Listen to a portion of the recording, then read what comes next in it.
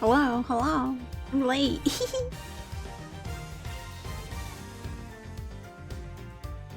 Continuing more Ace Attorney. You're clocked in and you're locked in, even though you're in bed. Hey, that, you know, that's all good. You know, you can be locked in while in bed. You're locked in for some sleep, and that's what's important. All right.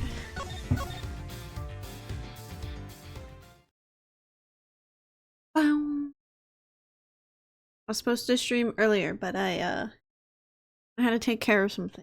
I was like, I'll stream later. It's fine, it's a Saturday. Anyway, last night we investigated this room, now we're questioning her. Why she's arrested Kay. Even your police confirmed that the Yatagarasu infiltrated the Balinese embassy, whatever. Utilizing the confusion caused by the fire, the Yatagarasu snuck into this embassy. Furthermore, this girl claims to be the Yatagarasu.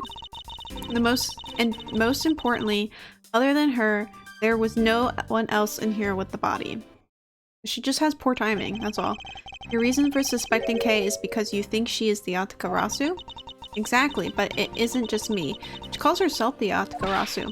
Ugh, look, how many times do I have to tell you? I was only out to capture the fake Yatagarasu. Imposter or not, it matters not. A Yatagarasu is a Yatagarasu. Very well, then I shall prove that Kay is not the Yatagarasu who killed Mr. Manny Cochin. Go ahead and try. Show me what the prosecutors of this country are made of. Interesting. Interesting. Even your police confirmed that the Yatagarasu infiltrated the Balinese embassy. They may have confirmed it, but are you telling me that no one could catch the thief? If so, you're basically admitting that the Yatagarasu that committed the murder eluded us. Of course I chased after the Yatagarasu that entered the Balinese embassy right away, and that is also why I'm making this arrest right now. Because at the end of my long chase, there was only this girl. Ew. In any case, this is what I believe happened tonight. Okay. Utilizing the confusion. Okay. Hold it! The confusion caused by the fire? Are you saying that the Yatagarasu was not the arsonist who started the fire? A suspicious person in a long coat was spotted in the area. Officers in the area claim to have seen that person start the fire. It sounds like we have a phantom in our midst. A phantom thief? Yeah. In a way, he could be considered a phantom with the way he randomly appears. Furthermore, the girl claims to be the Yatagarasu. Just because she calls herself that doesn't prove that she is a killer. No, but it does give her a motive. The Yatagarasu sent a card saying, I will be there to steal your dirtiest secret. Furthermore, there are documents pertaining to some smuggling activity in this room. She obviously wanted to steal them. So she killed Mr. Cochin for the key. I see. Her logic is very sound. Expect nothing less of Agent Lang's secretary.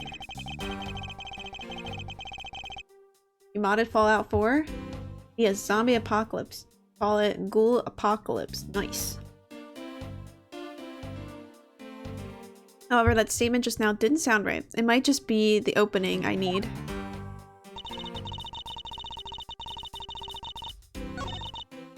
Oh, game speed. Yatagarasu. She wanted to steal the documents regarding the smuggling, so she killed Mr. Cochin for the key. So you're claiming that Kay knew that the foreign country's embassy had such documents.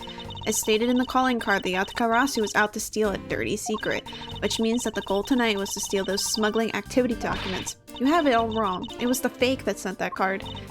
Your words are meaningless. If you are truly innocent, then let's see some proof. Hey, Mr. Edgeworth. Leave it to you. I leave it to you to handle this. Yes, I'd rather you did. The Yatagarasu's goal, huh? You can claim she's innocent, but you can't change the facts that I've already outlined.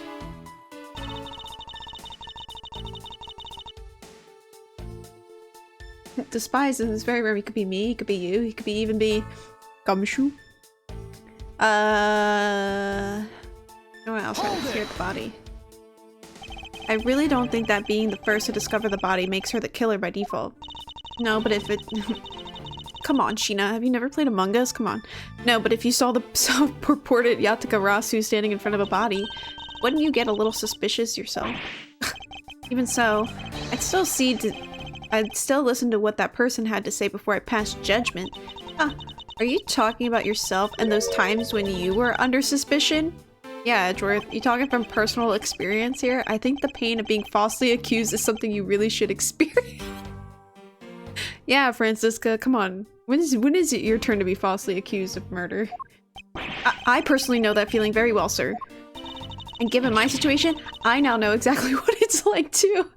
Everyone knows what it's like to be. Every single character, almost in this room, kind of, has been accused of murder. It's funny. I'm fine with never experiencing it ever. Are you done with your little group conference? So Agent Sheena suspects Kei of murder simply because Kei is the Yatagarasu. If I can prove that the Yatagarasu's goal is not related to murder, then I may be able to begin to reason with her. So I think it's this. Let's see.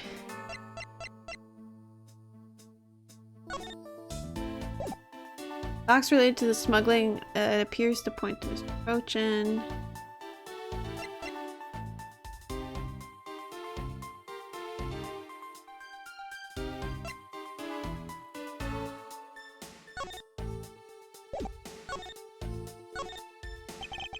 A lot of skilled detailing on this handle. It would appear that the handle on this knife is removable. I guess people would change them whenever they feel like it. Sounds like fun, sir. People would remove the handle just for fun, detective. This is what took Mr. Cochin's life. Some of his blood is still in the blade. While I've been a detective for 7 years already, I've seen a lot of weapons in my days. The knives that were used to kill are always the hardest for me to bear. Yes, unlike guns, this one's weapon where you're likely to find the victim's blood on it. Yeah, just like how this one is practically drenched in it, huh, sir? Despite that, it looks like the blood managed to miss the handle somehow.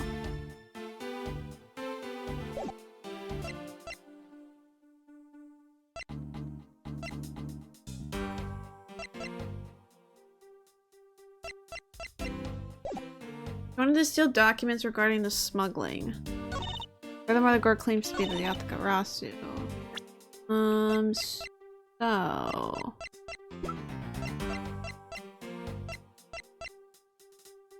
I'm gonna assume it's this because not all the documents was there.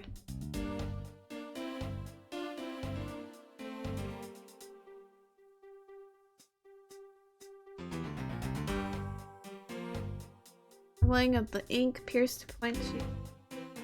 Wanted to steal documents.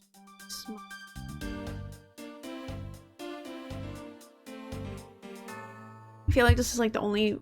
Objection! Okay, I was right. Like, I don't know why, but it just does. Agent Sheena, I regret to inform you, but there is a flaw in your logic. Oh? Even if you claim that she is the killer and the Yatagarasu, I am certain that securing the smuggling documents is not the motive behind the murder. The key to the safe in this room was found on Mr. Cochin's body. Furthermore, the Yatagarasu would not be so stupid as to leave without the documents. Oh yeah, duh. That's obvious, yeah. That's true. But by the simple fact that the documents were still in the safe when we looked, it's obvious that the killer's target was not the safe at all. Then perhaps she didn't know that Mr. Cochin had the key on him. No, it was on his persons. If that's the case, then why would she have needed to kill him? Because I can think of no reason for her to kill him if she had not known that fact. Need, reason. All this is simply our conjecturing after the fact. It's entirely possible that she accidentally killed him when she was sneaking in. Perhaps she didn't notice the safe's second compartment before returning the key. Ugh. The fact still remains. Mr. Cochin was stabbed to death. Objection! But you have no definitive proof that it was Kei who committed the act. Actually, I do. I saw her holding the knife she used on the victim with my own eyes. What? Allow me to tell you a bit more about the evidence that will put her away behind bars. Okay, well, yeah, let's just use your... Okay.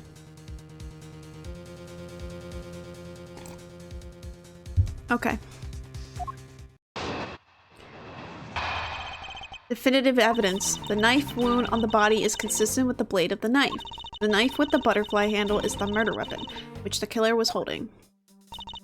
I assume she obtained the knife from the display rack and used it on the victim. The knife is a part of a special 3-piece set, which has a design like no other. The evidence and testimony, it all points to the girl. There is no counter-argument. Ugh.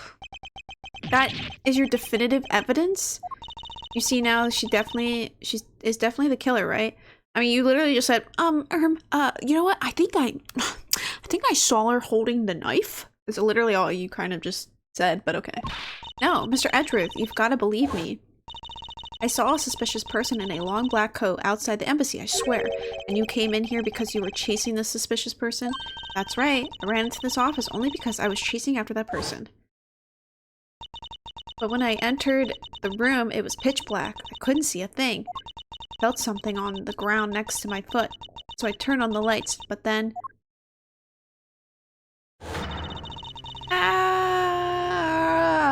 Okay, so wait.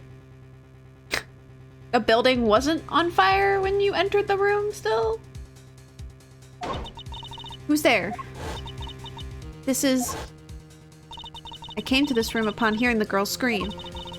And when I saw her holding the knife, I immediately restrained her.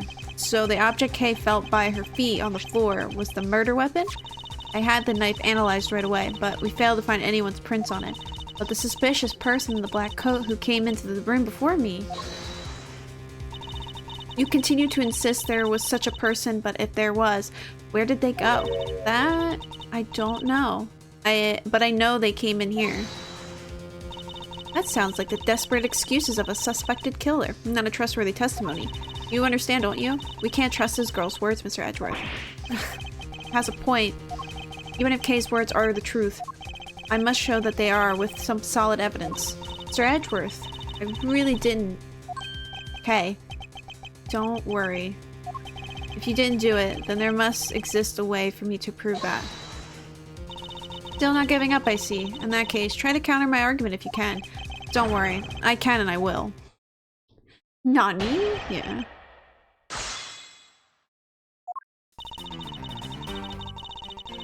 Yeah, we know that. Well, kind of. Does this mean that you already have the results back? We have confirmed that the shape of the Bahalese knife blade matches... I want to say like Bolognese, like Bolognese or whatever, but it's not. It's Bahalese or whatever. Knife's blade matches the wound. Please don't confuse the efficiency of Interpol's forensics team with your own. Objection! I won't if you don't underestimate our police force. And so we're cleared. I'd hardly say your logic is sound, which you will see in a bit. If you can prove me wrong, please, by all means, go ahead. It has been my intention all along. Now let us return to your testimony. The knife with the butterfly handle is the murder weapon, which the killer was holding. Hold it! You mean to say that you saw Kay holding the murder weapon with your own eyes? I was also on the search for the Yatakarasu, but when I heard that girl scream coming from this room, I rushed over straight away. When I arrived, I saw that girl standing there, motionless with the knife in her hands. But I already told you, I only came in here because I was also after the Yatakarasu. The suspicious person I saw came into this room. But when I entered, it was pitch dark. I felt something by my foot on the floor, so I turned on the lights, and then you found that it was the murder weapon at your feet. How many times do I have to tell you? You can't trust the words of a suspect. The only thing you'll accept is evidence, is it? That's the only acceptable way to counter an agent of the Interpol on the scene of a crime. Hello, Roy. Mr. Edgeworth, do you have some kind of evidence that can prove me innocent? I think I do, because there is one piece of evidence I find to be a bit interesting. Probably the knife, I'm guessing? I think I need to carefully examine that piece of evidence again. Yeah, probably the knife. I assume she obtained the knife from the display rack and used it on the victim. Glasses, they got blurry. I ask that you please refrain from speculation. Is it the sound of, it's a sound of hypothesis derived from the evidence. No room for debate. Ugh. Miles Edgeworth, know that an ungraceful loss will not be tolerated, my subordinate. Now, rebuke her hypothesis. Oh my god.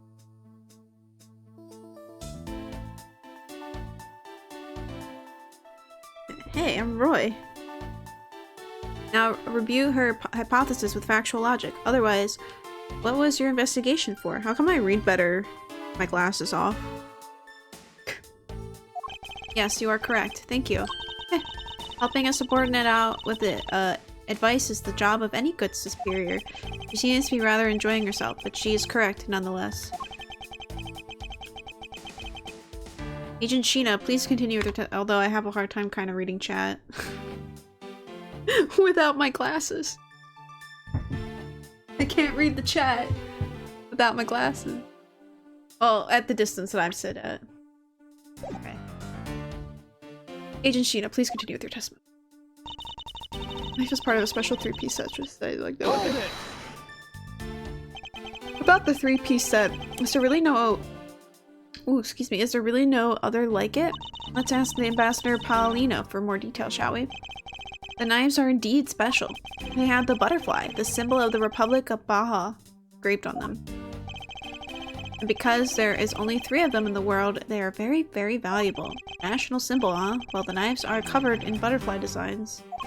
Along with the Alabaston set, our respective countries only have 3 knives each. I see.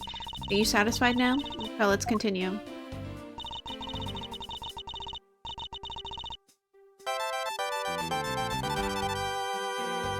I read better because you're taking time to see the word. Hello, Raiders.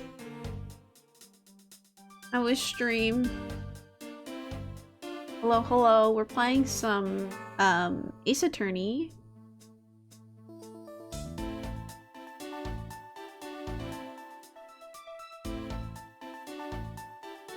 What were you up to? I see you were doing just chatting.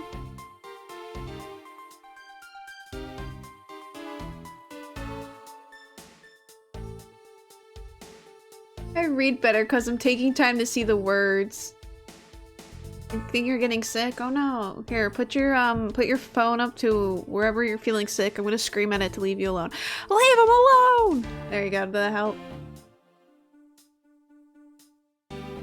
I love that you're wearing an Edgeworth suit, thank you. Did a reward show and drew things? Nice, nice. Hello, Cyber, by the way. Don't get sick. Yeah, just don't get sick, Roy. Duh. Don't get sick, forehead. Hell yeah. Well, if you guys have to raid and run, no worries. I'll be here, solving murder. Yeah. But I appreciate the raid. Gonna have a long work shift? Oh no. Well, you know what? Good thing you're done now. I'm getting sick because you hugged her. Human contact make me sick. I'm kidding.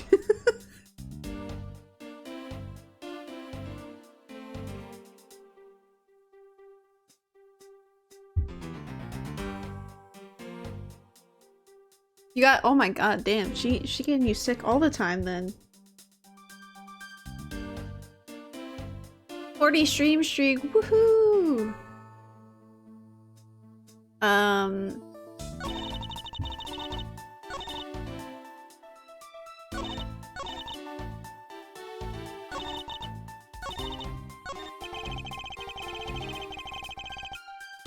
Oh, oops, I meant to press the last statement.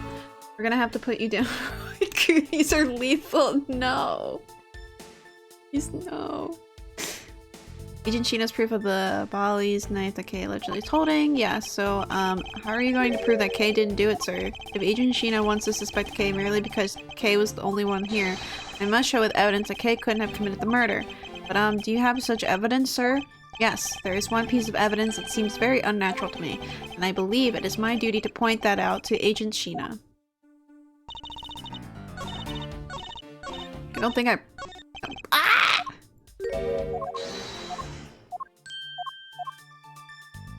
I wanna question her last statement. I don't think I did. Hold it! No, I believe there is still room for debate, and I'll thank you to not decide that for me. I didn't decide anything for you. I'm merely looking at reality the way it is. Are you sure you're not just viewing the facts through rose-colored glasses? I knew she was gonna put on her freaking glasses back on. Excuse me, I don't consent.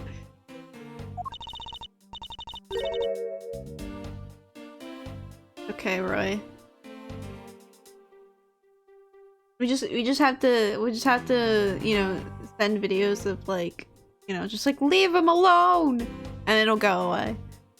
Mr. Edgeworth, I think she's mad at you. Perhaps. But our definitions of reality are a tad different. Are the two of you done chatting? Alright, yeah.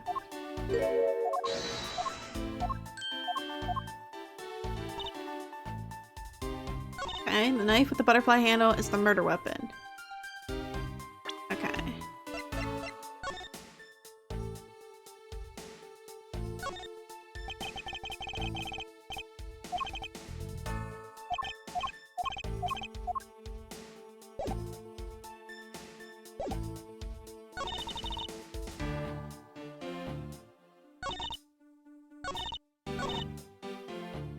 I'm gonna assume it's probably this statement with the knife. Hello, too cute.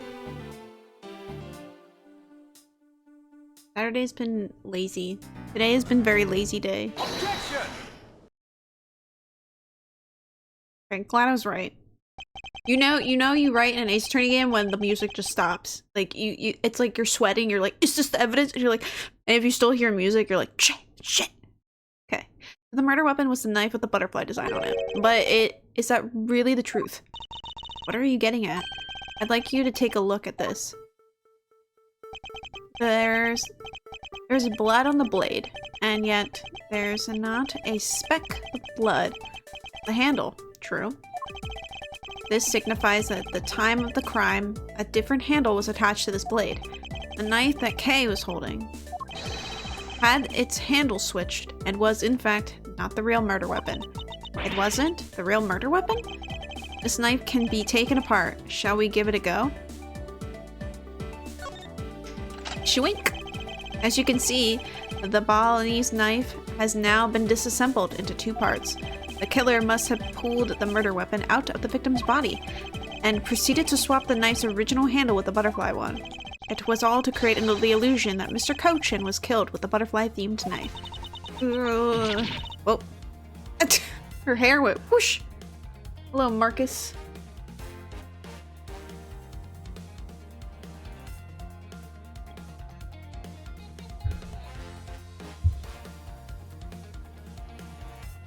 Marcus, I had something to share with you and then it left my brain.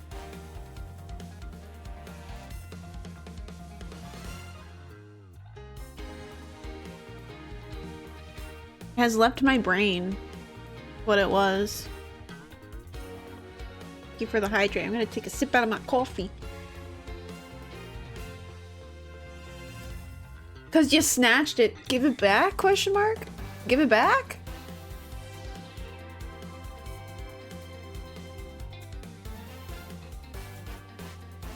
Cleaned up your whole place and looked out into the sky. It's where I live when the brain left Craig. No, period.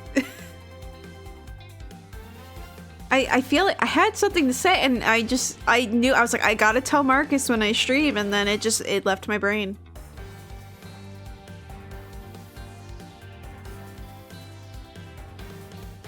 I'm so sorry. I'll probably remember in like 2 to 3 weeks and I'll be like, remember the thing I said 2 to 3 weeks ago? Yeah, give it me like a month and I'll remember what it was. I'm gonna fall asleep and then yeah, I'm gonna remember when you're asleep.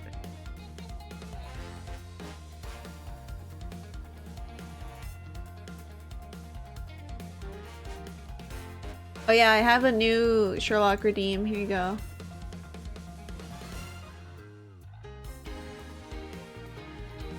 And then, I think- oh, I didn't fix these yet. I gotta fix these. Uh-oh. Oh no, those Sherlock ones don't work. Why don't they work? Okay, well, I'll have to fix that later. I don't know why those are not- they're not working! Okay, we'll fix those. At least the German ones work, okay. Oh. Germa counts to one. I mean, Germa. Germa? Oh, he's just kind of small. Well, he works. Why is it? Okay, I'll have to look into that. I don't know. One? Anime men are hard. And then I added some new Xenoblade one.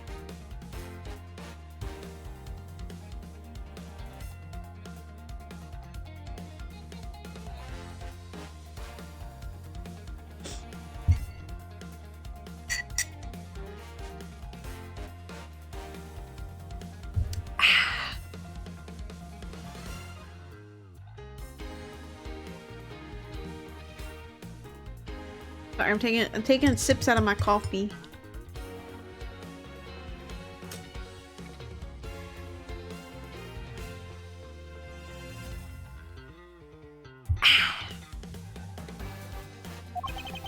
I should clear up any and all suspicion around Kay.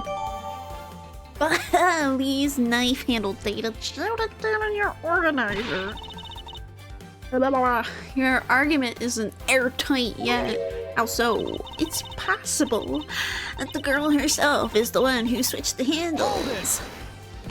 Don't be ridiculous. For what purpose could she do such a thing? I don't care to know how a criminal thinks. The way they view the world is beyond the comprehension of a normal person like myself. Therefore, I wouldn't put anything past them, no matter how odd it may seem. I'm losing my fucking mind. Can you tell? Hello, Prez. Yeah, coffee at 9 p.m. Don't judge me. Let a girl live.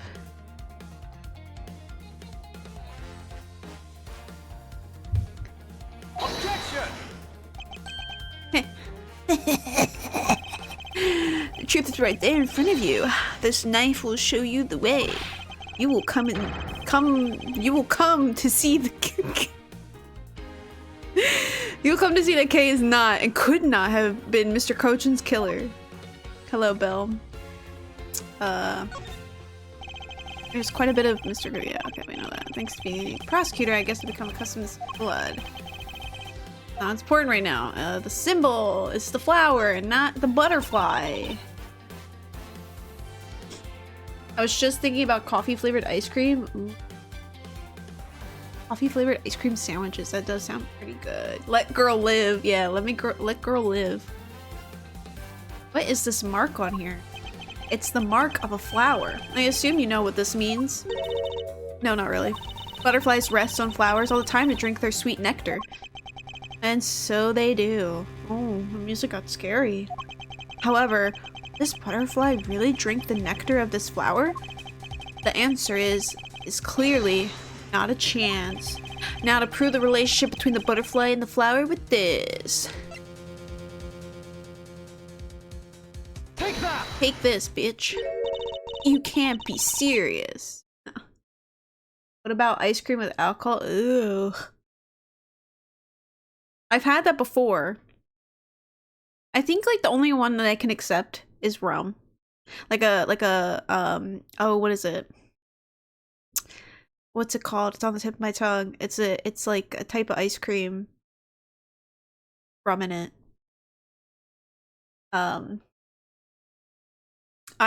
We've had that before.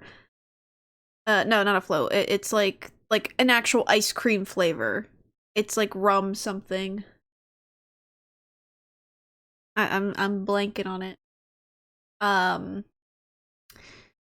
When I used to work at a liquor store, and they had, for some reason, we also served gelato for some reason, and there was like alcohol mixed gelato in there, so it was nasty for most of it, except for the rum one.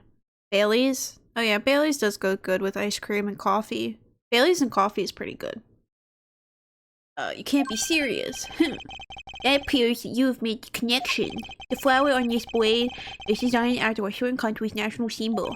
That's right, the Kingdom of Alabasta. In other words, this blade is the Alabasta ornamental knives. This part of the knife handle has the Baja national symbol of the flower on it. Therefore, it is undeniably the Bajanese in origin. But we both know it can kill someone with just a knife handle. Incidentally, when exactly did the murder occur again, Idachina? After the fire had broken out. That's right, Kay entered the Balinese embassy and the fire had taken place. Furthermore, she had not been at the Alabastian side of the building before then. On top of that, not a single person passed between the two countries during the fire, which means that Kay could have not transported an Alabastian object over there. These are terrible. Now I'm just losing my mind. Monster ice cream? Oh. No.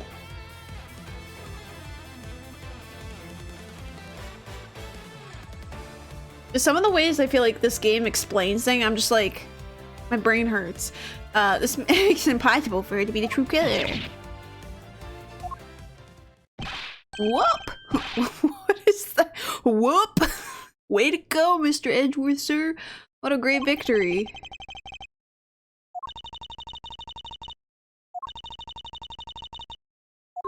Huh? Hey, why is everyone so quiet? I'm happy we got this far and cleared Kay's name. But what worries me now is what will happen next. Objection! What is the meaning of this? An alabaster knife here? Do you mean? How did this find its way to the Republic of Well, I didn't find it just its way over. Rather, we should focus on how it was smuggled over. You know what? My brain hurts thinking about it while we're just standing around.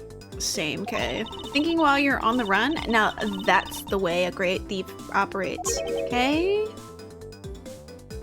Oh, thanks a bunch, Mr. Edgeworth, for proving me innocent, I mean. You believed in me the whole time, right? Tell me you did. Not really, but... What? Alright, Edgeworth, you're like the opposite of Phoenix. Haha, come on, you don't have to be shy about it. Your argument is still not airtight. Would you care to elaborate? I understand now that the girl didn't commit the murder. However, there is still the possibility that she is the Yatagarasu. Desune. That again. Look how many times do I have to explain it to you. I am the real Yatagarasu. I am not like that fake one that goes around setting fires, okay? Crag Flood, yeah. Whether you're the real deal or a fake, it doesn't really matter. All I have to say is this. I have my suspicions that this girl is the one who started the fire. Preposterous? What? Preposterous?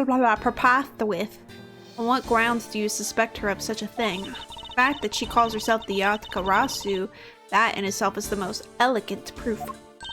Miss Sheena? Yes? I have no intention of taking back any of what I've said. I am the great thief Yatagarasu, and I refuse to allow some imposter to claim that name as their own. Hello, Edo. The path of justice that my father pointed me towards, I will walk it the best I can. It's not good to be so stubborn. I hope you can understand that. Thanks for the concern, Miss Sheena. Let me share something with you too, as a token of my appreciation. Those sunglasses totally do nothing for you, so I'll steal them from you next time, okay? What? Well, I guess we'd better get going. Going? To where? To the Kingdom of Alabast. If we don't go, we won't know for sure, right? Suppose not. We won't get anywhere simply by standing here thinking. To see where the Alabastan knife came from, we'll have to pay the Alabastian embassy a visit. Let's go, Miles. Did she just like whip the corpse? What does the 1 billion point redeem do? Well, it says it right there. You get crowned the alpha. You just have to save up and find out. Let's go, Miles Edgeworth. As you are my subordinate, I will not tolerate you bringing the investigation to a halt. Huh. Understood. Oh, I think it's Wolf Quiz. I think it's Wolf Quiz, Roy. It's fine, he won't feel it anymore. He's already dead. Oh, is it not working? Why is it not working? Oh. You know, I'm not gonna lie. Something happened with some stuff on Mix It Up. And like some stuff is like not working. I had an issue earlier when I was like testing stuff. Well, I don't... Unless it's on... I used to use Stream Elements. So I wonder if that's where it is. And maybe it's not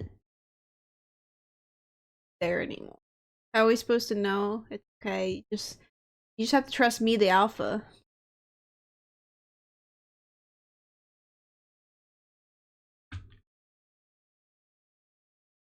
Okay, those still work. Oh no.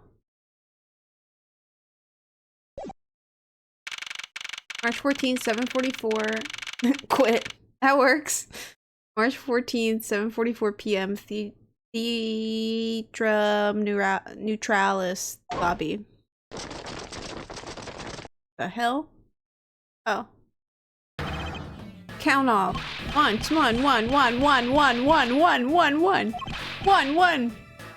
Shifu. 99 callouts. So all 99 members are most likely here and accounted for, sir. Yeah, Sherlock. Clerk for Din Din. No worries. Enjoy your dinner. Make sure you bring back some for everybody.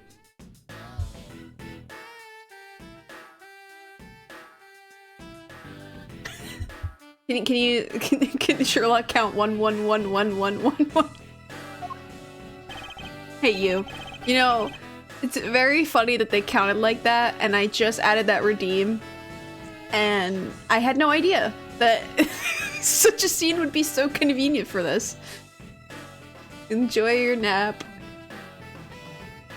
If not, I'll just get everyone lunch bowls. Hell yeah. Hey you. Yeah, you. The second number one from my right. Sir. Yes, sir. Here. A birthday present for you. What? Shifu.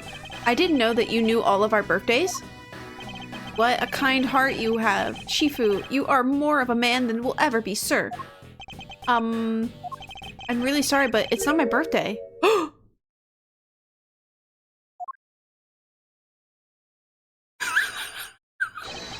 Lazy says, a cub who disrespects others soon feels the disciplinary bite of an elder. That present isn't for you. It's for your younger brother's wife's younger brother. Oh no. He's blonde and dumb. No!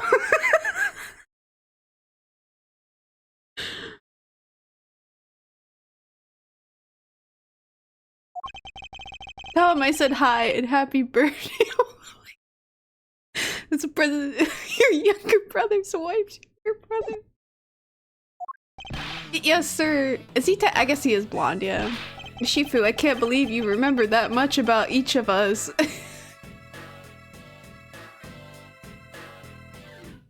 Yeah, make sure it's not the Mr. Beach Lunchables. Shifu, I'm so moved that I can't stop crying. Should probably leave them to their alone time. Alright, meeting's over, everyone. Ahead for your posts. Dismissed.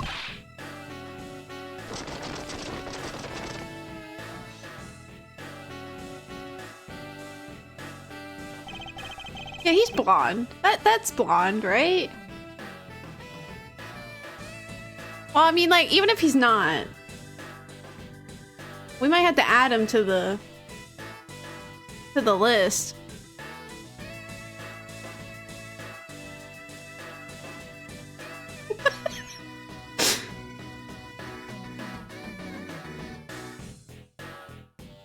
I don't know, he's no, like, I don't know how to explain it. They're still, like, I like him, but I don't know if it's as extreme as how I feel about, like, Sherlock and Ryuki and Dimitri and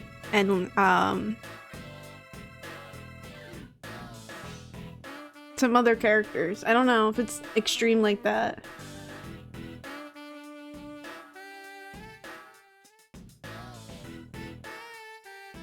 I mean, he just showed that he had himbo energy by here's your birthday gift, and then the guy corrects him.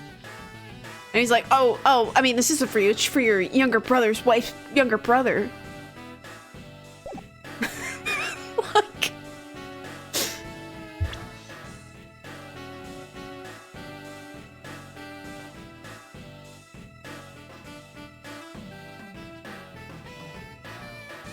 I don't know. He might be. I don't know. Yo, were you guys there the whole time? I got a call from Sheena and she's already filled me in. It sounds like you're out to get in my way again.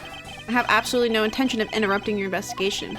I simply request that you grant me permission to investigate the Alabasta.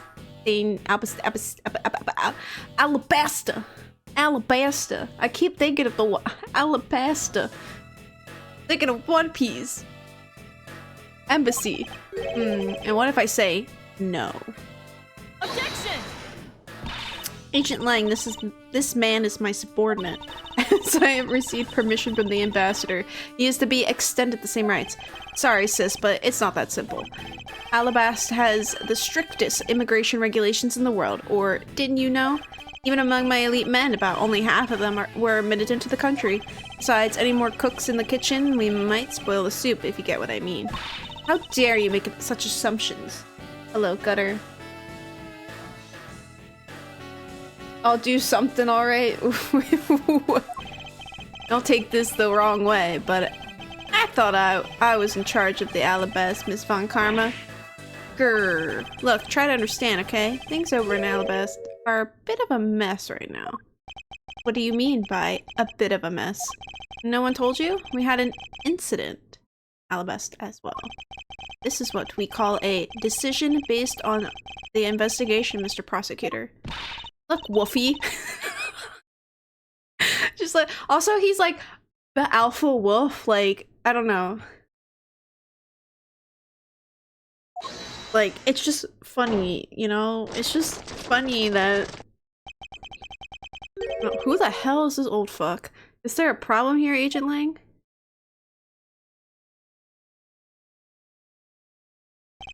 Not really. Just have a discussion about whether or not to let these guys in. Ambassador Alba, I ask that you please allow these people to join the investigation. Having a debate because of my country. I am terribly sorry for placing you good people in that kind of situation. Oh my god, dying old man, my favorite. Guys, this is my favorite thing, dying old men. I love dying old men. It's all because I lack the strength to govern well. Please, it is nothing of the sort, Ambassador. Wow, it's like Obama. No! Obama's not old and dying. Is he old and dying? I don't know. I guess he is. No, it's not like Obama.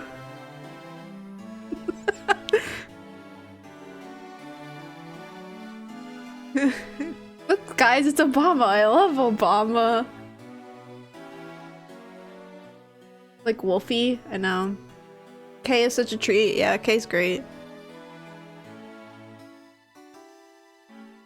I have to,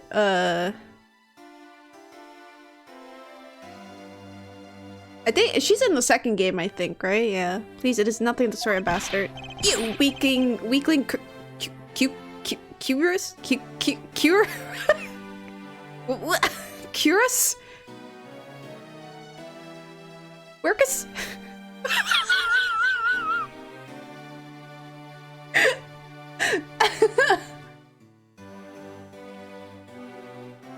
I'm glad I didn't have to say the other half because you got, yeah, I know my own quotes. Curse your frailty and and inability to affect change in your country. But what are you? The thing is, investigations conducted in my country have been under Agent Lang, and it is my judgment that in order to— I'm sorry, I can't do the old man voice anymore. In order to minimize disruption in the investigation, they should leave everything up to Agent Lang. There, you see? Oh, no way! You just said hold it. Oh. This guy. I really do not like the way he moves his hands. It makes me uncomfortable. Ambassador Alba. I want to say Iba so bad too. Ambassador Iba, I ask that you please reconsider letting them into Alabasta. What's that? My very own secretary has been murdered in the Albanese embassy, and he was apparently caught up in some very shady dealings completely unbeknownst to me. Yowie hands. Does he have big hands? I guess he kind of needs Albanese. So I ask your cooperation in our investigation. I keep wanting to say Alabasta from like One Piece. Benost. Yeah. These aren't much, but I hope I could cover your travel expenses to Bahala. Wait, who has the yaoi? This guy with the butterfly pendant. He's kind of got yaoi hands. I just don't like the way his like fingers open and close.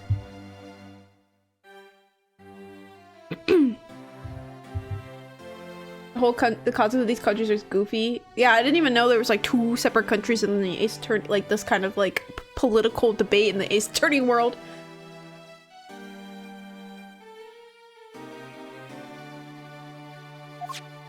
Alright, I get it. Even if you beg Ambassador Alba, I still have to give the final okay anyway. Oh, alright, you hear that, Mr. Edgeworth? We're in. Not so fast, my little crow girl. You're still witnessing the Baal murder, so I'd like you to please stay in the Republic of Baal. Detective Gumshoe, please take good care of Kay for me.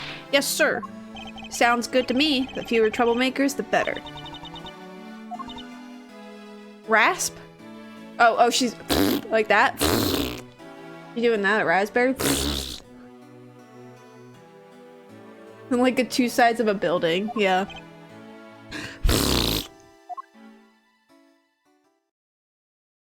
Hey, Mr. Edgeworth? Yes? So I wanted to ask for a while now, but that lady over there, is she who I think she is? That's right. I didn't introduce the 2 of you yet. Franziska von Karma, the prosecutorial prodigy. It's nice to see you again. Oh, I knew it. You're the whip lady. You may address me as Miss von Karma. No, you're the whip lady. Miss von Karma. I leave the investigation of the Albast in your hand. Thanks. Rest assured, I will outsmart both the smuggling ring and the Atakarasu. The smuggling ring, huh? Perhaps I should ask Franziska a bit more about them before I head over to Albast. And I mustn't forget to thank the Ambassador Paulino for all that he has done for me. My throat.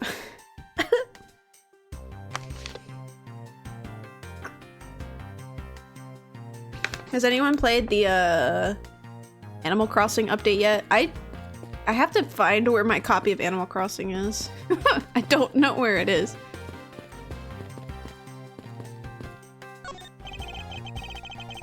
The national flag of the Republic of Baja Blast is on the display here. The crest features the butterfly. I think we already heard this. And yeah, something has happened to each of the 2 embassies. Since the unconventional methods will be required to solve both these mysteries. See folks play, it looks neat so far. I completely forget what's in the update.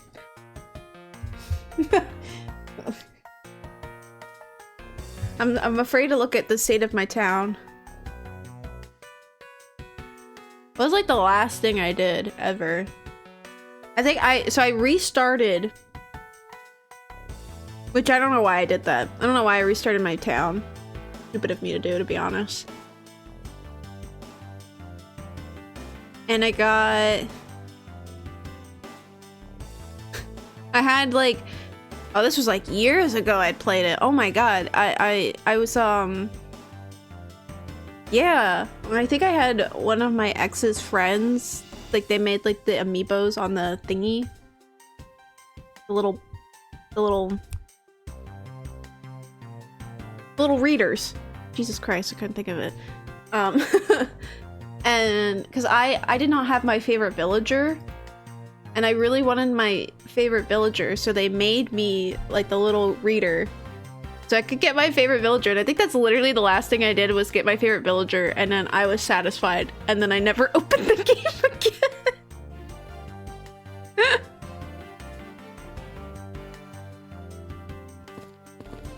All I cared about was to get my favorite villager. The Babali's embassy is just outside this window. The burn marks on it look pretty bad. It's a shame that they were in the middle of the renovations. The fire did little help there. And behind me, Ambassador Paulino's dry smile hides the tears in his eyes. Craig moment.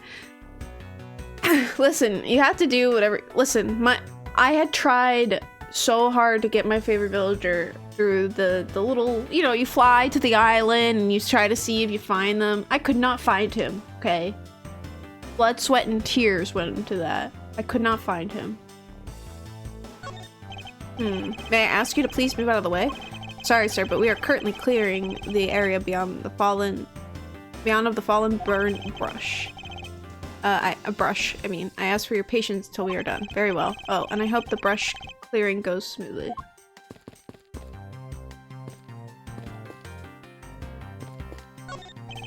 Flowers are a gift from Global Studios. They seem to be prospering quite a bit thanks to their constant stream of hit shows.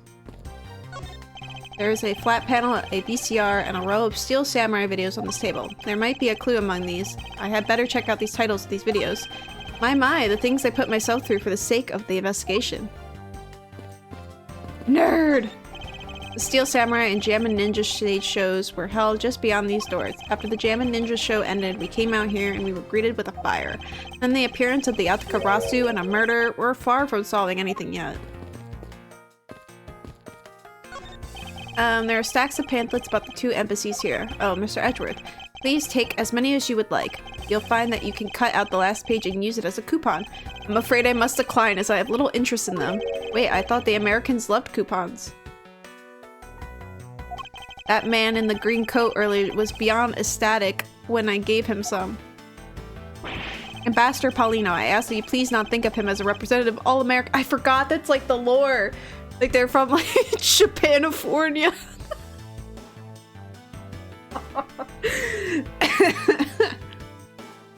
Because they like changed the plot where it's like in the English version it's like they're American and not Japanese. Like they're not from Japan, they're from America. You don't know who your favorite villager is? I know my sister's Stitches. I made her a plush of him a few years ago. My favorite villager is Kyle. He's the hyena wolf guy. He was my first villager in New Leaf. One of my first villagers in New Leaf, I think. And since then, he's been my favorite. He calls you, I think he calls you Alpha too. I think that's his quote. Hold on. Wait, I need to look this up. Wait.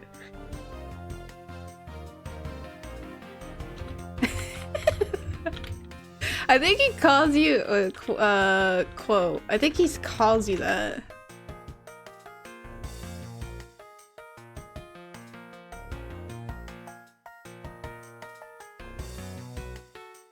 Yeah, he calls you Alpha.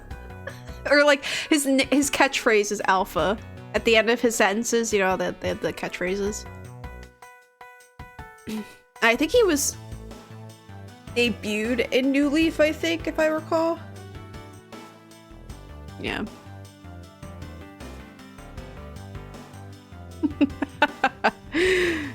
How very fitting that he would be my favorite and his ending catchphrase is Alpha, because like I'm the Alpha Wolf guys, you know. How very befitting of me.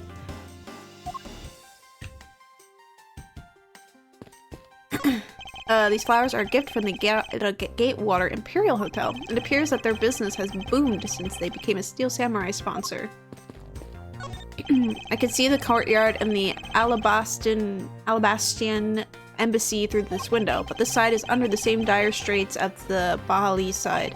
An incident has occurred on both sides of this one building. Why must fate make everything in my life so full of complexities? The national flag of the Kingdom of Alabast, or whatever, is on the display here. The crest on it features a flower. The knife with the flower design on it we found in the Albanese embassy. Babalese embassy. It would appear that it is definitely connected to the Kingdom of Alabast. Talk to these guys. Detective Gumshoe, I'm counting on you to keep Kay safe. Yes, sir. You just leave everything to me, sir. And don't worry, I'll take good care of Gummy for you. We'll go investigate into the ball side of things together. Right, Kay? That's right, Gummy. All they're missing is the last stooge. Kay, I'm glad you were not hurt, but please refrain from such recklessness, alright? What if you had run into the Atakarasu? You could have been killed. Sorry to make you worry like that. I'll be more careful from now on. Good girl. It's good to conduct some self-reflection every once in a while. It's funny, you know, when I talk to you with you, Mr. Edgeworth, it's like I'm talking with my father. Is that so? Do I really seem that old to her? You're giving father vibes. No, you know what? I think Edgeworth gives some mother vibes. Edgeworth gives mom vibes. He screams maternal. He screams maternal. Ambassador Paulino, I am in your debt. No, it's nothing. Because it's about all I could do for you, I'm afraid. I only ask that you please bring Manny's killer to justice. I will, Ambassador, on my honor. Wow, you're so sensational. You've really piqued my curiosity. I know they aren't much, but I know I'm giving them to you wholeheartedly. No, that's quite alright. Oh, well, how about this then? Ooh. Ink? What exactly is that? It's fountain pen ink, known as Babalis ink. It's made exclusively in Bali. So this is Babalis ink. We make it from wit crystal oil, which is mined through our mineral mines. Please accept this ink. One dip of your fountain pen in it in this, and you can write for hours in your organizer. How fortunate for me. The ink in my pen just happened to have run out. Gladly accept your gracious gift. Doesn't it look like it says Bink? Yeah, Miles doesn't really pull off the daddy vibes. Yeah, he gives mom vibes. Great, wonderful. I guarantee to you that writing with our ink is an unforgettable experience. And since we don't export it, if you run out, you're always welcome to come and visit our fair nation. Talk about cornering the customer along with the market.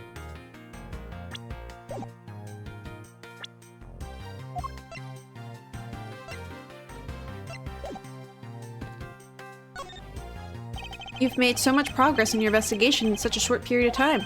It's truly amazing. Agent Hicks, whose help I had requested, was cut down before he completed his task. There's no room for further failure in my perfect investigation. In spite of that, I believe you were able to obtain some insight into the ring, correct? It was nothing. I simply made some deductions based on the smuggled item I was following. You mean the Babalis ink? Why are there restrictions on the export of Babalis ink to begin with? It's classified Interpol info. Hold it! Francisca, as your subordinate, I'm part of your investigation now. Don't you think it would be beneficial if I was as well informed as you? Point taken. Very well, I'll fill you in. Recently, we discovered some very well-made counterfeit bills circulating in Zhangfa. Counterfeit bills? Yes, as you may have deduced, the counterfeits are being made with the special ball ink. Fucking can't with these words. It is virtually impossible to distinguish bills made with Baja Blast ink from real ones. Thus, it was only natural for Interpol to keep an eye on the Republic of Baja Blast. I'm going to keep calling it Baja Blast. Balls. That's where the document comes into play, correct? Correct. Mr. Cochin was smuggling large amounts of balls. Baja Blast ink. Hello, Gypsy. Furthermore, he was charged with running the embassy's printing equipment. That's all the evidence I need to know that he was the head of the smuggling ring. However, there remains one tiny problem. Let me guess, you still have yet to find the counterfeit bills, or the smuggling ink? Or the smuggled ink? Yes, well, and while we're listing things, I might as well add the counterfeit plates to the pile.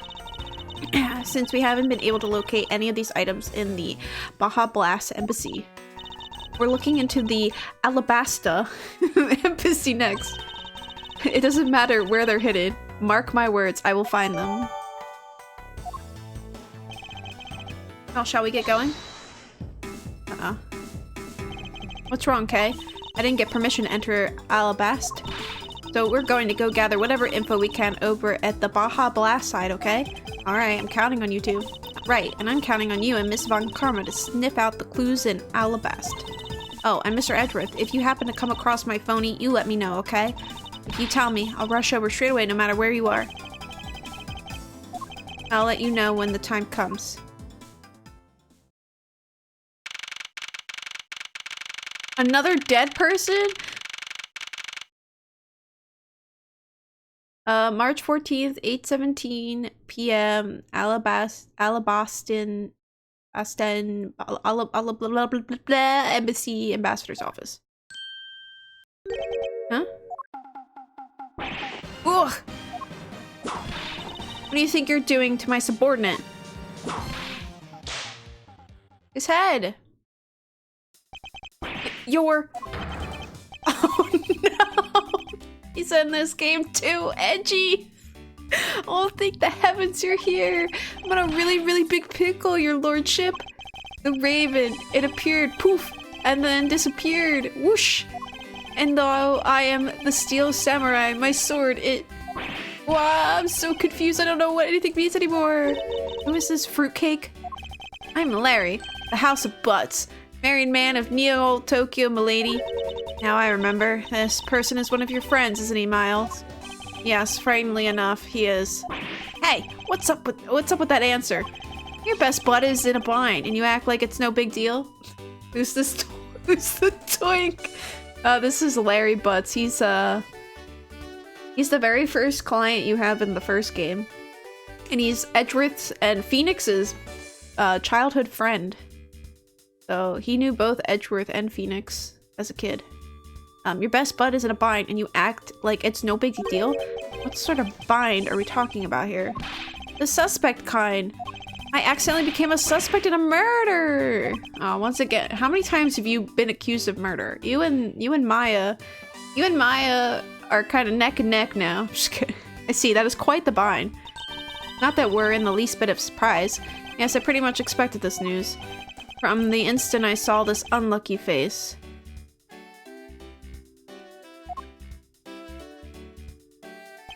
His name is Larry Butts. I've known of him since grade school, and for as long as I've known him, he has been the world's largest source of trouble, with a capital T, yep. Hey, what kind of introduction is that? You're so mean, Edgy. If you're not careful, you might find your tiny number of friends go down by one. That was uncalled for.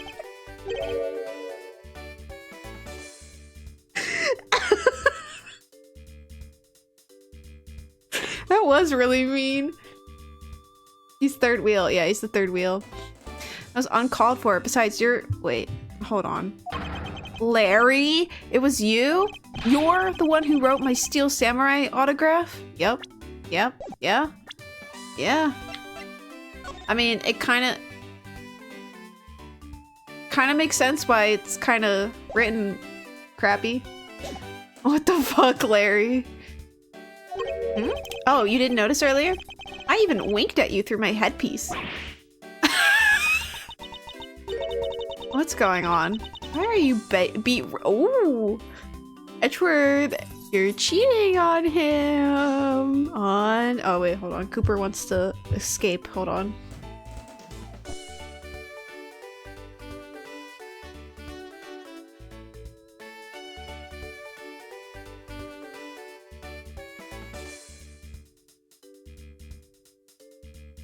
Say hello really quick. Ooh. Ooh. You feeling spicy? You feeling feisty and spicy today? We're stinky? You stinky? We're stinky. We're stinky.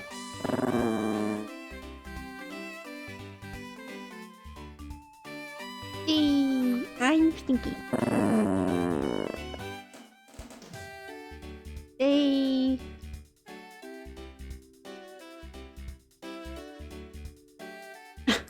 Cooper is giving me the most, like, please leave me alone. Yes. You are so cute. You are so cute. Yes, yes, you are so cute. You are. Okay, hold on.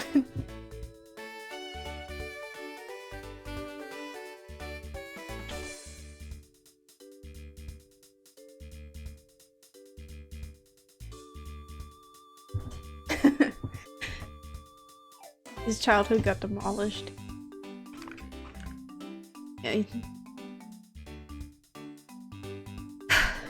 Okay, back to the, sorry, but could you not speak to me right now?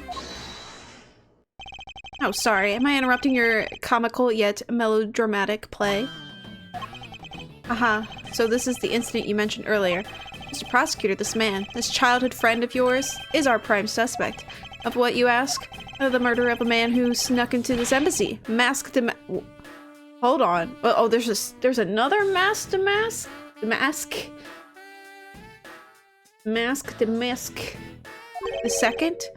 Mask to mask. I don't know how to say it. Mask de... I guess it's mask to mask. I don't know, the second. It's definitely not the same guy, though. He's missing his curls. This guy, this character's also in one of the games. I forget what... Is he in the second or in the third game? Only Larry could get himself into yet another mess as fine as this. No matter what the facts seem to say, Larry is not the type to commit murder. Still, it's rather daunting stroke of misfortune I've struck. I have to prove that Larry Butts is innocent of all wrongdoings. Shifu, we've identified the victim. He looks short! Good work. I'll take that report now. Agent Lang, would you mind if I took a peek at well? What did I tell you earlier, Mr. Prosecutor? So don't get in my way. There's only enough flesh here to feed one wolf, and one is me. So no, you may not take a peek. But Agent Lang...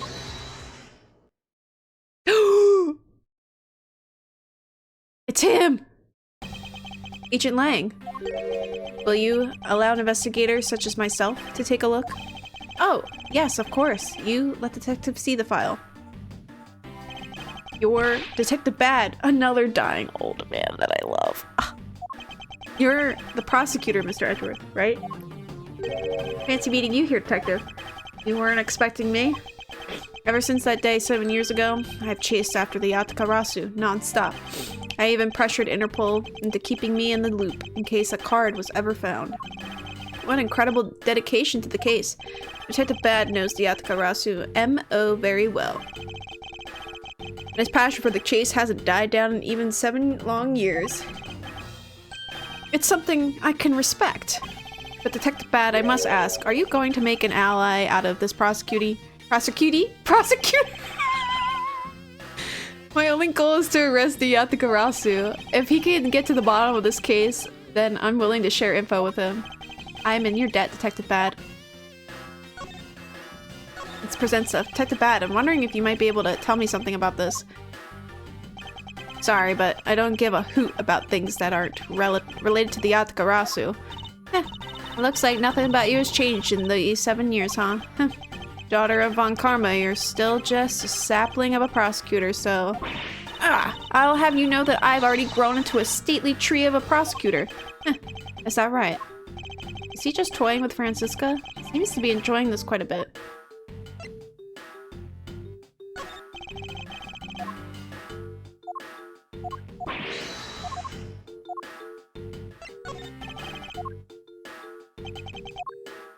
He doesn't care about the Steel Samurai signature? Oh my god.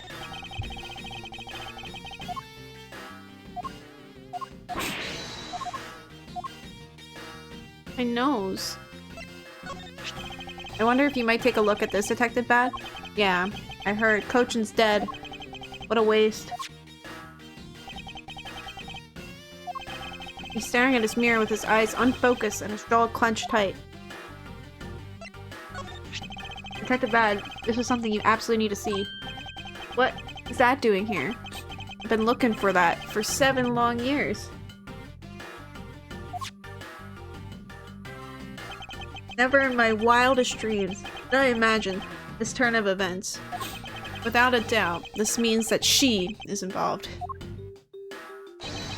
That you, woman.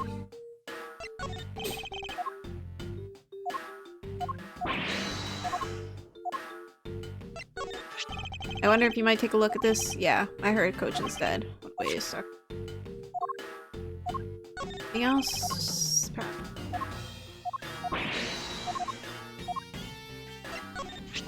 Detective Bad, if you could please take a look at this for me. I see the truth that lies beyond this piece of evidence is not going to be fun. Are you ready to take it on? Of course I am. I don't know how close to the truth you are, but there is only a few things I can say, so listen up and listen well. Don't ever lose your detective spirit. That would be a good piece of advice if I was a detective.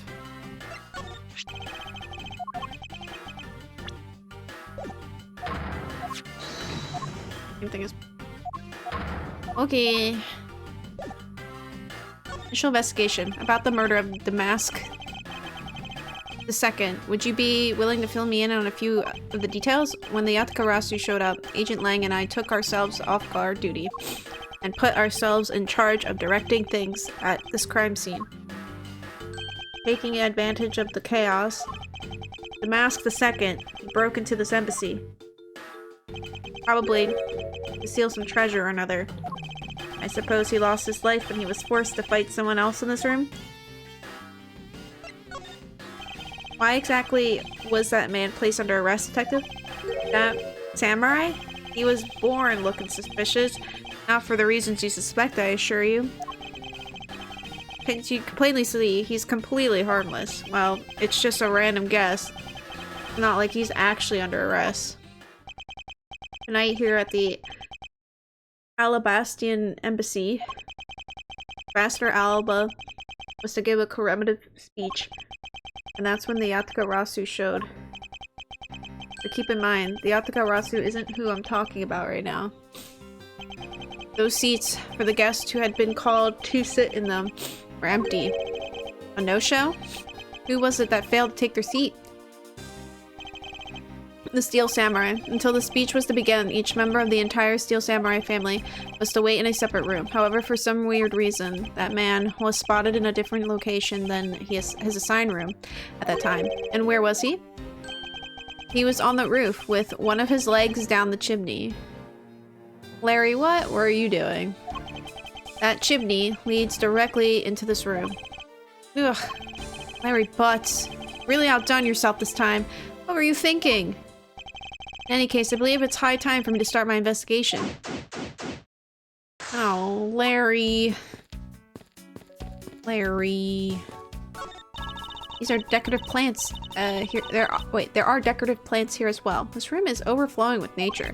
Humans used to live in grandeur of the grandeur of nature once, long ago. I believe I'm not mistaken in thinking that those people truly love nature. Huh. This is coming from a man who loves a show featuring costumed actors. Ugh, she has to go there again, didn't she? Call out the nerd. Call out the nerd. What about your prosecutor's badge? I have one too, you know. Ah, yes, so you do. But seeing as I'm not currently a proper prosecutor, I thought I'd give presenting it a try. Is that any way of you to act towards your superior? As if threatening a whipping is a proper way of lecturing someone. Everyone's just man-standing. On Karma, what do you think of this piece of evidence? Oh, well, since you asked so nicely... Oh, she's poor.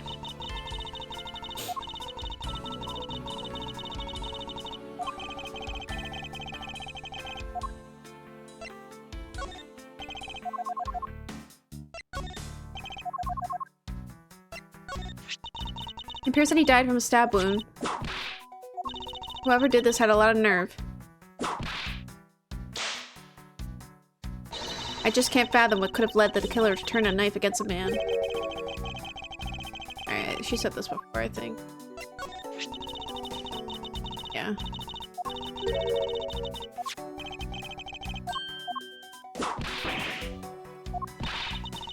We've heard this already.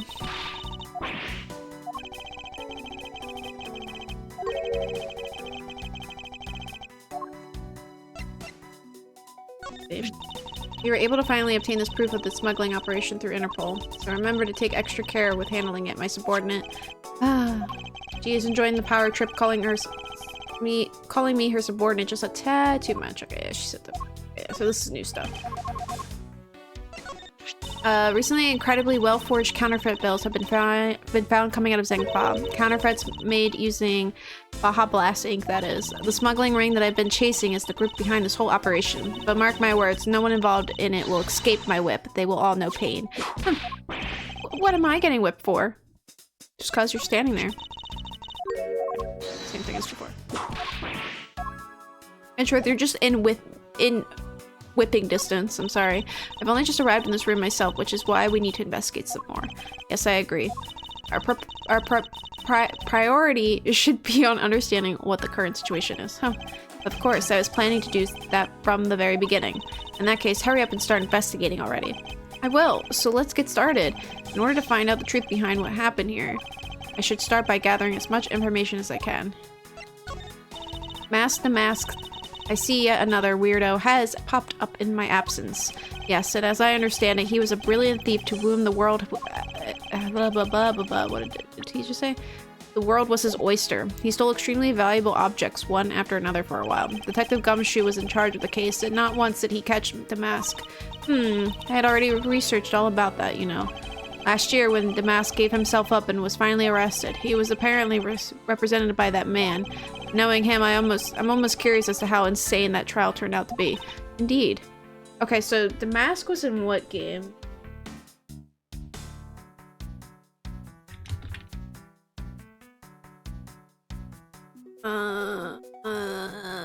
He in the third game then? Or was he in this? Wait, hold on.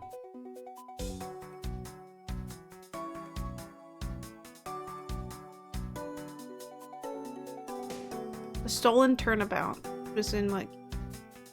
Oh, that was the third game. Okay, so this does take place after the third game. Because the only reason why I think Edgeworth didn't know about this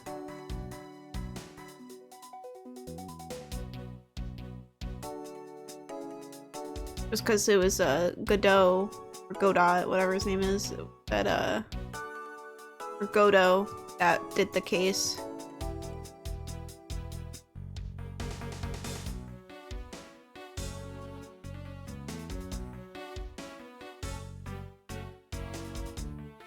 I think it's the first case where you're introduced to Godot, too. No, the character from Ace Attorney. Why would anyone want to kill Damask? Should really find out some more of the victim. Steel Samurai. What exactly is that hideous fashion box path of a costume he's wearing supposed to be? I feel like I've seen it somewhere before, but there's something different about it than what I remember. That costume is from the very first Steel Samurai. It's a live-action superhero show on the television, beloved by children and adults alike.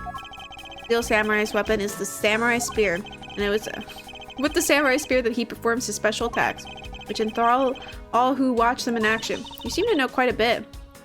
Yeah, Edgeworth just went on a fucking, like, he just went on his full, like, rant. His hyperfixation. Does that mean he got off since Phoenix was representing him and he has to win? A faux pas.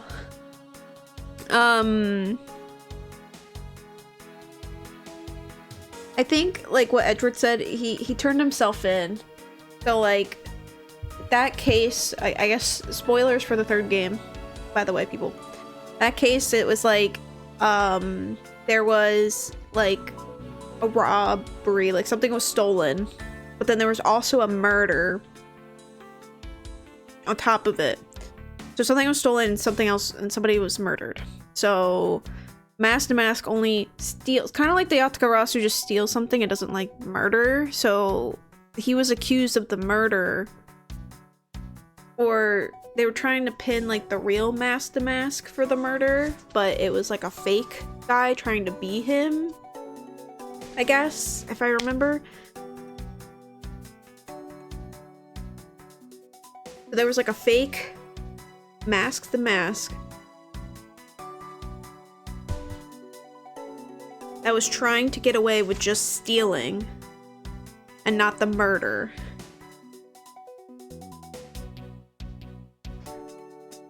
Yeah, the lore Ace Attorney is pretty good. The third game, I mean, like, you have to play the first two games, I really think, to play the third game. The third game is really good. And Apollo is pretty good, yeah, because you want to know why Phoenix became a hobo? I mean, that is I mean, like, you don't really have to play the first 3 games to really, like, find out that, but would I recommend playing the trilogy before playing Apollo? Yeah. But you seem to know quite a bit. Not at all, in any case, Francisca. I believe that the samurai you are familiar with is the second one. The Nickel Samurai, which was part of that case last year. Don't you recall that case? Yes, I remember. Though I'd much rather stay buried in the depths of my mind. Not that I blame her. She was shot during the course of that— Oh, yeah! I think I know.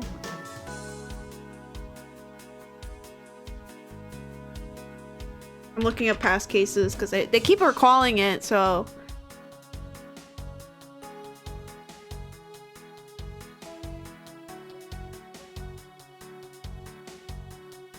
This was in the second game, because that's where Francisca debuted, right? Yeah. Farewell, My Turnabout was what it was.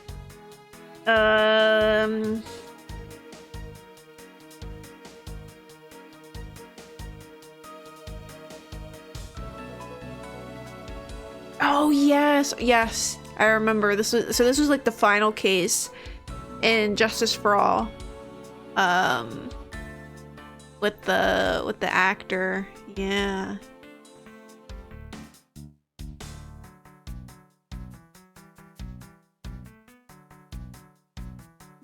Yeah, because she gets shot by the kidnapper in that case. That's what would happen.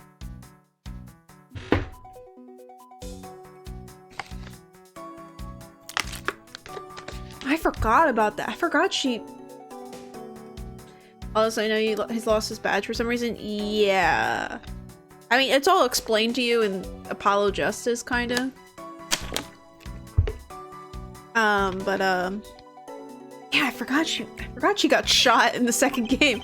I fear that she may still be suffering great trauma over the shooting. Ugh, anyway, that aside, yeah, she got shot by Maya's kidnapper, that's what it was. I was like, she got shot? Like, oh yeah. As I looked at the case and I read a little brief synopsis about it. Anyway, that aside, it looks like the Steel Samurai is the suspect this time. Yes, although that's because of who is inside the costume rather than the character. That's right. If he is the Steel Samurai, Miles Edgeworth, have you been in shock over something this whole time? No, I'm not in shock over anything. I wanted to forget that I had received the Steel Samurai autograph from Larry, but the autograph, the drawing of the samurai spear, and the caricature of his face. Why did he waste so much time on the most useless parts of the autograph? Huh? Hey, Edgy, did you say something? No, I didn't say anything. There. Was the exact same statue sitting in that Baja Blast office we examined. It's the Primidux statue. It was the national treasure of the Principality of Cahokia. There was only one of these statues, meaning that one of the two is a replica, but both Alabast and Baja Blast claim to have the real thing. What an incredibly childish fight to have. I won't rest until I've inspected every suspicious-looking nook and cranny. It's a Primidux statue. There was one of these on the Baja Blast side as well. I hear it's very valuable and made of pure gold. It was the national treasure of Cotopia. There was only one of these statues, meaning that one of the two is a replica, but both Alabast and Baja Blast claim to have the real thing and won't budge from their claim. An incredibly childish fight to have. There was almost the exact same wall mount for the knives in the Baja Blast side, but I can't see any of the details from this distance. The counterpart to the Baja Blast butterfly is the Alabastan flower. The butterfly and the flower, they're both lovely things, but can we interpret this to mean that the Alabast provides honey to the Baja Blast? Francisca, can't you come up with a more meaningful or profound comment? Very well then, let's hear what sort of profound comment you can come up with. Ahem, well, flowers cannot survive without the butterfly that spreads their pollen, and butterflies cannot live without the nectar that the flower provides. If either one were to disappear from the equation, neither would survive. How was that, Miss Von Karma? Your explanation took so long that I nearly fell asleep. Well, let's continue the investigation. Francisca, why can't you just admit I had something there? Oh, poor Edgeworth.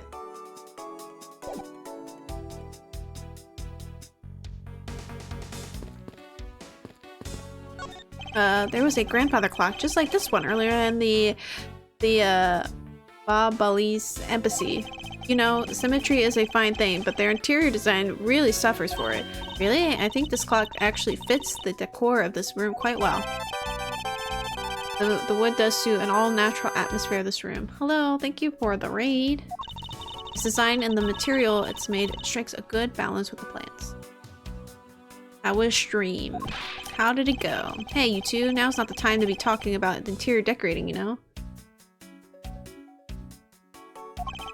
Everyone save me. Be quiet. Ack. It's all part of my elite investigation. All you need to do is be quiet and watch. Actually, I do believe Larry has a point for once.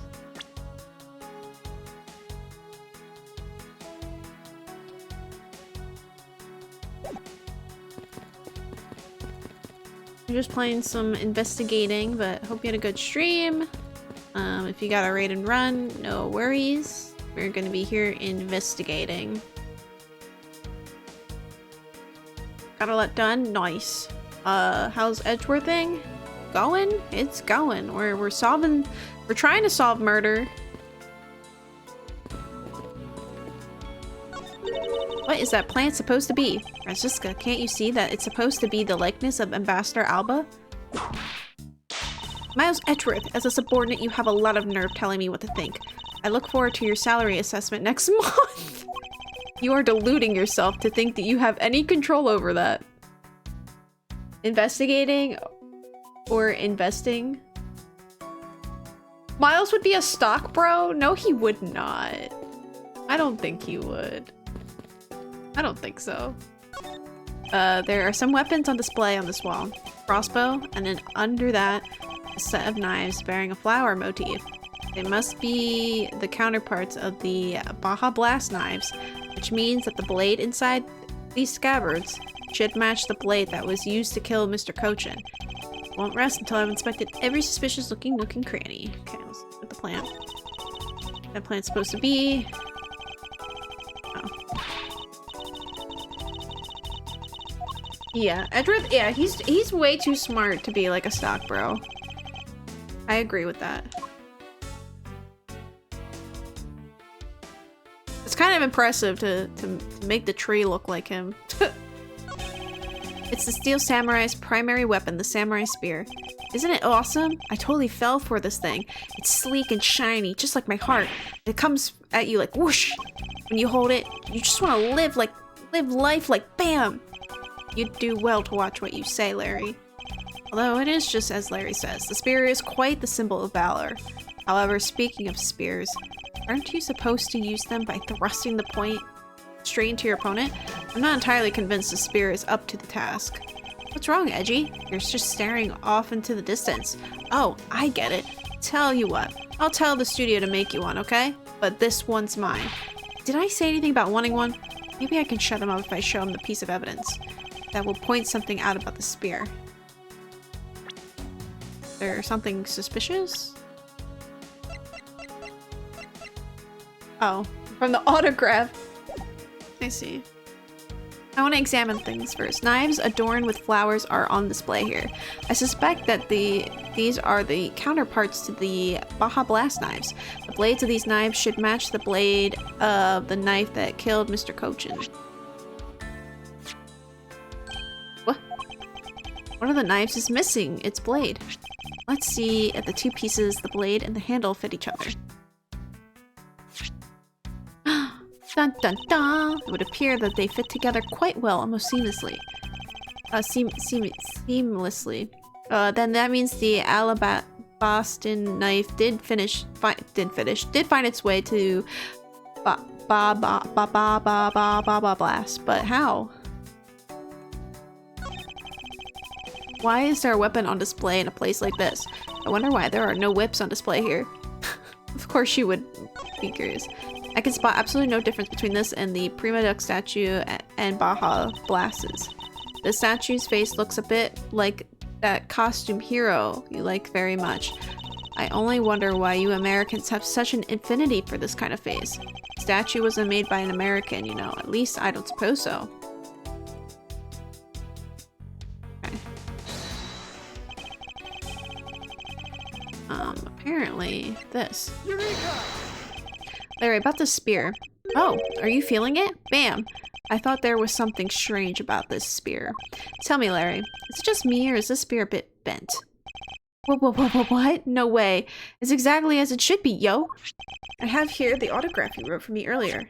Now take a good look at this, which you drew with your own hands. Okay, I'm just saying, like, Larry could have been just really bad at drawing it, you know what I mean?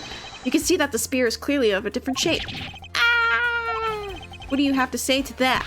I'm sorry! When I hold the spear in my hands, all of a sudden I feel super powerful. And then during practice, I was spinning it around and around. Bam! Hit the wall! You unbelievable. This is an embassy. But I've always been like that, ever since I was a kid. One time, on an overnight field trip, I bought a fake sword and played with it late at night. I'm just as a useless hot-blooded man. Larry, clarify that for me, will you? Okay, so it was some field trip and I began a shadow fight with myself. Not that! I meant what you said earlier about spinning the spear and hitting the wall. Oh, that! It's no biggie. It's not like I left a hole or anything. That's not what I'm asking, Larry. The samurai spear is made of metal. I somehow doubt that a move as simple as spinning it around would cause it to bend. Man, Edgy, you're so naive. What? Where did this come from? Well, you keep calling it the samurai spear, but it's not real. You can't really fight someone with it, because it's hollow on the inside. You could hit it against practically anything and it would bend. Is that so? Don't tell me you thought it was real. Oh, but don't take it the wrong way. I just think that part of your personality is cute. Oh my god. Larry. I see. Your friendship truly is something special.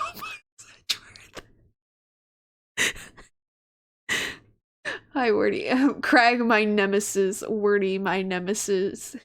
I am good. How is Wordy? Ugh, it's not friendship, it's utter humiliation.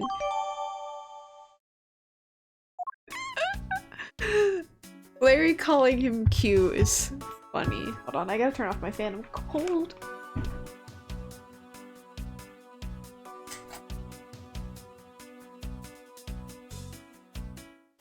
This is so funny. I find that cute.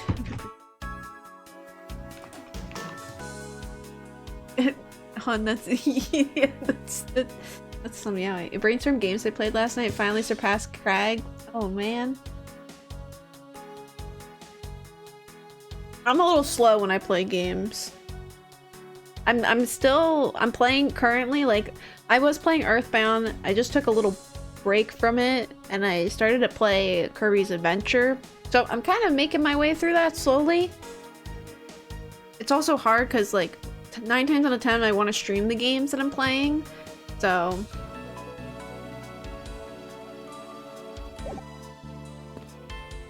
back to Larry.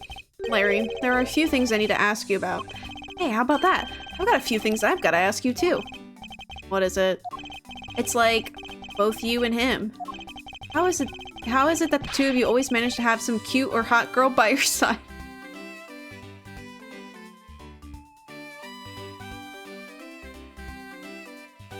Larry, half of like the cute girls that are by their side are underage, and the only hot girl that like Phoenix has had is now dead.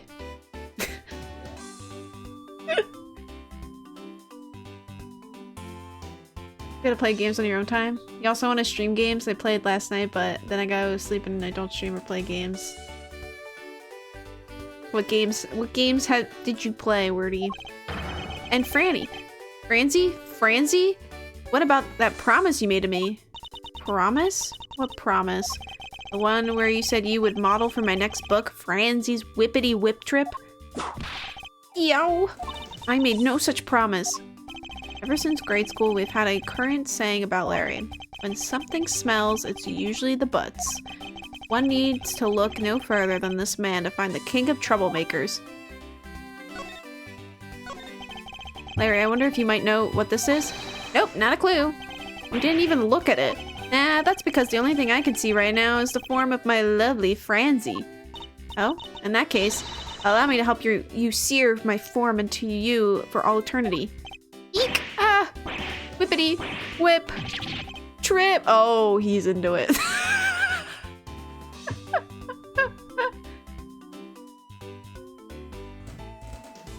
You also want to stream, but then I go to sleep. Oh, I see.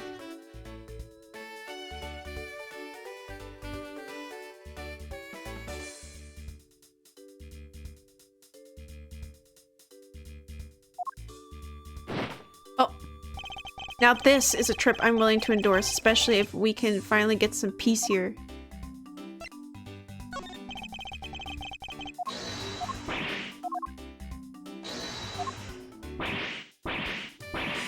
Bro is a freak! He's a freak! Oh hey, it's the Steel Samurai! I want you to answer this for me, Larry, and depending on the answer, I may let you live. The Steel Samurai that was up there on that stage. Was that really you? Yep, sure was. Larry! You! Steel Samurai, Sushi Slash! I was moved by the performance of this man. This completely useless, worthless bum. I fear I may never recover from this. Dude, if Phoenix finds out, he's gonna laugh his ass off at you, dude. Your phone is gaslighting you? It'd be like that. Larry, being accused of murder. Now is not the time to get horny. So true. You're also at work. Tell work to stop. Just... No. Hello, Trike. Oh, wait, shoot.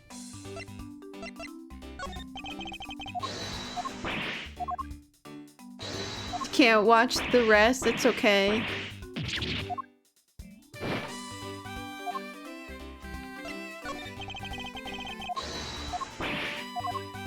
See if he has anything to say about some of the evidence.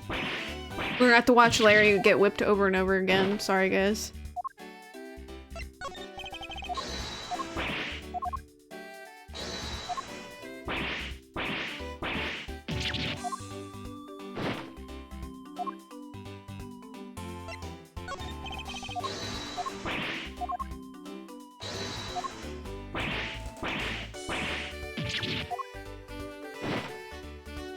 Sayonara, Wordy the Hedgehog.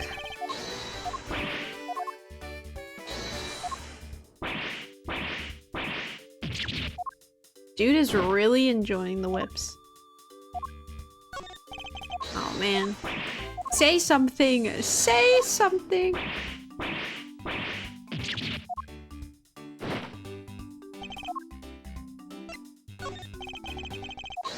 Bro knows nothing. Watching Larry constantly get whipped is amazing. He's just so into it. He's a little too into it. Kind of concerning.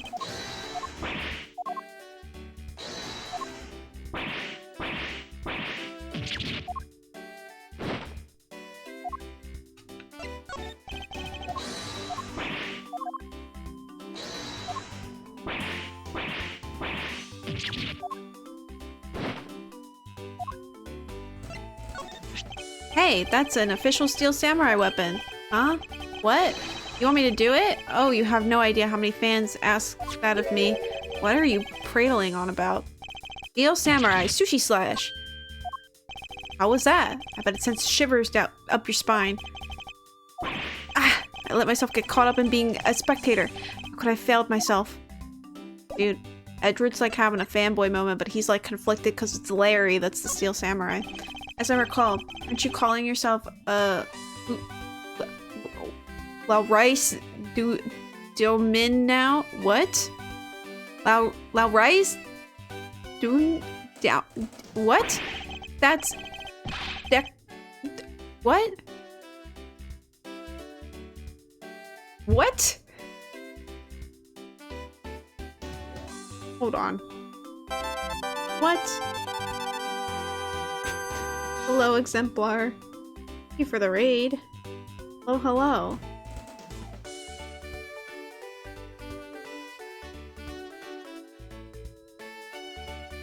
How was your canvas collab today? How did it go? Let's take a look at what you guys did. Thank you for the stretch. Yeah, we're playing some Ace Attorney.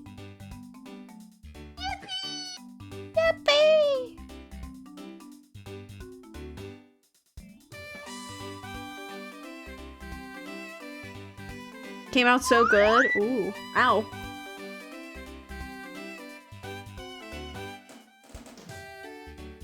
I'll take a look in the server. We're solving murder, a double murder actually. Oh, another 2 murder. I'm trying to figure out how to pronounce this funny name that Larry decided to. You know what? Good. You know what? Maybe. Why did he change his name?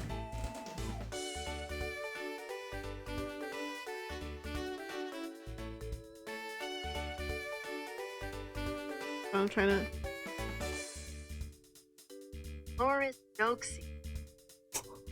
Loris Doxium. Doxium. Oh.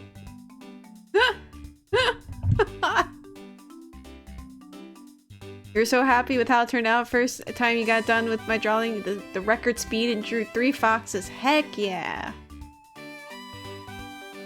Enjoy the lurk, Rogan. Did you guys post it in the thingy yet? Take a peek. Not yet. Sure, he'll post it soon. But I saw like the background for it, and I was like, oh, that looks cool. That looks cool. I approve the Robin figure too being there.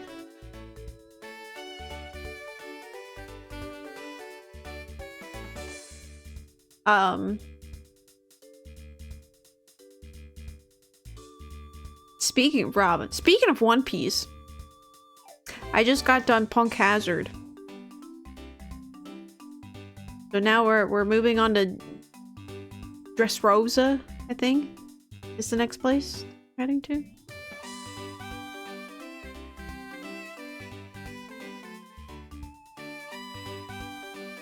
I will love what I added to the Robin figure. Ooh, ooh. Excited.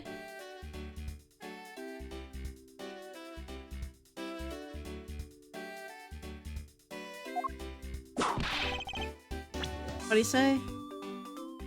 Get it straight to your head, edgy. Ow, ow, ow, ow, ow. Now I remember. You're that rude, pale imitation of a real artist. No, no, no. You've got it all wrong. I gave up on that for the whole Laris business. Besides, when Banjolina left me and my heart in pieces, that's when Mindy walked into my life. She's been so good to me that I wanted to help her in some way, and I figured I could through the Steel Samurai outfit. Your inane blathering makes me less and less sense each time we meet. Whip that man into shape. Dude, he's into it though. I believe he's saying that he's picked up this part-time job as the Steel Samurai so that he may attempt to capture the heart of the actress who plays the Pink Princess. You got it. I knew you know what I meant, edgy. Not really. Not so much as I understood. But a simple deduction based on your usual modest operandi, Larry? Need to head to bed? No worries. Have a great night. Time of the murder. Larry, I'd like you to confess right now to everything you did tonight. Confess? Hey, don't tell me you suspect me too. Nonsense. I don't believe that you have the mental acuity needed to plan and execute a murder. However, we are talking about you here, so I find it hard to believe that nothing happened. But past experience has taught me that you are always at the center of some insane event. Edgy, how could you be so mean, stabbing me with your words like that? Unfortunately, I don't have the time to search out a key to unlock your heart this time. So I suggest that you cooperate and tell me what you know. Okay, I get it. Just stop Franzi from whipping me from behind. So, I guess you know what I did, right, Edgy? I can't even begin to imagine. However, I imagine that whatever you were up to was probably beyond my imagination. So, will you tell me what exactly you did, Larry? Nope, not yet, Edgy. It'll take more than that to loosen my lips. A lot more! Confess, now. Oh. Okay, well, I was up on the roof. And why exactly were you up there? Oh, you know. That wintry custom and the legendary hero. Legendary? Hero? Santa Claus. Santa? Claus? What is happening? What is this case? What the fuck is this case? What is this? I'm going insane. I wanted to do that thing he does, so I climbed up to one of the chimneys. Why? Why? But when I got there, there was smoke pouring out of the chimney. And, well, I couldn't go down the chimney with smoke coming up, right? So I gave up. Larry, you do realize that Santa Claus does not exist, right? Edgeworth, you can't just say that. Of course I know. I did graduate from junior high, you know. And you should also understand this. If Santa was real, he would be the biggest unlawful trespasser in history. You got a point there. Oh, crud. Is it your attempt to imitate Santa that has landed you as prime suspect in this murder? Come on, man. What's so wrong with pretending to be Santa? Objection! Let's start with the fact that it will be the Eyes of March in a matter of hours. Santa only visits homes on December 24th. That's in December, you nitwit. No! Hey, wait a sec. We're not in court. Dear Lord Larry, what the frick? The counterpart of the I want to know how exactly I should be pronouncing, because I keep fucking it up. My words begin to get all mixed up.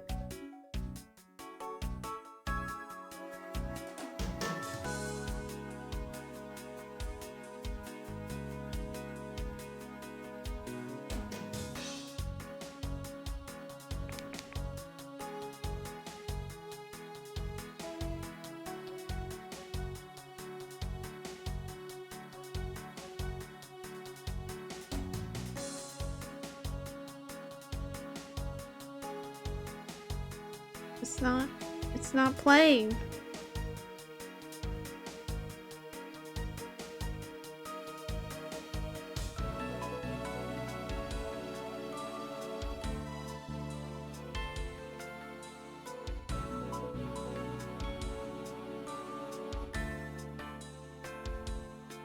Baba Lee's? Is it really just Baba Lee's?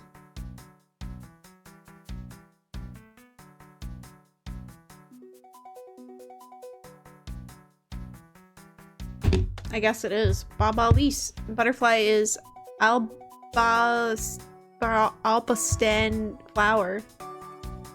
I would say that at least he's pretty, but I don't think he even has that going for him. I think this man is just batting 0 in all categories. That's Larry Butts for you.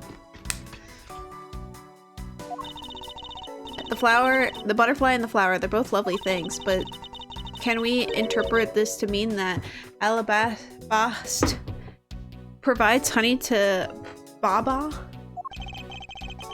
Francisca, can't you come up with a more meaningful or profound comment?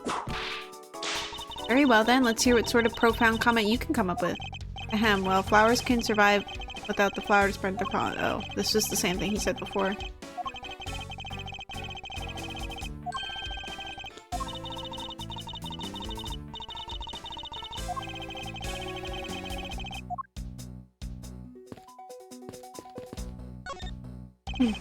The person shaking hands with the steel samurai in this picture is Ambassador Alba. It was taken just before the murder. The steel samurai must be very proud. They're even using the national treasure as backdrop. I just don't understand. What exactly is so great about Top Knot there? Clearly there is a depth to the show that a young person like you can't fathom. Speaking of young people, aren't young children the target audience of this show of costume actors? Apparently this was taken right before the murder, and he had a frame ready to go. That is impressive. It's a fireplace, and by the looks of it, I don't think it's been used recently. Yes, I can't say that I see anything unusual about it.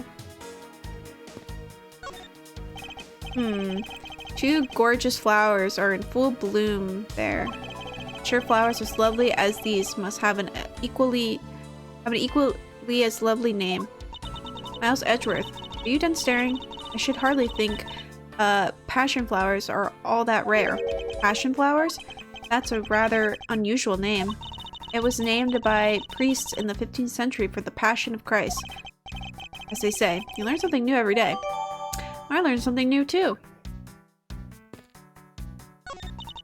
This must be the Ambassador Alba's desk. His notebook is open on his desk. He must have been in the middle of some important work. Sapling growth log. Finally sprouted today. Funny, it doesn't look like important work to me. Okay, let's look at the body. So this is the victim, the Mask the Second. What is with his gaudy outfit? You don't know about Mask the Mask? A few months ago, this thief caused a lot of havoc on the populace. So this thief is separate from the Atakarasu? I thought they were for a while because their MO and targets were different. The Mask likes high-value trinkets and jewels, and being gaudy is his signature. Gumshoe was in charge of the investigation, so he'd know more about the Mask. That's alright. Oh, I'd probably hear our tales of his failure anyway. Huh. You haven't changed a bit, I see. In any case, let's get started here, shall we?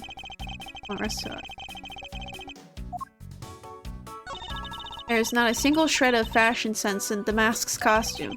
Well, at least I can appreciate the great effort he must put into making it. You two don't know? You can buy this costume almost anywhere now. It's being sold? Since when? Around New Year's. The streets are practically flooded with them. Turns out the Mask is a lot more popular than I thought he'd be. Can't believe that foolish fool would dress in fool's clothing to act foolishly. Got your point about the three foolish is back, Francisca. I thought that the Mask had quit the business. This guy, he is just a copycat using the name. A phony successor. He's just another pretty thief. Or petty thief, not pretty. Whoops.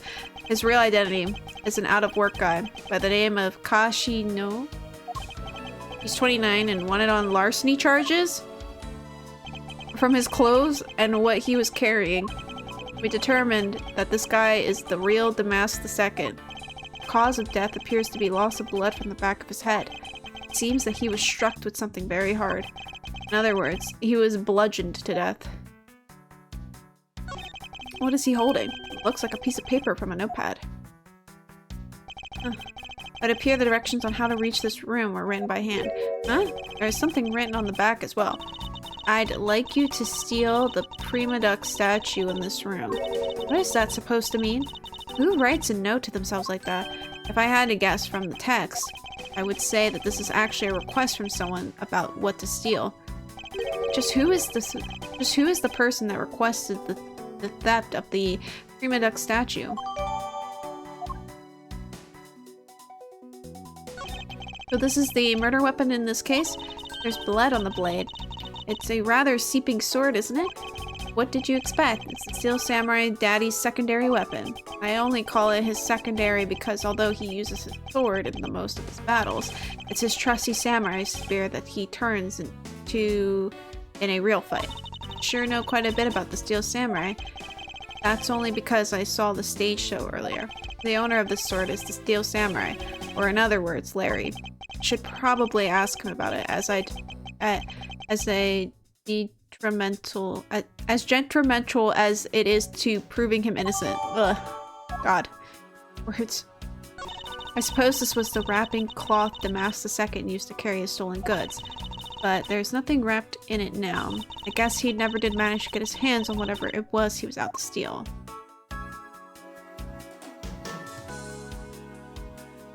Else doesn't look like it.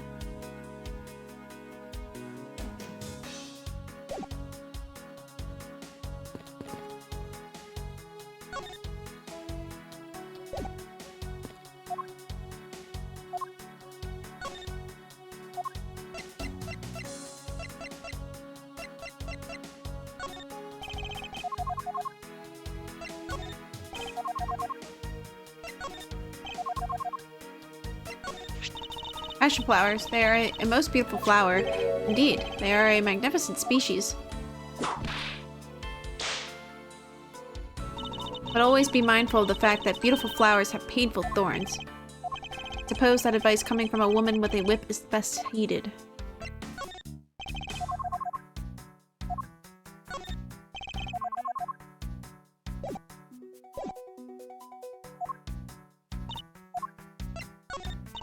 It's a statue of the founder of Codopia Primadux.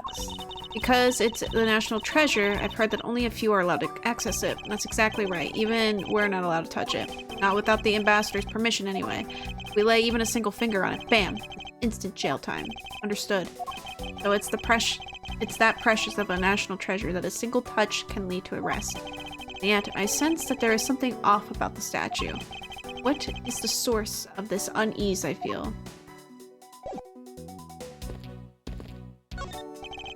You did some investigating over in the Babalis embassy too, right? I did. Is there a problem? Lang Zi said, a wolf who aims to hunt for 2 rabbits at once. I believe the idiom you require is, he who runs after 2 hares will catch neither. A real wolf can catch both.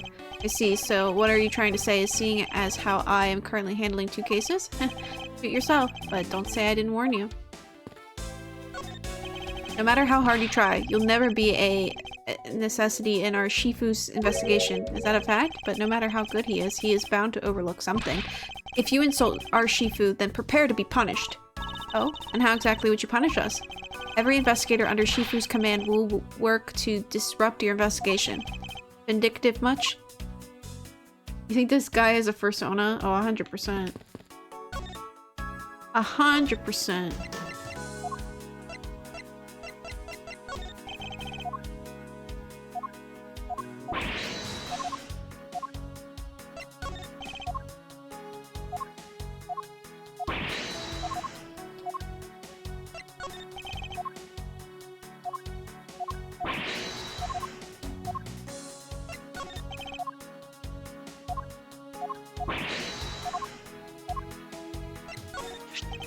So he clutched this note as he went about his business.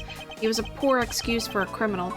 Top of which, he was only following in someone else's footsteps. What a small fry. I've been a detective for a long time. I can see straight through these people. He really has a different air about him. Now, if only Gumshoe could understand that and be more like Detective Bad.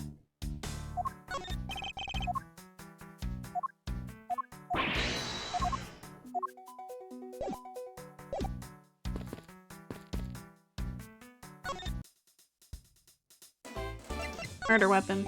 Larry, about the samurai sword that was used as the murder weapon. Oh, that? Well, I shook hands with the ambassador in this room, you know. Yes, apparently you did. And well, I totally forgot about it and left it behind when I left afterwards. You want to talk about shock? I was almost shocked of all when I heard it killed someone. Shocked! Foolish fool. Looking especially foolish for foolishly stating such a foolish excuse. You forgot to take something that big with you? Who would believe such a tale? Sorry, Miss Von Karma, but I believe him. Because if anyone could forget something like that, it would be Larry. Ah, gee, you believe me. I just knew that our friendship is something special. Anyway, even if Larry had simply forgotten the sword and left it behind, that in no way clears his name. Which means that I will have to prove his innocence from a different angle.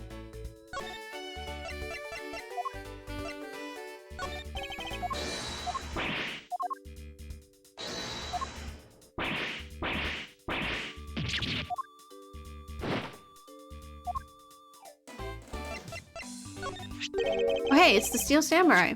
I want to answer this for me, Larry, and depending on the answer. I believe him. He's that much of a dumbass. Yeah, that's literally what he said. Basically. Believe him because he's really that much of a dumbass. Okay, he's probably something to say about the sword. Maybe.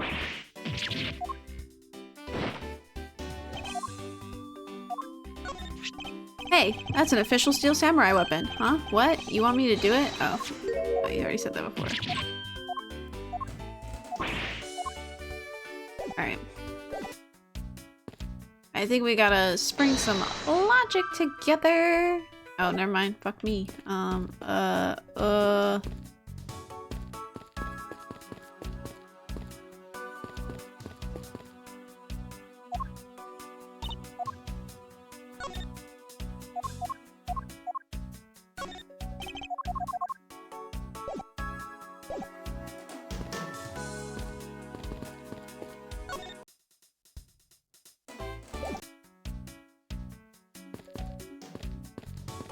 Um...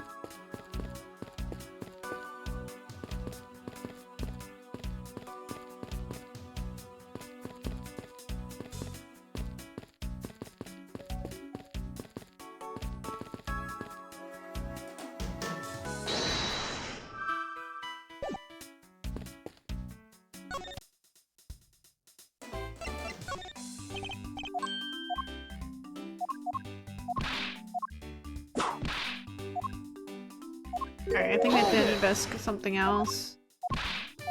There's something about the picture, so...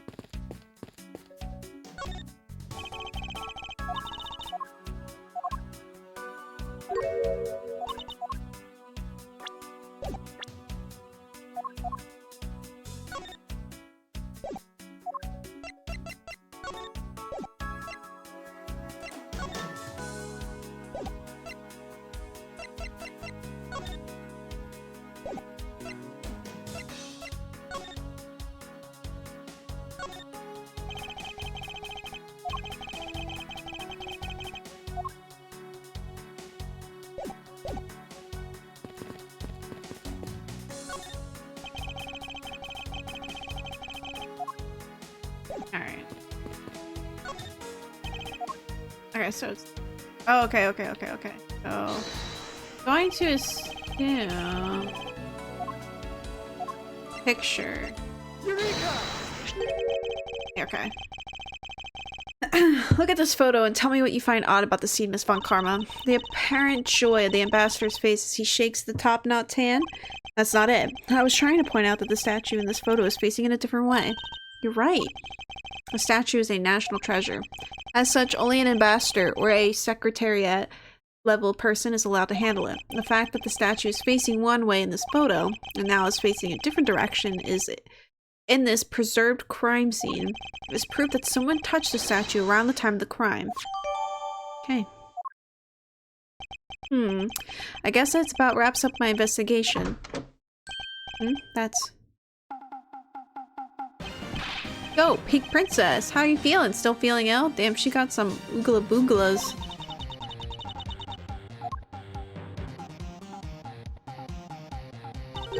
And yeah, another strange character comes out of the woodworks.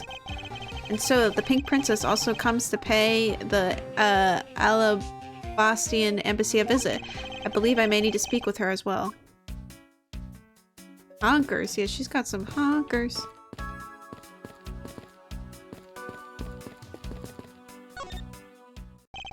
Miss Pink Princess, I have a few questions I'd like to ask you. It's probably, what's her face? Wendy under there, I think. Miss Pink Princess, if you... Yeah, it's Wendy. Yeah. Me... Yeah. I think in one of the previous... Maybe only in this game. I could have sworn there was, like, another game where she was the pink... Like one of the Steel Samurai characters. But she's back. She is back again. Huh, this must have been what they called fate. How could this happen 2 days in a row? Hello, bloody... What the? Aren't you Miss Oldbag? Yeah. What are you so surprised? Ah, so you're the one they got to play the Steel Samurai. It's too bad, I didn't realize that until now. You are acquaintances with Larry? Yes, we worked at the same company for a little while, you know. That's why it's okay, my edgy poo. You don't need to be jealous. Ugh. I was in the next room, you know, trying to get in some beauty sleep. But it was so noisy here I couldn't fall asleep, so I came over to complain. So imagine my shock when I saw my precious edgy poo waiting for me here. I mean, who could have imagined you would ever come to a show like this? I guess I've misjudged you, edgy poo. You misjudged him? I thought he was trying to avoid me, you know. That was no misjudgment on your part. That's precisely what I was trying to do. Old lady harassment, yeah. But it looks like the winds have shifted and he's now willing to be chased after. I'm simply overwhelmed. Don't you worry, edgy poo. I'll chase for you forever, to the ends of the earth. Isn't that just peachy? This is one of those rare times when Francisca and I actually see eye to eye. Free stream streak, holy moly. Another moment of Edgeworth's dignity getting destroyed, I know. What's this? A present for me? No, obviously, I can't simply give you a piece of evidence. Huh, I see. You're just embarrassed to give it to me in front of all these people. But don't worry, I can wait. A present of love from my edgy poo is beyond worth it. Ugh. What a bother. You only knew how much, Francisco.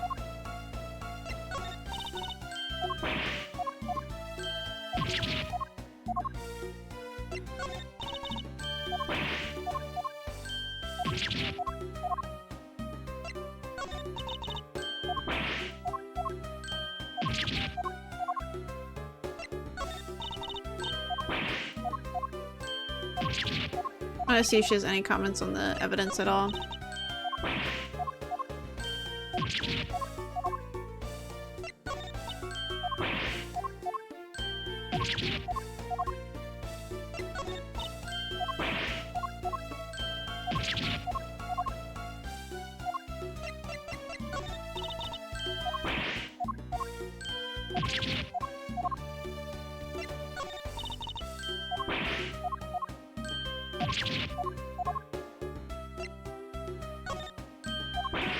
Probably has nothing to say about anything, but you know what? I'm never gonna give up.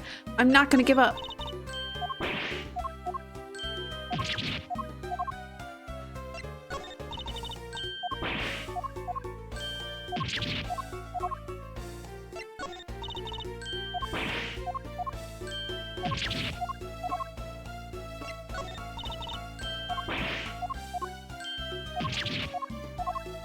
Nothing, girl? Not a single comment about anything. Okay, whatever. Pink Princess. Now then, what are you doing here? I thought you were working at Gatewaterland as the Pink Badger. What are you talking about? That was ages ago. That was like 2 days ago, lady. That was yesterday. Oh, that was yesterday. Look, I worked at Global Studios before, a long time ago, right? Well, they called me up this morning, kind of out of the blue, actually. They called you? Apparently, the girl who plays Pink Princess collapsed from a bad cold. It happened so suddenly, so they called me to be her last-minute replacement. They not have enough people on staff at the studio? I really couldn't say no, so here I am, playing the role of the heroine. Instead of that Mindy girl, I mean. But the poor girl, I feel bad for her. Because they let me stand in for her, she's gonna have a terrible... I mean, exactly...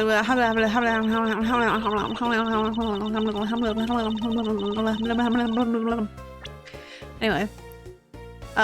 She's going to have a terrible time as she returns. I mean, I'm not exactly great at reading that strange font they use. Plus, I was called in to be a stand-in at the very last second. So I tripped it all over most of the important lines. I threw that rag doll instead of the shuriken, hit the steel samurai instead of the enemy. And the audience was in an uproar, but as an avant-garde actress, they'll forgive me, because I tell you, they're really just a bunch of simpletons. You're a rather lively old lady. So basically you received the stand-in request this morning, correct? You got it. If you need to see it, I've got it right here. Look. It appears that she is telling the truth. I think it would be a little more than a cold if she collapsed. I tell you, my fine acting moved the entire audience to tears. Yes, tears of laughter, as I recall. But being famous has problems too, you know? Here, take a look at this. It's a letter from a stalker. I was just taking my break when I found this stuck under the door to my room. Wendy, I'll be descending on you from above tonight. Your loving Knight. Honestly, you really have to watch out for these kinds of things. Look at what it says. Wendy, I'll be descending on you from above tonight. Your loving Knight. Oh, how absolutely revolting. I mean, you'd think he could get my name right. There's no accent in my name. Wait, this horrible handwriting. Have I seen this before? I think, oh wait, we don't get to see it again. I think it was supposed to say Mindy. I don't know. But now that you're here, Edgy Poo, I feel 100% safe. Where do I factor into this? You'd bust that evil stalker man for my sake, wouldn't you, Edgy Poo? Well, if you allow me to, the liberty to handle this my own way, I'll gladly dispatch a detective to your house later. Oh, come on, Edgy Poo, stop being so dismissive and playing hard to get.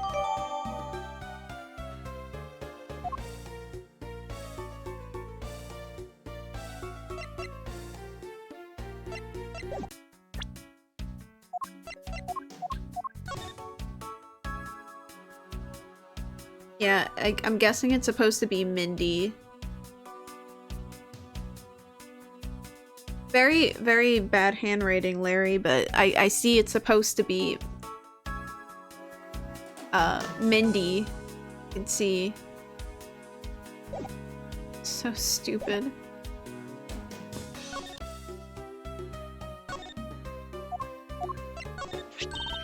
What a strange twist of events. Because they needed a stand-in, I was able to become a heroine, just like that. I assume that the actual reason you were called in this due to a lack of personnel. Well, there's that too. No matter what you say, it's obvious that I have presence. I bet that's how I caught the eye of the director. I ask you, is being beauty really such a crime? I suspect even the director is lamenting the lack of personnel from the depths of his heart. So this person will be descending on me from above tonight, huh? Oh, Etchy Poo, I'm so scared. Hold me. If you could please not cling on to my personage. Honestly, beautiful people have to have it so hard.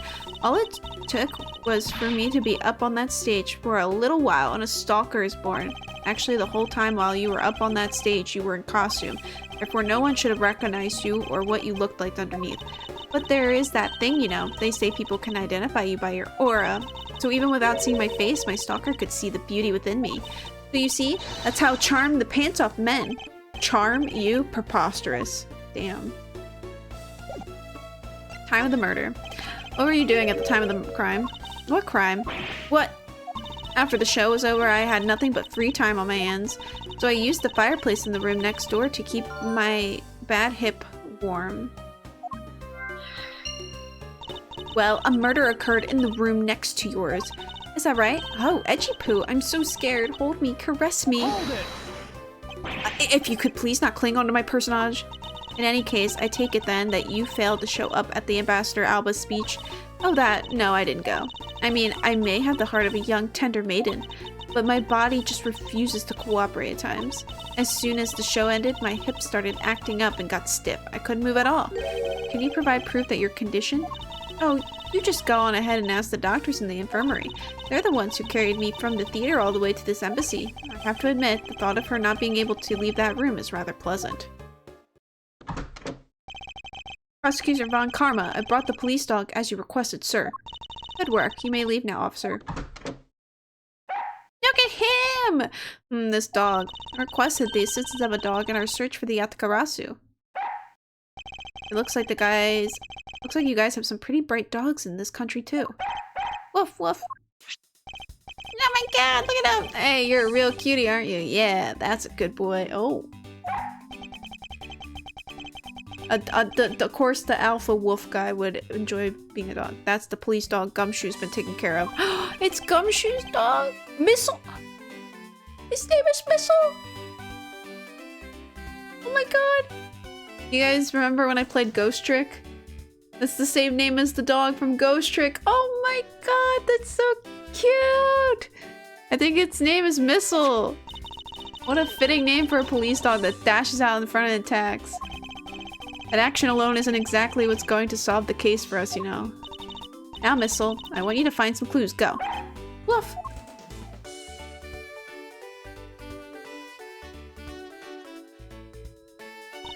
Good dog. You're really quite bright, aren't you? Unlike a certain someone I know. Now, what do we have here? What is this? It looks like a small hot dog, but... Wait, Francesca, isn't that an official samurai dog? Ah, no, bad Missile. He ate it. I wonder if it's alright for him to eat that. It's just a meat substance snack featuring the Steel Samurai. I'm sure he'll be fine. That's quite a bit of information you gathered there in a single quick glance. We should really be focusing on why there was a samurai dog in there in the first place. It looks like that snack wasn't all Missile found. Oh? And what do we have here? It appears to be a lady's undershirt. Whoa!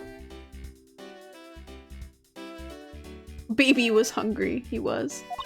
I wonder if Ambassador Alba might have an interest in cross-dressing? I somehow doubt that. It doesn't- you know what? Good for her. Good for her. I somehow doubt that. It doesn't look like the shirt would even fit him. A samurai dog and a lady's undershirt. What are these two items doing in a room like this? Given the circumstance, the lady undershirt could only belong to one person. I suppose I should get this over with and ask the owner of the said undershirt about it. Oh, so funny. Doggy! Whoa! He was a much bigger help than I thought he would be. Yes, however, there are a few aspects I don't understand about what he found. In that case, you should keep on investigating until you do understand. Now, my subordinate, continue with the investigation. Alright, I will. It is with great dread that I proceed and do what I must to solve the case. A dying old man can do drag if he wants. Exactly.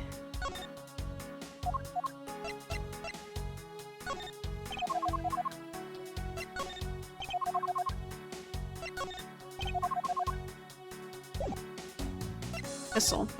We borrowed this dog from the local precinct, but is he really capable of handling this case? I thought police dogs are usually of a much larger breed. He may be small, but he is an excellent police dog. Furthermore, he was raised by Detective Gumshoe. You had me thinking the dog was capable until you said that he was raised by Scruffy. Yes, well, I suppose that wasn't the best arguments to use.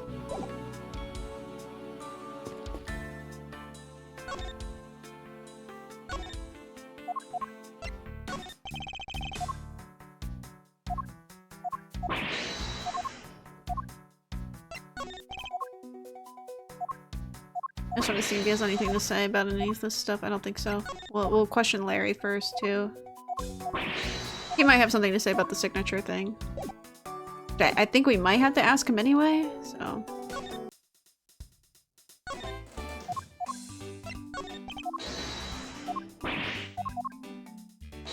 I would assume he has something to say about the signature, so... You're back. Welcome back. Larry, I wonder if you might know what this is? Oh, he doesn't. Wow. He doesn't recognize his own goddamn handwriting. Lady's undershirt. How about this? Nope. Nothing to say about that. Okay. Alright. We'll talk to Wendy then. Alright.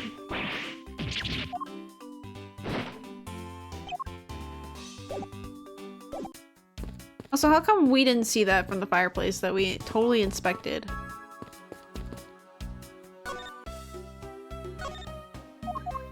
Alright, is this your shirt? If you could please take a look at this brown colored undershirt.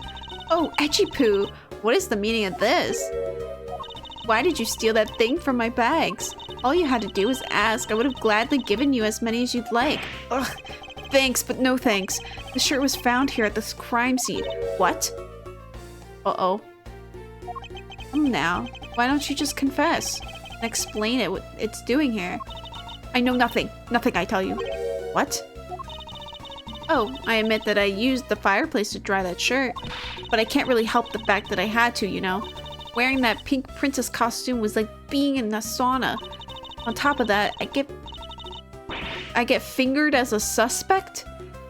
Sorry, my brain like dialed up with I was like, I get fingered as a suspect?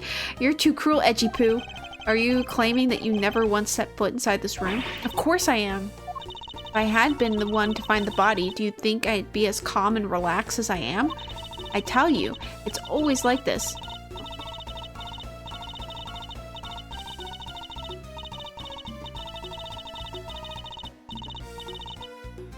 Okay.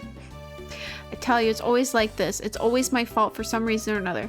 That weekly tabloid article is missing. The camera is missing. That lawyer always makes sure it's my fault they're missing. Speaking of missing, there's the matter of my husband. Can you believe when we got married, he said, I guess I'm stuck marrying you. What kind of way to propose is that?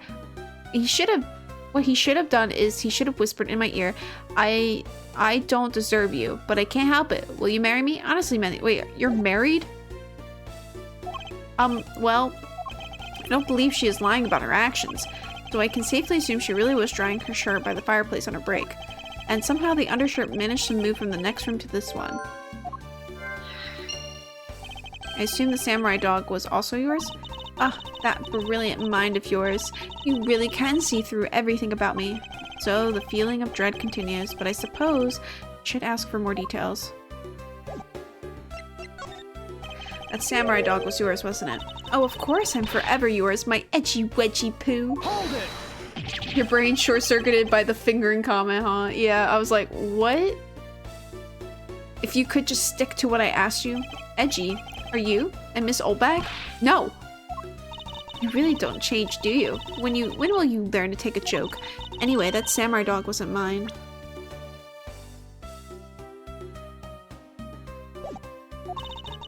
Those things are a present from the studio to the embassy. Present? The studio bigwigs basically told us to play delivery boys. We were supposed to hand the dogs off to the embassy people and tell them hi. I had to pile them up to the push cart and just move them all. The studio guys would have delivered those things by themselves, right, Edgy? So did you deliver the samurai dogs to the embassy staff as per your instructions? Hey, Edgy, don't just ignore me and my question. Aren't you gonna stick up for me? Oh, about that. See, after the show, I went to rest a spell in the dressing room.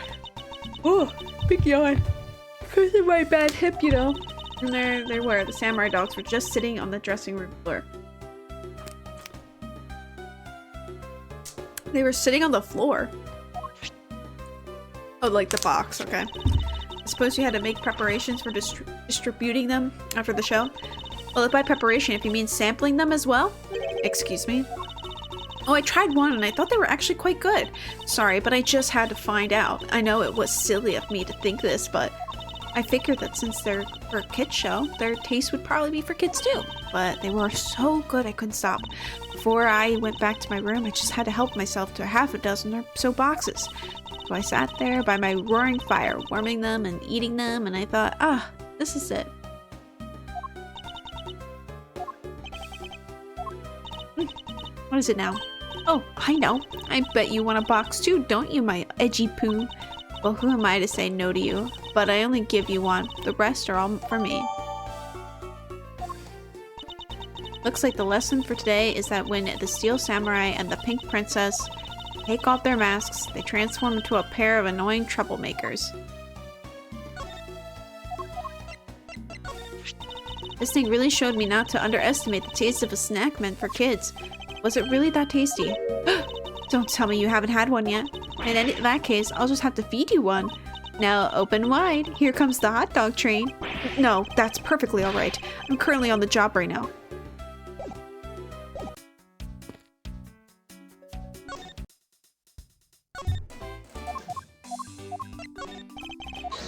I don't think anyone's gonna have any comments about the dogs. I'll buy out the dogs.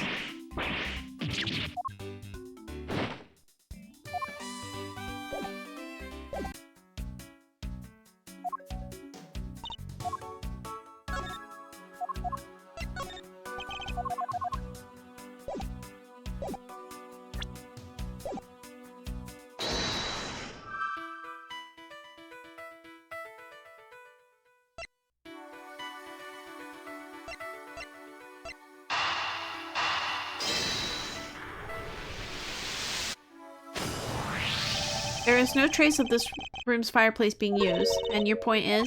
Ahem, smoke was supposedly pouring out of the chimney connected to this fireplace, at least according to Larry. This is a contradiction of facts, is it not? Are you sure he wasn't just disoriented or something up on that roof?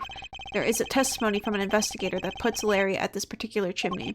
So no, I don't think it was a mistaken impression on Larry's part. On the other hand, the fireplace in the next room was being used at that time. Where do you suppose the smoke from the fireplace went? Oh, I see. So what you're proposing is this.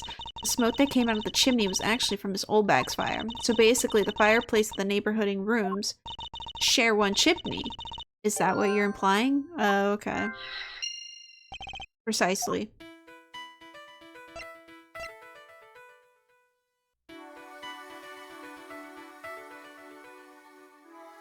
Are these the thing that's gonna... Okay. The lady's undershirt that Missile found. Ugh.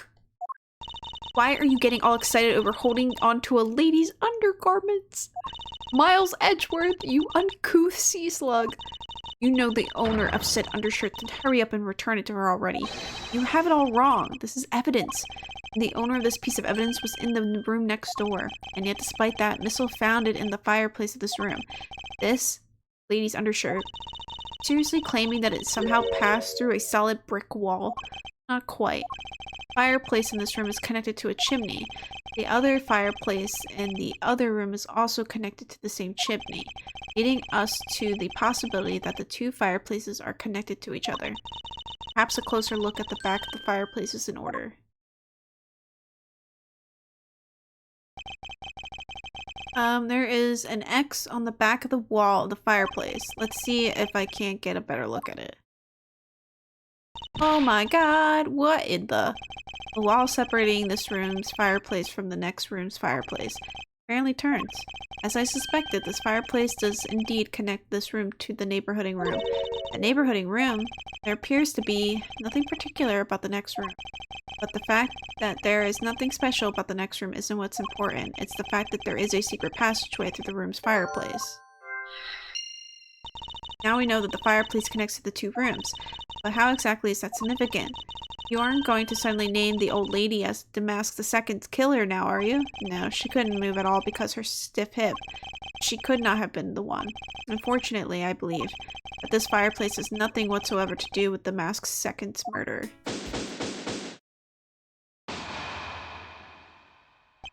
It would appear that the answer has made itself known.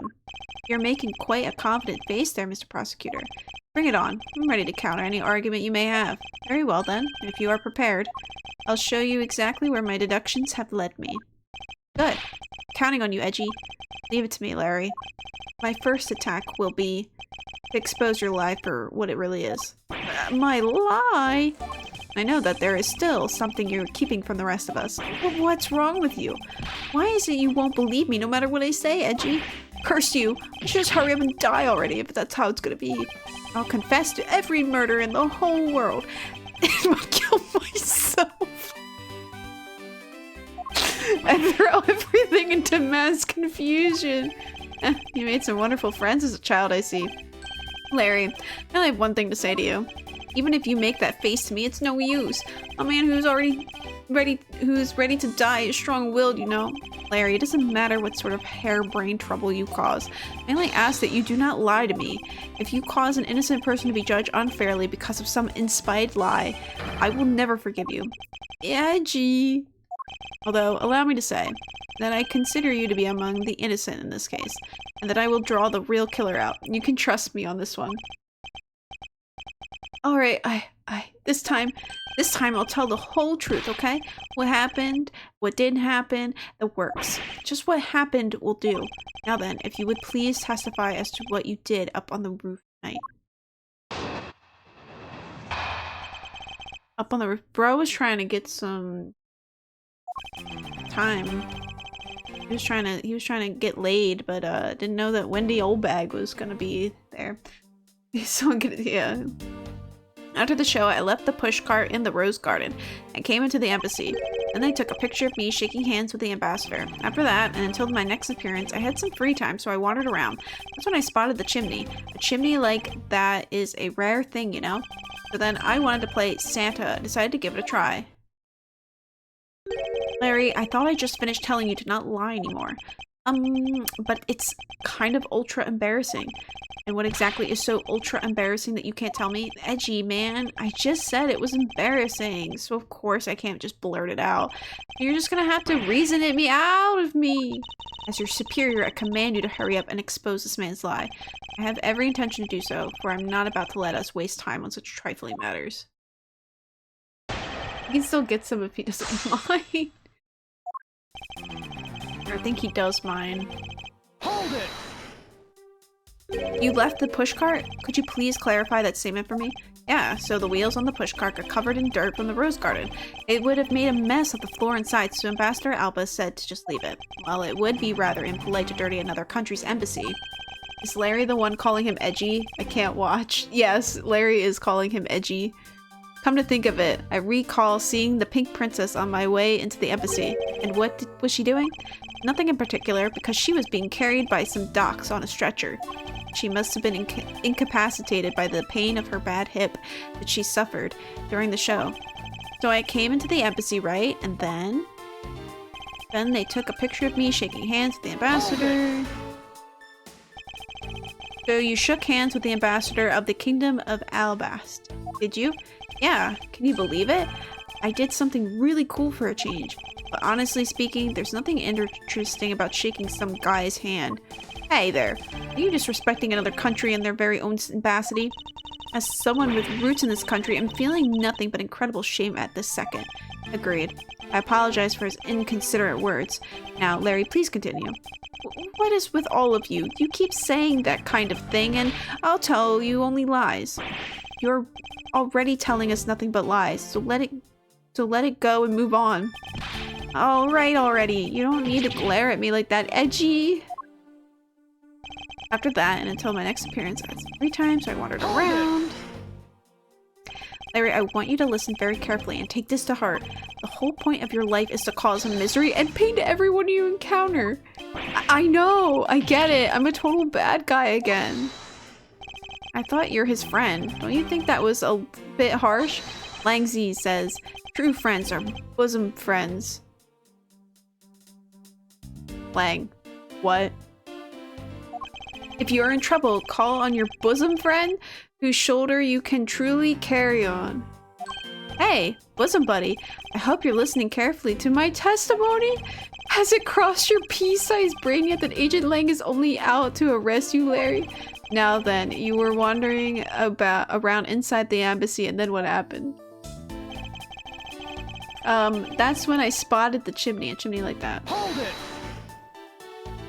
I should hardly think that chimneys are that rare. Agreed, especially since they are a traditional feature of American houses. Plus, many grand buildings have even larger and fancier chimneys. Yeah, but the kind of chimney I'm talking about is the really romantic type. A romantic chimney? It might sound kind of silly, but women seem to really enjoy them.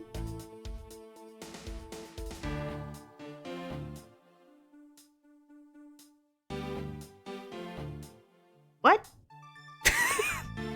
I want to bonk Larry too. Me too. I want to like, I don't know. This guy's weird. And I just had a good feeling about that chimney. And I wanted to play Santa and decided to give it a try. You suddenly wanted to play Santa. Oh well, actually I dressed up as Santa once before already. It's true. I was down at Gourd Lake. Ugh. I'd appreciate it if you wouldn't dredge up such unnecessary memories for me. Poor Edgeworth. Sounds like you guys share a lot of history. A perk of being childhood friends, huh? You could say that. Besides, it's not a felony to dress up and play Santa, you know? Santa doesn't go around killing people after he comes down to a family's chimney, after all. Actually, it is worth delving into whether or not playing Santa is a big deal. Yeah.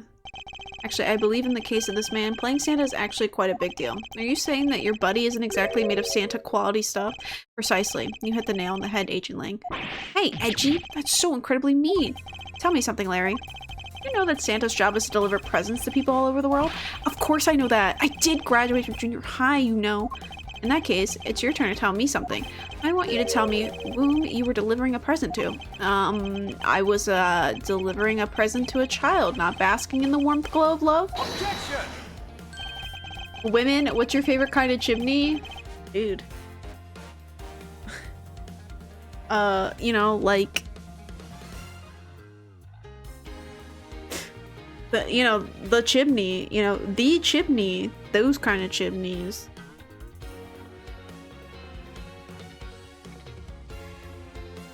Tell that to the amount of cozy murder mysteries where the guy dressed as Santa did the killing, or at least was accused of it. The question is only for one. Are you saying I'm not a woman? Are you saying I can't answer that? Oh, if you are a man, do not answer. I was like, wait, hold on, are you saying my answer is invalid? That must be the most elegant description of you I've ever heard, but a lie is still a lie. You sure know how to kick a guy when he's down, you know that? In any case, the person you wish to deliver the present unto was this.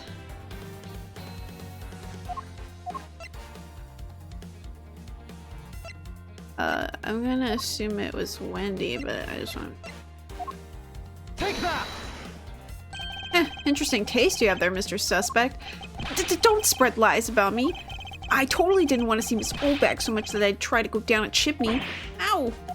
I advise you stop right there with your bashing of a lady. Well, I must admit that I myself hardly ever have the want to run into that lady.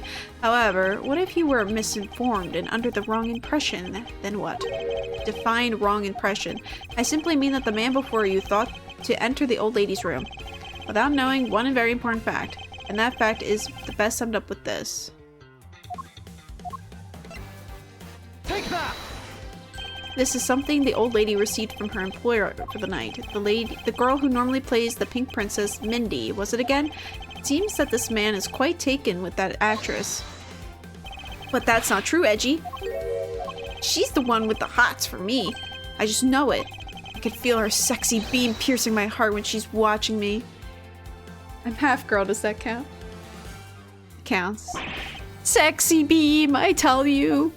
You filthy, despicable, inconsiderate, fickle, idiotic, cowardly aberration of a man. You haven't matured at all since we last met. Hey, Mr. Prosecutor. Yes, this guy.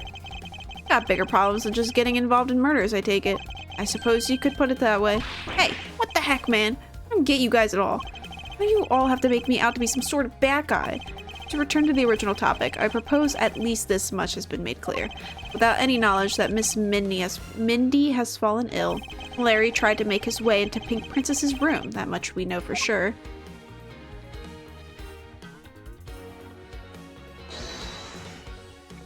Hey, Edgy. Looks like I've got the hang of this court thing now. But we're not in court at the moment. Shut up! I see what's going on here, and it looks just like what you do in court. I guess old boy here has something he'd like to say. Langzy says, until the root of the tongue dries, one never knows the whole truth. You shouldn't form conclusions until everything is out in the open, which is why I'll listen. Oh, right. Get ready to listen to me defeat Edgy in a battle of wits. Larry, have you forgotten that should I lose, your victory prize will be your arrest? Your Honor, if my client was lying, shouldn't his pants be on fire? So true. Also, welcome in.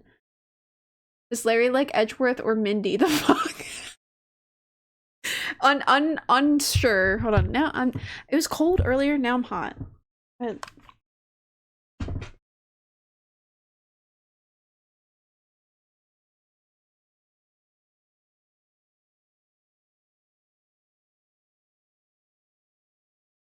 Okay.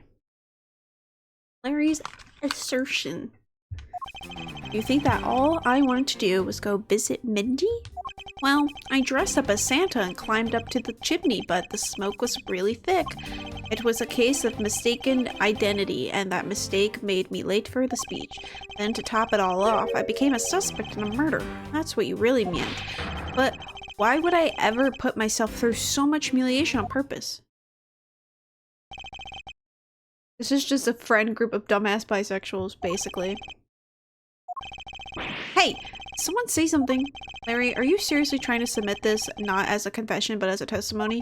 So what if I am? Is there something wrong with that? My claim is a claim claiming my claim. Do you have a problem with that? So it was you. You're my stalker.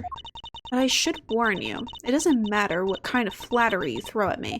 I'm a devoted type of woman who's wholly focused on one man and one man only. As long as Edgy Poo's alive, I can't drop him in my unfaithful. No, I can't along. Earlier, I was tempted by a tiny one. I love my Edgy Poo. I'm so inspired. Okay, let's read what she said. I'm a devoted type of woman who's wholly focused on one man and one man only. As long as Edgy Poo's alive, I can't drop him and be unfaithful. No, I can't. Although you're married. Although earlier I was tempted just a tiny, whiny bit by that wolf man. But that was just a test of my love for my dear Edgy Poo, which I pass with flying colors. From now on, I will stay completely true to my beloved Edgy Poo for the rest of eternity, I swear. Such an inconsiderate, cowardly, idiotic, and all-around completely worthless man. I heard something ominous just now, but perhaps it was just my imagination. I believe there is nothing further for me to prove at this point. What do you mean? Of course you've still got something to prove. You still have to show some proof that I was trying to meet up with Mindy. Proof, you say? Remember, Edgy? Everything is evidence in court, right? You mean evidence is everything in court, Larry? But I understand your point. Yeah, see? Totally a pro at this now. Very well, if you wish to see the evidence, then let me show you the last piece of evidence you'll ever wish to see. I'm gonna press you though first, because I like to see all the fun dialogue. Hold it! Well, I have been saying that for a while now. After all, if not for that, then what other reason did you wish to go down that chimney? You can't say that without any evidence. That's against the rules, Edgy. Not so fast! Thanks for keeping the prosecutor in line for me, Mr. Suspect. Hold it! I have the evidence, and if you wish to see it that badly, I can introduce you to. But it's not good to keep them waiting, my subordinate. Hurry and show them already. Lies. All lies, Edgy. Well, if you wish to lie, then by all means continue, because I'm ready to expose your lie at the moment's notice. You won't get the better of me. Now let's see. Well, I dressed up as Santa and climbed to the chimney. The smoke was really thick. Hold it! Was the smoke coming from the chimney really that thick? You bet. It was so thick, I had tears pouring out of my eyes. It was a mess. I see. You do realize that you've just confirmed for us your chimney escape. Escapade, not escape. What the fuck am I saying? Escapade? What? That's totally unfair. You tricked me, Edgy. Hardly. You simply have yet to master how to counter this cross-examination technique. Well, what I just said was a slip of the... No, I mean, I said the wrong thing. Besides, isn't this what you really meant to say about what I did tonight? It was a case of mistaken identity, and that the mistake made me late for the speech. I'm not quite sure how you could mistake that actress for this lady. Oh, Edgy Poo, are you staring at me? Are you finally succumbing to my feminine charm? I should think that the Steel Samurai is the one who should know all about your charms. What? Me? Edgy? What are you trying to do to me? Nothing. Simply the Steel Samurai and the Pink Princess are husband and wife. Oh, is my poor little Edgy Poo jealous? Ugh. If you could please drop that line of discussion right now this instant. But Edgy, I told you, I already have Mindy. Speaking of Mindy, exactly what kind of woman would you say she is? Edgy, are you seriously telling me you don't know who the Mindy is?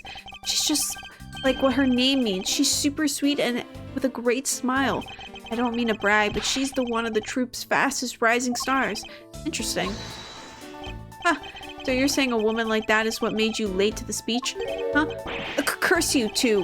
Why is everyone out to make a suspect out of me? Look, all I can say is this. I was late to the speech. Then to top it all off, I became a suspect in a murder.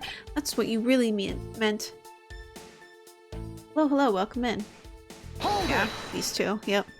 A wombo combo. I suppose you might be correct in a small way. But what do you mean by that?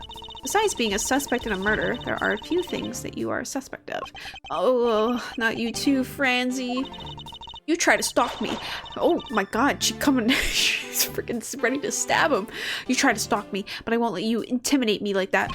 Look, I already told you, Miss Old Bag. I wasn't after you. I was trying to see Mindy.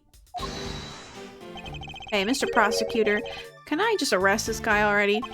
I completely understand how you feel, Agent Lang. Wait, please listen to what I have to say. If you have a serious assertion to make, then I'd consider listening, however. No problem. I'm gonna put all I've got into this, so listen good, okay? But why would I ever put myself through so much humiliation on purpose? Larry, this is the final point you wish to make? You got it. I've called all the energy I have and told it to you with all my soul. In that case, allow me to take that soul and break it. Huh? Yes, we'll stamp it under our feet until it's been ground to a fine powder. A fine powder? Eek! You really put all your soul into that, then you're ready for what's coming, right? In place of Honorable Larry, I offer my soul to you. Larry, come out from behind there and face this like a man. You're scary, my liege. This whole testimony is one giant confession of all that he's done tonight. He's practically begging me to show why he's bothered to put himself through all this.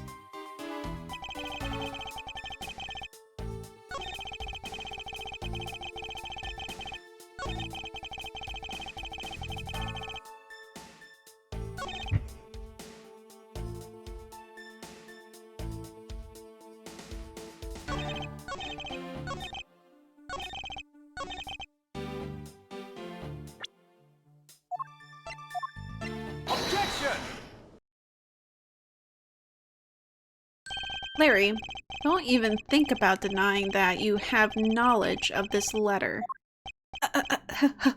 Hey! Why are you showing that thing to me? Wendy, I'll be descending on you from above tonight, your loving knight. Well, isn't that just romantic? But you weren't able to descend on her from above, were you, Mr. Loving Knight? Ugh! I have no idea what you're talking about. I don't remember a thing. You can pretend to be ignorant all you'd like, but it's written right there. This letter proves that you were not out to meet an old lady, but rather that you were attempting to pay Miss Mindy a visit. What part of this letter shows the person Larry had intended to meet with Mindy? Take that! Larry, I suggest that you take up penmanship lessons. That is, if you never wish to experience this level of embarrassment ever again. What the heck? What are you talking about? Speak English. You wrote Mindy so sloppily that it became Wendy to the average eye. Hey, stop picking me. It's so embarrassing. There. Isn't that what childhood friends are for? They're the best, aren't they? For punching, but that will have to wait until we're off this crime scene. Eek, Edgy, save me from the scary man. Sure, if you're willing to make amends, starting with your incredibly embarrassing mistake. That wasn't me. Come again? It's a fake. Someone's out to get me, so they made that fake letter. To set me up! Accept your defeat graciously. But you guys are being so mean. Hold it! Penmanship analysis. What's that? No matter who, all people have certain unique features to their handwriting. Ergo, all we have to do is compare the handwriting in this letter to a sample of yours, and we'll know soon enough who it was that sent this letter. I'll never write another thing in my life. Hold it! Tisk, tisk, tisk. No use, Mr. Loving Knight. For you've already graciously provided me with a sample of your handwriting. Take that!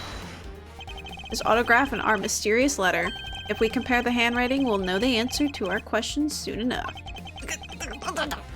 Confess now, Larry, to your miserable failure. I'm sorry. I did it. It was me causing trouble again. I admit it. You hit the nail right on the head. Edgy. So he finally confesses. I saw the pink princess being carried out in the stretcher and got worried, alright? I wanted to go into Mindy's room, but the doctors wouldn't let me in. So what choice did I have? It was the chimney or bust, Edgy. Your mind jumped from the door to the chimney?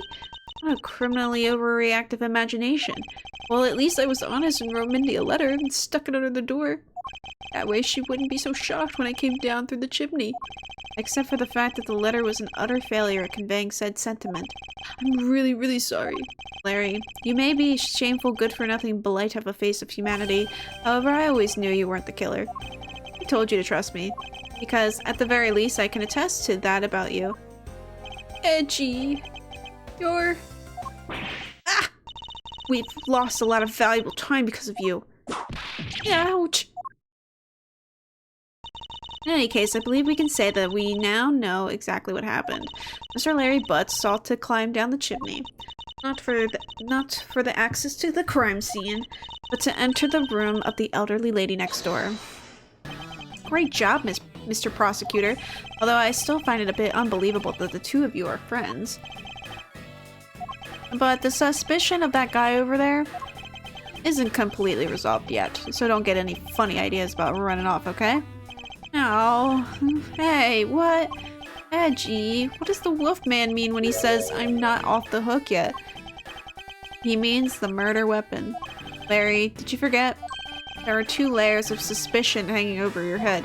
That's exactly what I meant. That's exactly what I mean. We can't only rely on the words of the suspect after all. We may have figured out where he was and what he was doing all night, but the blood-stained samurai store that was left at the crime scene? As long as there is no satisfactory explanation for that, this wolf will refuse to ease up on his bite. Eek! Edgy, that guy! He looks like he's seriously about to take a bite out of me. I'm well aware, and you should be as well, that this upcoming battle will be crucial. Thanks to the cooperation of our lovely bumbler, I've been dealt a very nice hand and a sweet trump card. Looks like we're about to enter the final bout. Now, Mr. Prosecutor, let's see what you've got. can easily point out the contradiction in the supposed murder weapon. But the real problem is for me figuring out what the real murder weapon is. This will be a high-stake gamble, but this is one game I can't afford to lose. Why, Larry? Craig, you have an offer? What is the offer? I was the one who found the body of the victim, Damask II. Besides him, the samurai sword, glittering red, and offering up the scent of blood. It was supposed to be in the Steel Samurai's dressing room, but I found it here instead. Plus, I found the murder weapon's owner, the suspect Larry Butts, in here too. Isn't it a bit far-fetched to accuse someone simply on the basis of ownership?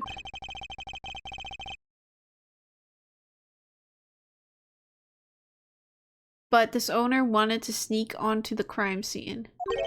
I think that's plenty to go on, don't you? Would you buy 2 of a thing for $4 or 1 of a thing for $4?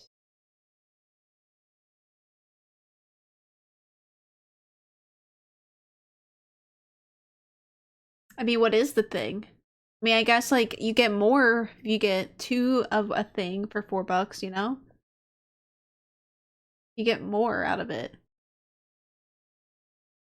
I'm at 100k channel points. I'm just 1 step closer. Oh yeah, you're so close. I think that's plenty to go on, don't you? If you're alluding to his reasons for being by the chimney, we've already established that. Hold on there, Mr. Prosecutor. You two are longtime friends, right? Who's to say you didn't fabricate the evidence to give him an alibi? You're accusing me of fabricating evidence? You think I can believe anything you produce? Forging evidence is all you prosecutors do. Man, there's some serious issues with prosecutors. Come on, I can't think up of something as complicated as that, right, Edgy? Larry, I can agree because I know you and your personality well. Obama, guys. I love Obama. Because this is something I saw in person and I think it's probably the silliest thing. What is it? However, Agent Lang knows nothing about you, or me, for that matter. Send a pic.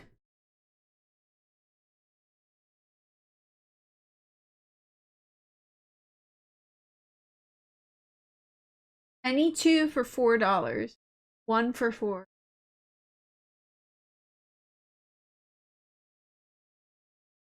Interesting. So, regardless, it's cheaper just to get the 2.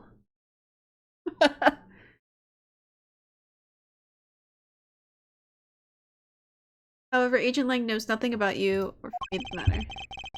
I sense his hatred for my entire profession emanating from his entire being, meaning that the only way I can prove Larry's innocence is to present irrefutable evidence. Why, Larry? What's more funny? I was the one who found the body of the victim, Damask II. You were the first to discover the body at this time. This time? What's that supposed to mean? You'd better watch what you say. I only said this time because earlier Kay was the first to discover the body of the Babali. And your secretary, Agent Sheena, was ready to accuse her of murder for that. Ha! So are you going to use that excuse to call me suspicious now? Of course, why not? Of course not. Oh, of course not. I was simply pointing out the usual pattern of discoverers of bodies. But in the Babali's case, there was proof that she was holding the weapon, right? Well, in this one, it's a bit different since we know exactly where the weapon is. Besides him was the samurai sword. Hold it! Excuse me, but glittering red and offering up the scent of blood? Do I have to spell it out for you? I mean the sight and smell of blood, of course. And according to the test, the blood on the sword belongs to the victim. The sword was made to only be used on stage, so it's not sharp, but it's pretty weighty. It's certainly heavy enough to beat someone to death with.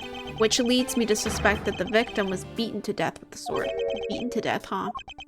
This last statement is too important to just let it slip by. Besides him was the samurai sword covered in the victim's blood. Hold it! So the sword is covered in the victim's blood?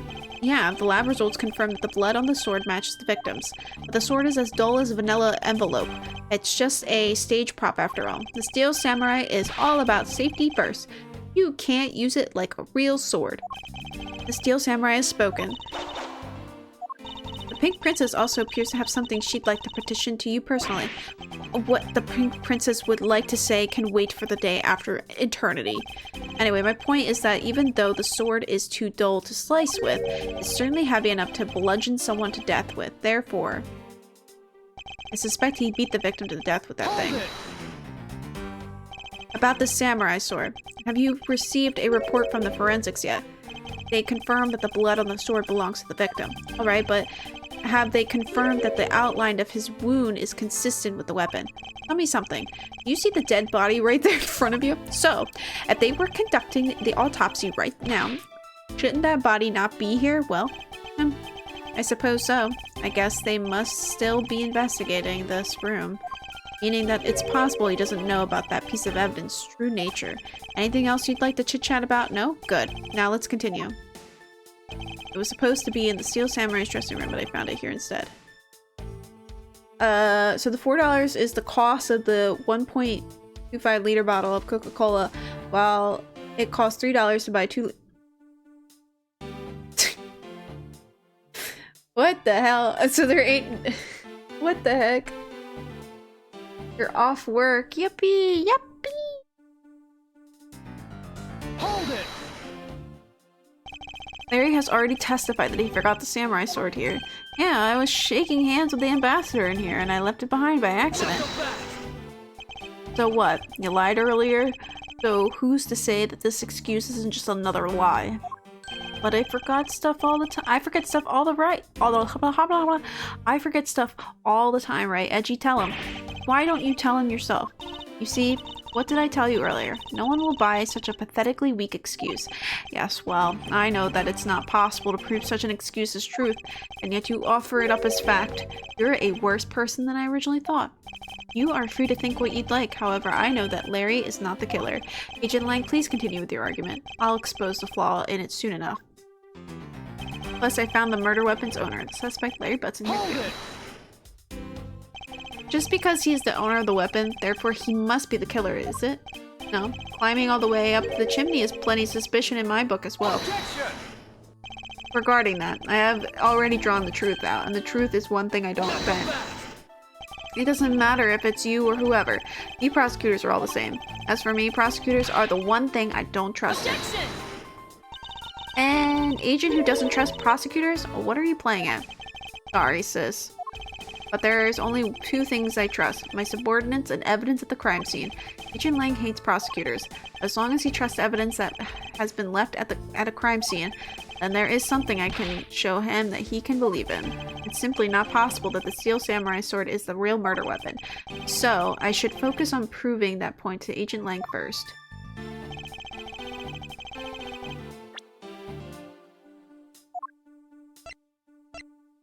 Pineapple for 99? Yeah, it's real.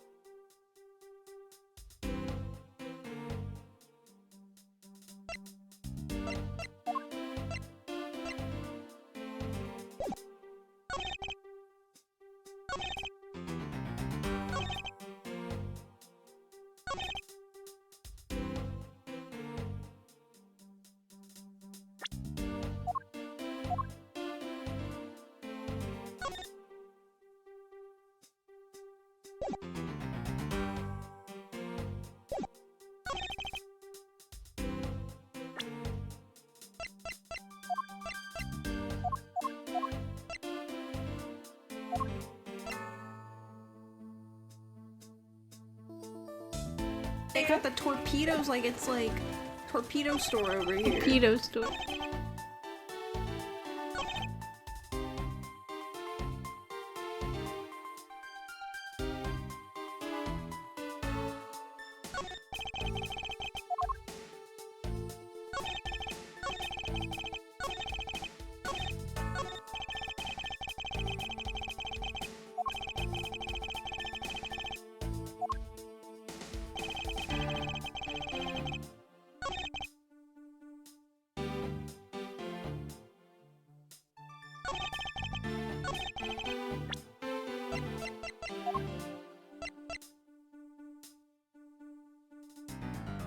It's like a torpedo store over here. Why are you gray?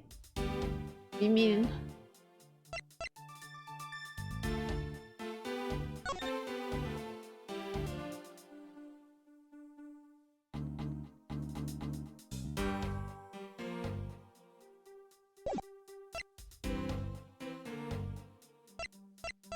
They got the torpedoes like it's like torpedo store over here. You're colorblind. You don't know that.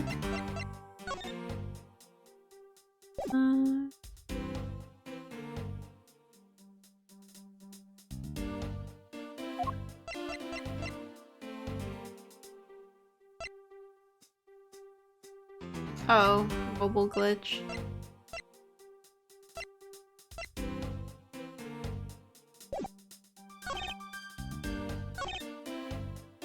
Hold it! Hold on, I need to read through what they said.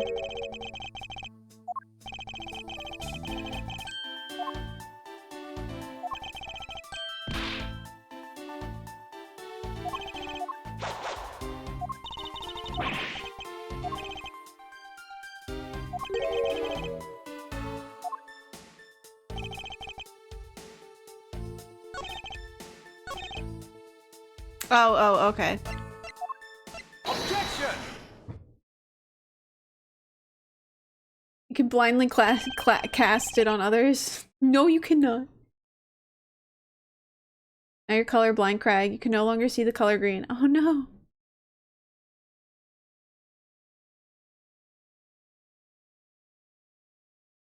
You saw an anime like that? Do you know what this is, Agent Lang? Heh, it's a long spear, right? We used to use those a lot in my country a long time ago. Piercing, mowing people down. Spears are the weapon of heroes throughout history. The next most effective weapon after the whip. I think the whip is in a slightly different category. So what's your point? Are you going to tell me that this spear is the real weapon? No, I simply want you to take a look at this section here. The way it's bent. Precisely. Apparently, a certain troublemaker hit it against a wall in this embassy earlier. And as you can clearly see, the insides of the steel samurai's weapons are hollow. In other words, they are replicas that aren't strong enough to deliver a damaging blow, let alone multiple strikes necessary to bludgeon someone to death. And yet, there is not even a dent in the samurai sword. How do you explain that? Ayya! Oh yeah, the sword and the spear are made of the same stuff, so they bend easily. But I wish they'd make them out of better stuff. Because the spear got bent. I wasn't able to do my special early summer rain jab move. Man, I got such an earful from the director of the play for not doing it in the show. Steel Samurai's special move was changed tonight because of him?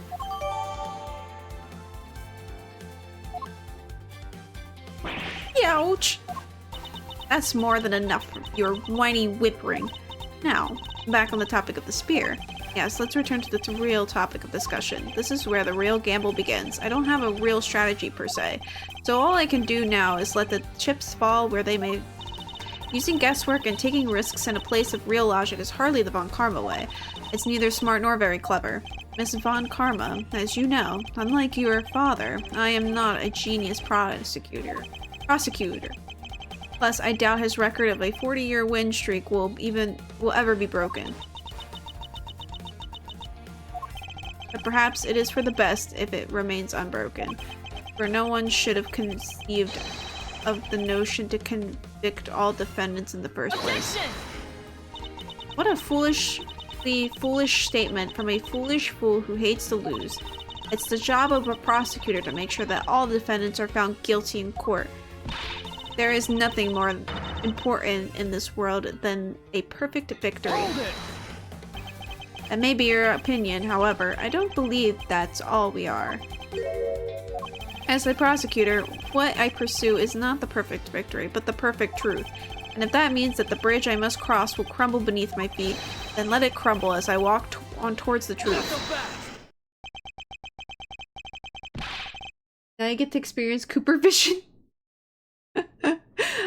He didn't make people colorblind, he just erased colors from existence. Oh, was she character developed from that? Or was it only Edgeworth? I feel like only Edgeworth really did, to be honest. Maybe she did, but I think Edgeworth really got the real like character development. You're good at keeping me entertained, Mr. Prosecutor, but you know, humans are delicate creatures. The slightest bump and we expire.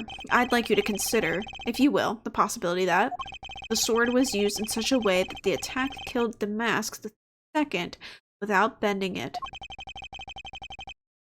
So, what do you think of my hypothetical scenario?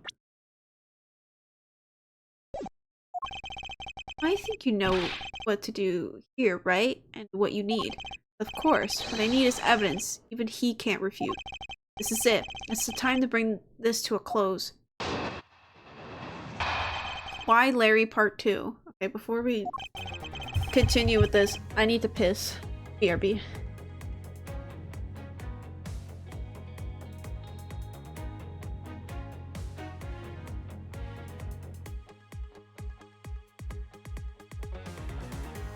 Piss, piss, piss.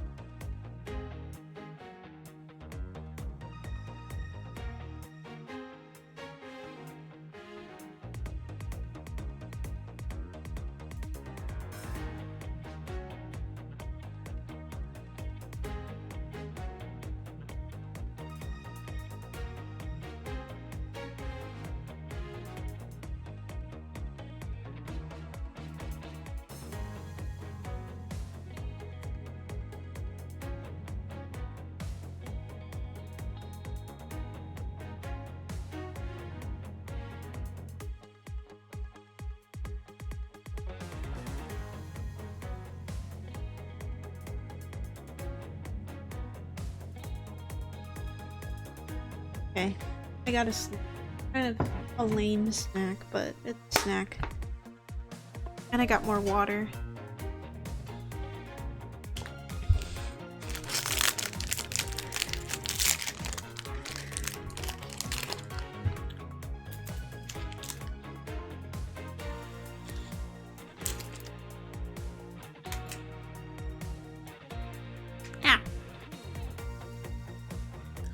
Because I lost so much from pissing. So true.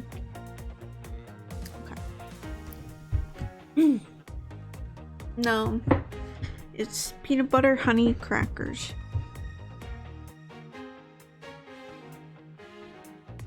I wanted something salty, I guess.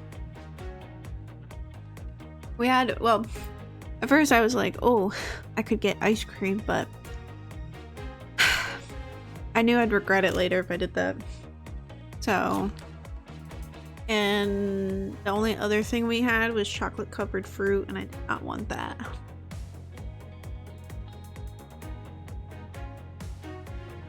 As you know, I don't like chocolate covered fruit. Oh, brownie sounds so good. It was terrible. Yeah, I can imagine.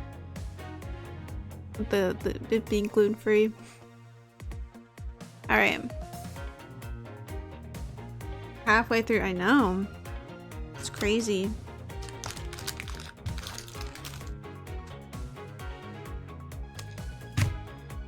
Alright. It's possible to use the samurai sword to kill someone. Okay. And under these circumstances, it's the only logical conclusion. We've searched the embassy, top to bottom, but the victim's blood is only on that weapon.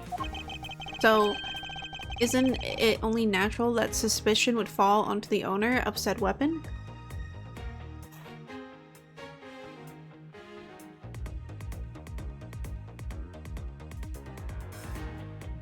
Now you hate people who want gluten-free food. I'm going to- no, why would you do that to him? No, he doesn't like people that like gluten-free.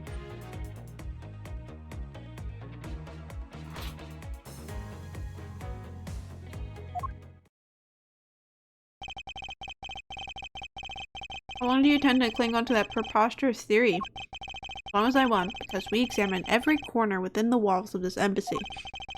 There's no stone we've left unturned. Have you not thought of that the murderer could still be here and have it on their personage?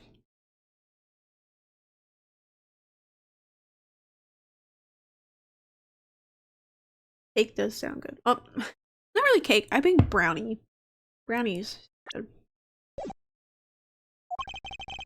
And we have managed to come up with only one logical conclusion.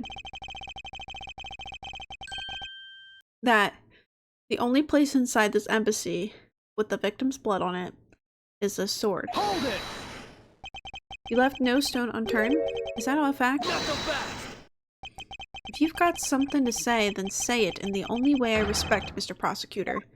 Yes, of course. In that case, allow me to make it all crystal clear for you.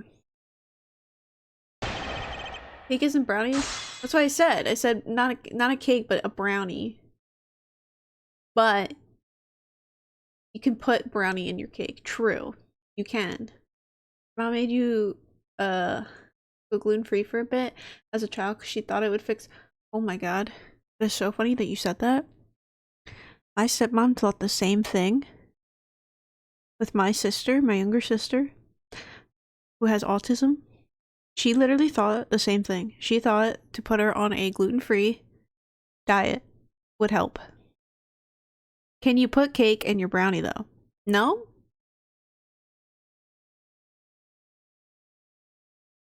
I had tonkatsu ramen yesterday. I'm jealous. That's really funny that you said that. That your mom thought going gluten-free would fix your ADHD, because my stepmom thought the same goddamn thing.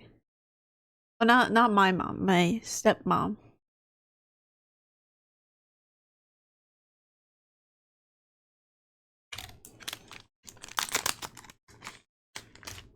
Well, she's not my stepmom anymore.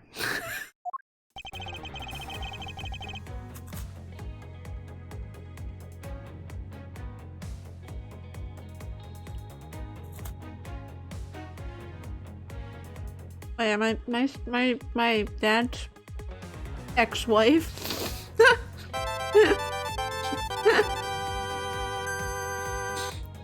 Hi, Dawn. How was Pokemon?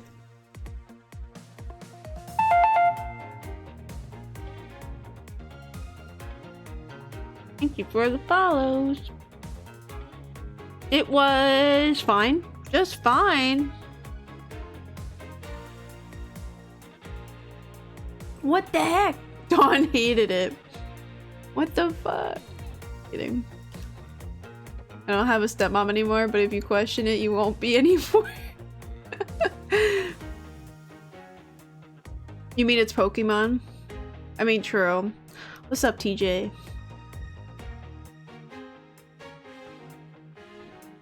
You're sick at- oh no, you got the- what did they call it? Con crud? Is that what they call it? Also, man, what did they do to the music in this version? They changed it? In this one? I don't know. The ex-stepmom. Yeah. Con crud, cron. The cron.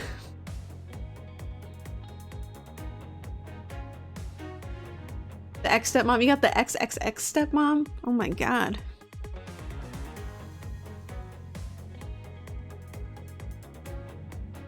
Sounds pretty different from the DS version. But yeah, this case goes on a while. Good luck. Yeah, I can tell. This is the last case, yes.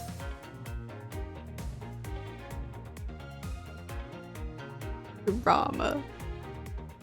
On crawl. Fish. Yeah, we're on this last case. I can already tell. When I saw Larry Butts enter the room, I was like, oh no, here we go again. Lang the Wolfman. Yeah, I like Lang a lot. Smiley face, smiley face, smiley face. He's kind of neat. Twirls hair. This game is neat, but I feel it's a little long. Yeah, there's sometimes like when you're doing like back and forths, like with the rebuttals and stuff. It's very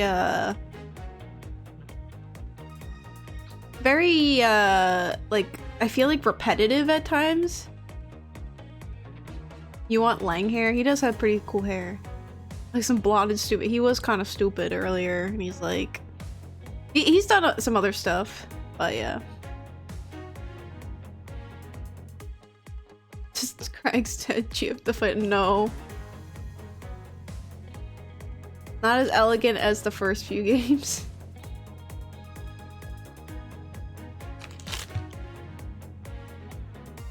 Eating crackers right now too. You want a pickle scented candle? Why not? If you love penguins, pickles. But ew. What do you mean ew? Take that back right now. Kind of cracker. It is peanut butter with honey.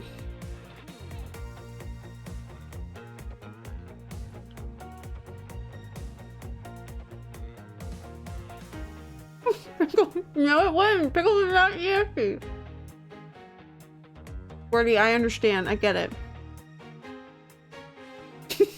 Vinegar smell over your house. Pickles are yummy. Listen, it just hit different when you smell pickles.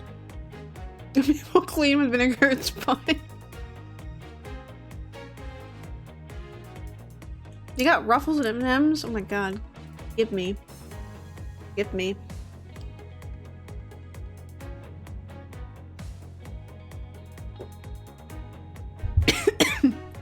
I don't think my love for pickles is as strong as Capri's though.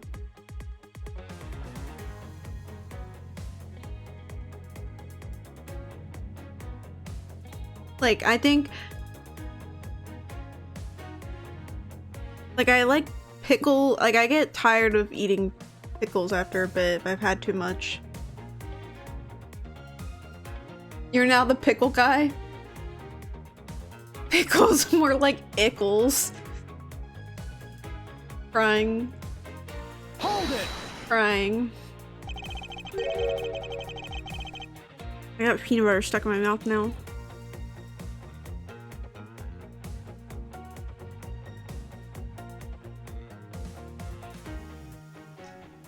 Oh, did you get to the did you get to do the Voltorb thing?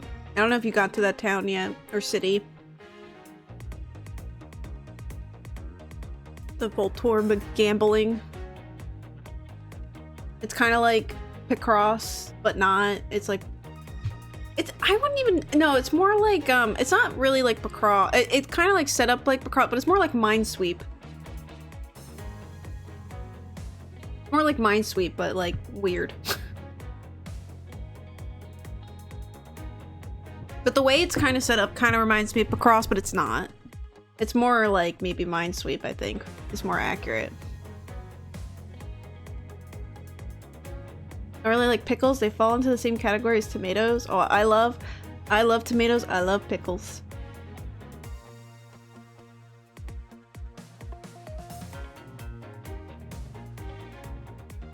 You're like once in 3 every month's food. Like Wawa made this like dill pickle like sandwich. It was like chicken with like dill pickle in it. So good. So good. Used to dislike pickles, well I'm glad you changed. Dawn hated the Voltorbs? No. It is kind of it's kind of like really annoying Minesweep, I will say. The Voltorb game. Tomatoes go hard. See? We could agree on that. Very divided on food in here, I know. Very, very divided. Hello, welcome in. You like pickled mangoes? Interesting. I like, try to think of like other pickled foods that I like. Oh, like, red onions. Red pickled onions. That shit goes hard.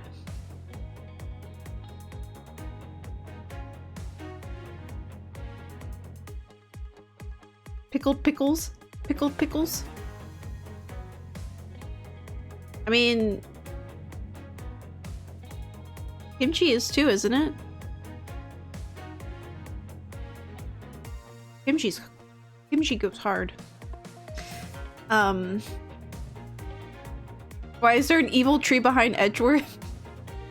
Watch out, Edgeworth. He's just been there. It's his Digimon. It's Cherrymon. It's Cherrymon. Oh, it's fermented. Well, that's the same thing? No. I don't know. I don't think so. Pickle brine. Yeah, wait, isn't like... isn't kimchi like... brined? Oh, brine?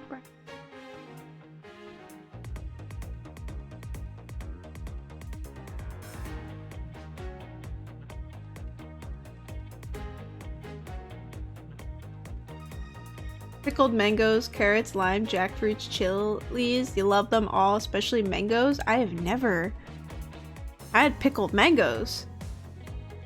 We have 2 people that like pickled mangoes. I might have to investigate this.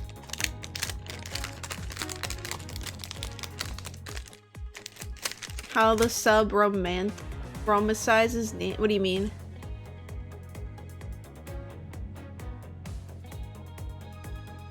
Pickle PNG. Listen, I like pickles, but I don't know if I would be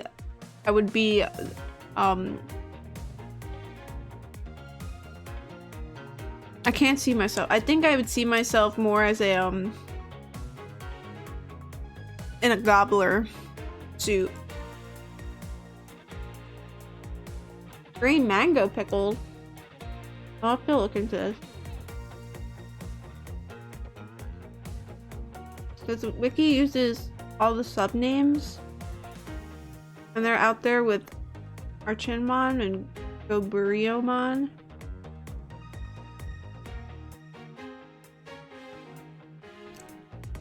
Like, do you mean like their names being different?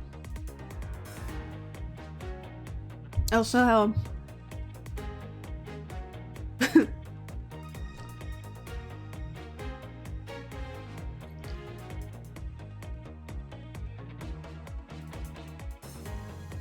Supposed to be a god. Well, I mean, it's.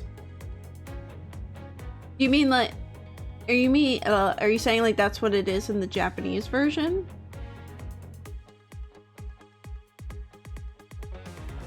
candy things. I think I've had candy bacon. I think I have. I've had chocolate covered bacon. And inquire as how long you are able to wait, whoa. May I inquire as to how are you able to make such a claim, Agent Lang? Lang Z says, capable of miracles beyond comprehension, a mysterious creature is man. Rather than man is Agent Lang's quotes that are getting increasingly incomprehensible. The human body is a mysterious thing, even with a toilet-like sword. It's easy to kill a man if you hit just the right spot, okay? Which is why I think it's possible to kill with this thing without leaving a dent. Hold it! But if it's hollow on the inside, bro would have just gotten at least an ouchie on the head. I don't even think he would have to be hit really freaking hard to even get a concussion. We can only be sure one way or the other by seeing if the wound matches the sword. I know that. As long as it's a possibility, I can proclaim it as much as I'd like. That's what I mean. Like, this is like some I mean, I know like it's Ace Attorney, like sometimes like the prosecutors will just like Edgeworth will pull BS out of his ass and stuff. You haven't eaten Oreo since you were like 11 because of a traumatic experience with a health teacher. Oh my god. Did they like tell you something about Oreos that scared you from eating them? Beelza Starmon just saying for a friend. Can never forget the underboob. Could never forget the Beelza Starmon. They cannot say that, but they're out here with Archimon. No way they're saying that in Japan. Huh. I don't know.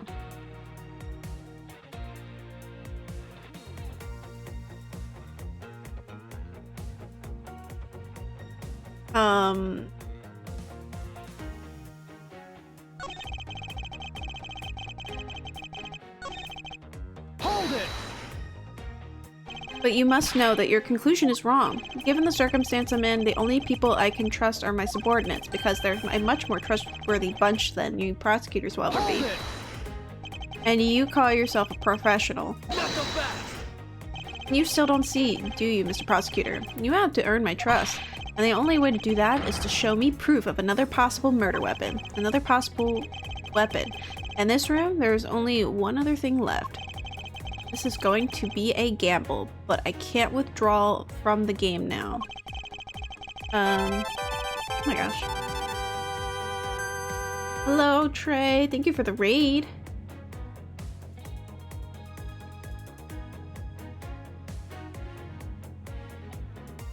How was your stream? Edgeworth killed them with his chest. I don't know if Edgeworth has a chest willing and able to kill. Like, is it that strong? He kind of twink. Kind of got the structure of a twink. How is stream, Trey? Hope you had a good stream.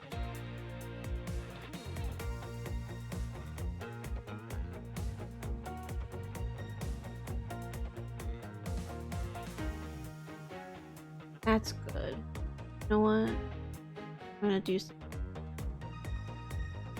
Can I do that from here? How do I do this? Oh, do I have to like? Oh,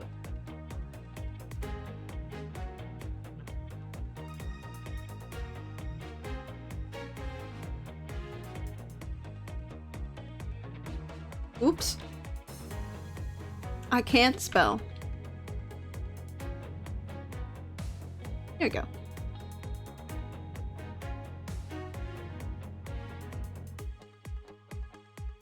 I am doing well. We are solving murder. Slowly, but surely. Craig has been raided. I have been raided. You're not gonna get me to trust you by the power of your glare alone, you know. Plus I have other reasons as to why I think the samurai sword is the murder weapon. We searched. Okay, yeah. Hold it! The only place where you could find blood was on the samurai sword.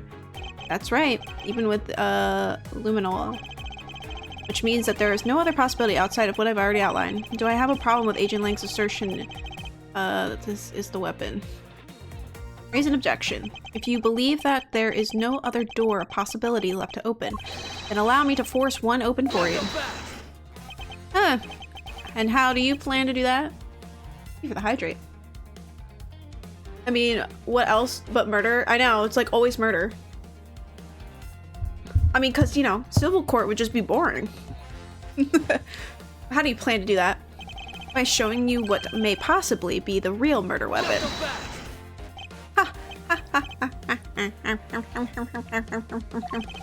The real murder weapon? I hate to repeat myself, but my men have already searched every last inch of this embassy. They've concluded that nothing else could have been used as the weapon. Knowing these facts, do you still want to press forward with your little hypothesis? Of course, because it's not possible that your men inspected everything in their investigation. What are you talking about? I don't appreciate mind games, and I don't appreciate it when people like you slander my men. I'm not slandering them, I assure you. I'm merely pointing out that their investigation dragnet has a few holes in it. Namely, that there is something your men couldn't even lay a finger on. And that item is the real murder weapon. Alright then, I'll play along for now. This real weapon that killed Damascus II. What exactly is it? The real murder weapon, which not a single person has yet touched, is this.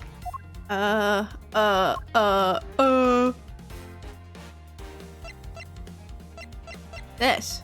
Take that! The national treasure of Elibest.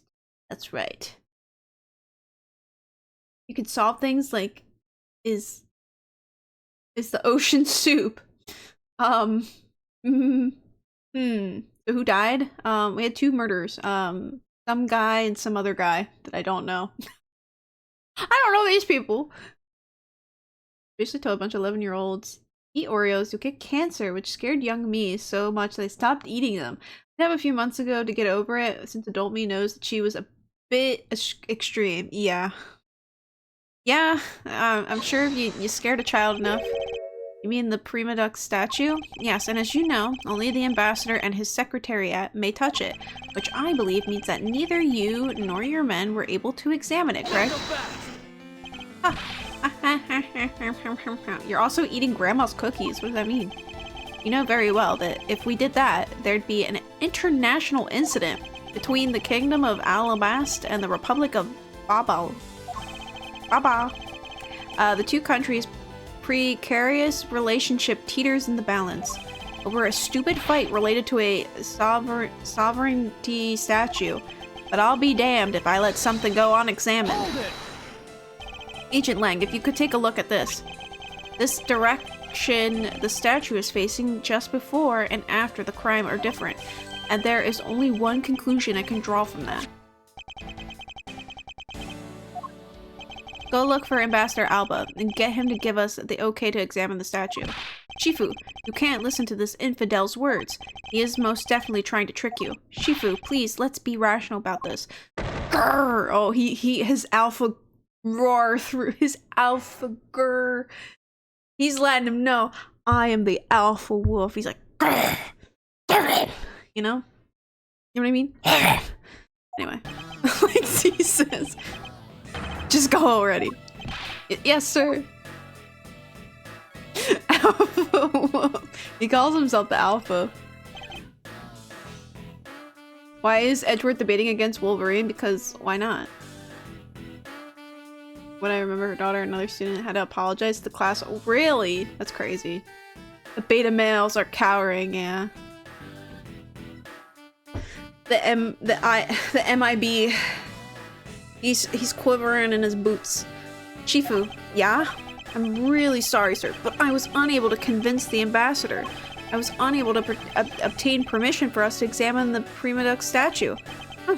I see. Wait. But then the investigation is at a standstill. Agent Lang, I will go and speak with the ambassador personally. Save your breath. He may act all weak and frail, but that old man's one tough cookie. But I guess you've got to be tough when you're representing a whole country, you know?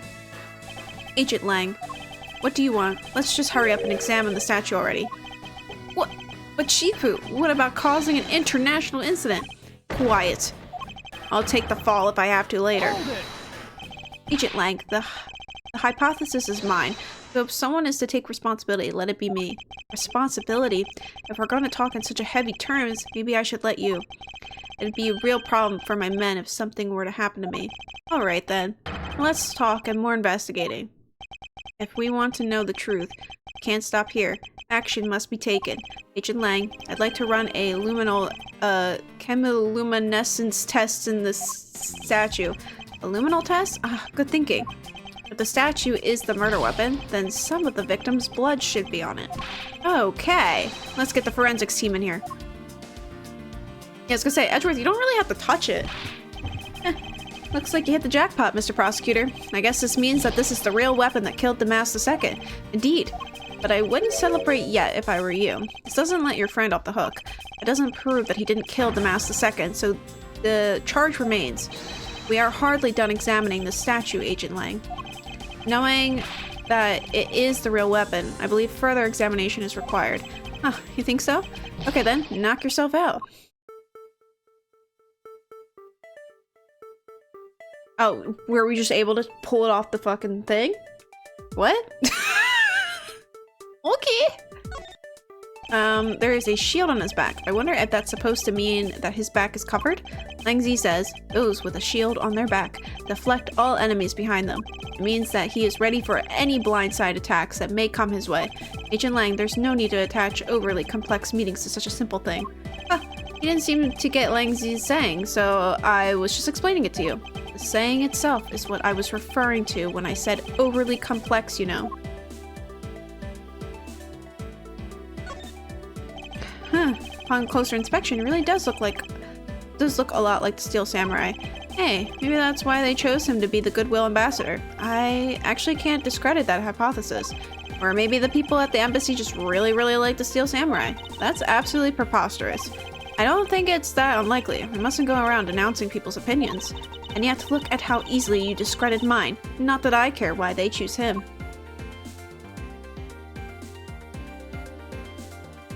Get your hands up that statue. This is why these two have yaoi about this. Who? Edgeworth and Lang?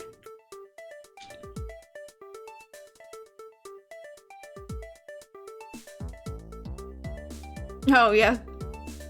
Do they? Actually, didn't know.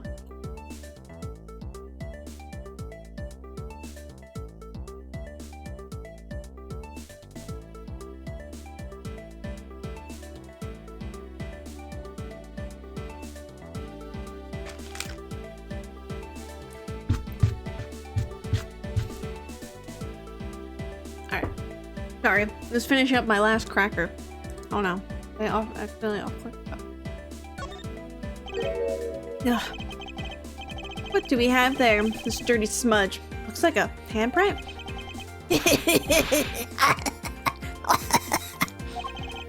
That's definitely a bit of evidence like you doing under here. Looks like we've got some fingerprints to analysis. Ugh. Worst case scenario, these prints belong to Larry. But it looks like it's too late for me to do anything about that now. Probably not his. Hey, forensics guy. I want the results on these fingerprints ASAP, you hear me? Agent Lang, I have the analysis results, sir. Good. And? Sir, about the prints we lifted from the bottom of the statue. Well, you know, the victim of the murder in the Balis embassy? Balis embassy? The prints belong to him. Mr. Manny Cochin, sir. Oh. What? That's... Yeah, Kanaiza. There he is. If the fan art I said I saw it looking up for Wolfie says anything, yes. That's amazing. What's going on around here? No, that's impossible. Each Prima Duck statue can only be handled by someone of that country. But by the very fact that Mr. Cochin's fingerprints are on this one, leads me to only one conclusion. This statue is actually Babal's Prima Duck statue. Impossible. It can't be. Yeah. Larry never once set foot on the Balinese soil, so he was free to go.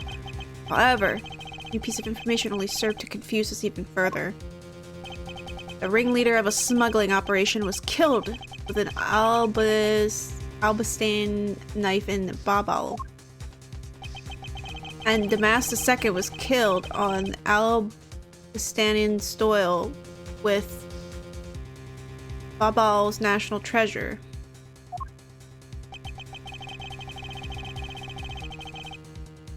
And the mystery of the great thief Yataka Rasu, who visited both countries. The pieces were there, but I had yet to see the big picture they were to form. The ball statue. The balls.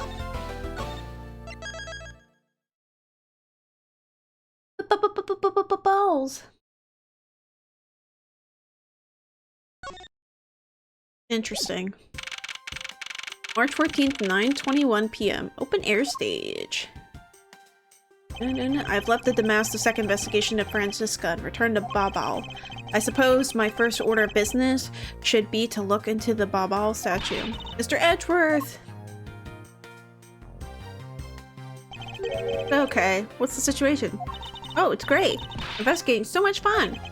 In other words, I made absolutely no progress.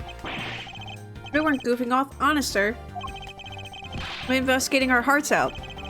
Very well then, would you care to give me an update on your investigation? Oh, we've had really fun time, sir. I know it. Zero progress. In any case, Detective Gumshoe? Yes, sir. You have permission to enter the Albastan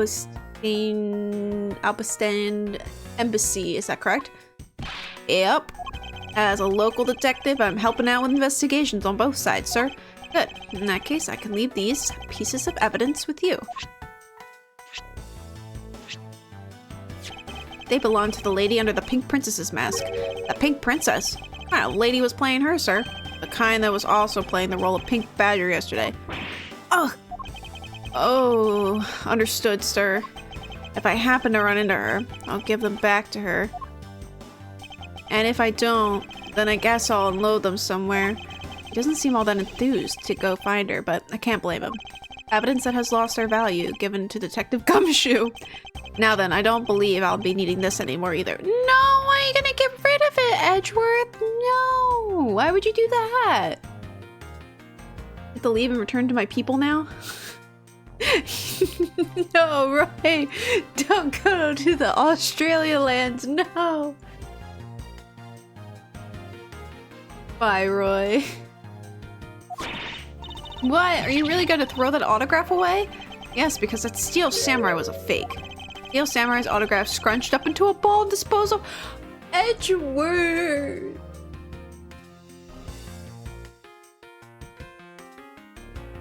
Did Roy just like delete himself? We'll let you stay in Somnium. We'll let you rest. Wait, what? What do you mean by fake? Now then, I believe it's time for a little housekeeping. Unnecessary evidence has been removed. Remaining evidence has been rearranged. Okay. Okay, he's following us, okay.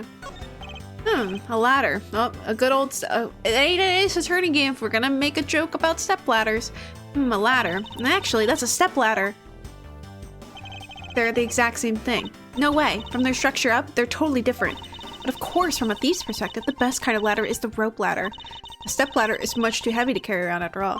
And from a prosecutor's perspective, any type of ladder is guilty of being dangerous during an earthquake.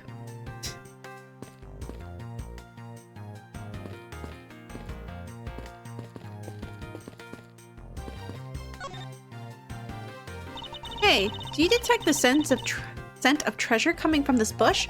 The scent of treasure? Not at all. Ugh, Mr. Edgeworth, you're totally not with it. Not with it. No, and it's important for both thieves and prosecutors to be energetic. Perhaps for a thief like you, but that level of energy is unbecoming of a prosecutor. You really think so? That prosecutor we met at Gatewaterland seemed to be pretty active. Well, he's not a prosecutor anymore. See how everything just naturally balances out? Oh yeah, right, his ass got arrested for murder. Bags full of cement powder are stacked up here. I suppose they're for the renovation.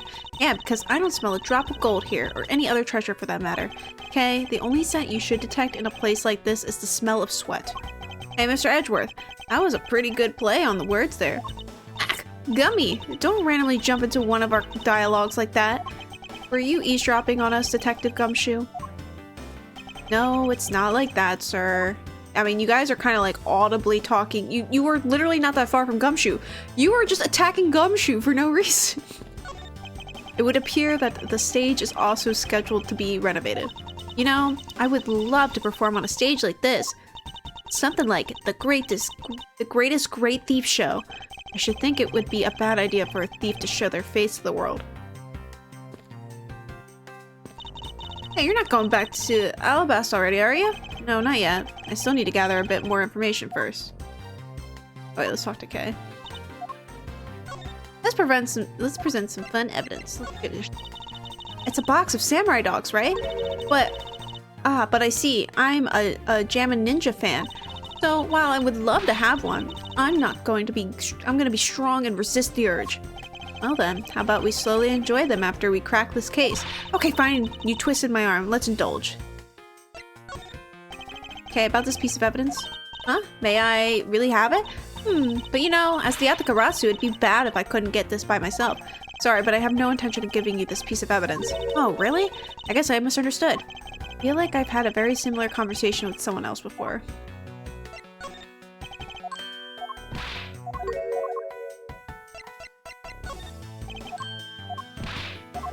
Edgeworth and Gumshoe being co-parents to Kay is a concept I can get behind. Yeah.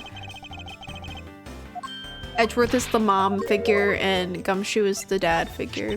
So I guess these counterfeits were made with the Babalis ink. Come to think of it, I remember hearing on the news the other day that the Republic of Zhangfa, where these bills are coming from, is an economic mess. It's common knowledge that money rules the hearts of men. And when that money turns out to be fake, all-encompassing confusion is in the result. Ha! And that's when the Atakarasu makes her stand. I'm going to use my iron fists of justice on each and every counterfeiter. You'll see. I appreciate your sense of justice, however, I would appreciate if you wouldn't go running into the heart of any more raging fires. Yes, Mr. Edgeworth, I'll try.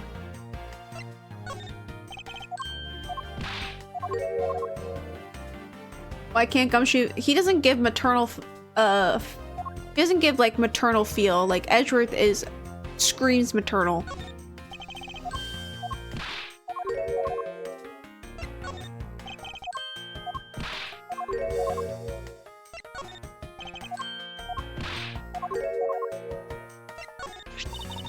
This is your father, Brian Friday. He had planned to use this evidence in that trial 7 years ago. He was killed by it when it returned into a weapon, huh? Curses, shouldn't have made her recall such a tragic event. How could I have been so careless? Come on, Edgeworth. Burn? Oh, is it burn Friday? Makes sense now.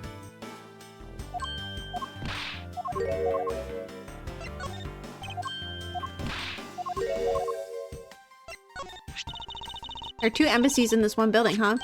Well, they used to be a single country, so it's understandable. And what's with them trying to make up? Does it mean that they'll become a single country again? If they do, I hope they'll always be good friends and never fight again. Before that can happen, I believe we need to solve this case. Otherwise, nothing will come of these gestures, not even friendship. Oh, this is the prosecutor's badge. This proves that you're a real prosecutor, right, Mr. Edgeworth? Yeah, precisely. Well, I've got one too. Mine's the Atakarasu badge. But if you walk around with that on your scarf all the time, all you're doing is proclaiming to the world that you're a thief. Like I said, the Atakarasu is noble. Because I'm full of righteousness, there's no need for me to be all sneaky. Even if you are honorable, a thief is a thief, right? About investigating. How is the investigation going with the Babalis Secretariat's office, Kay? Well, even though we found a few treasures, they're all pretty much burnt to a crisp. A treasure is a terrible thing to waste. Anyway, is there anything else I should know about? Oh, that's right. You know what I found in that office? A woody bear carving. It's so cute. Can I have it, huh? Can I? No, of course you can't. By the sound of things, it appears that there has been no progress in the investigation.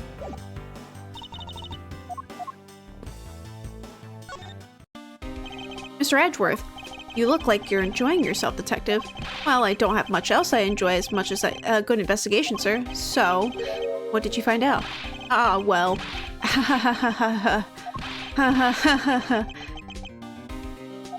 I take it he has found nothing of any particular use, as usual.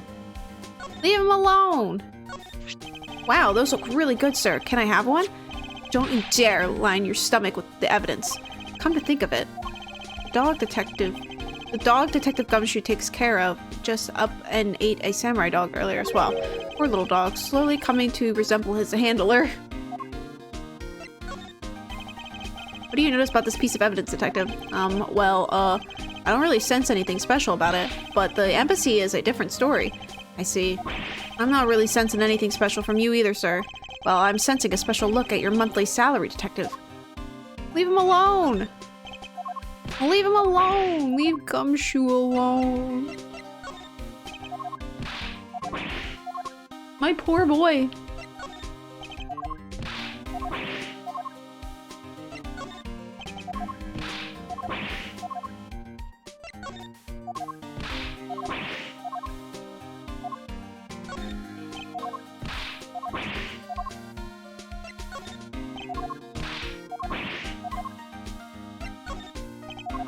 Probably doesn't have anything to say about all this stuff, but I'm still gonna see. So this is the Atakarazu's key, huh? It's a really nifty trick they built into it. I can't stop playing with it. This is great. It's like one of those transforming toys, sir. Evidence is not meant to entertain, Detective. I think he says this. It's like the last stuff that I talked to him about, I think, too. I don't think he has anything new to say about it.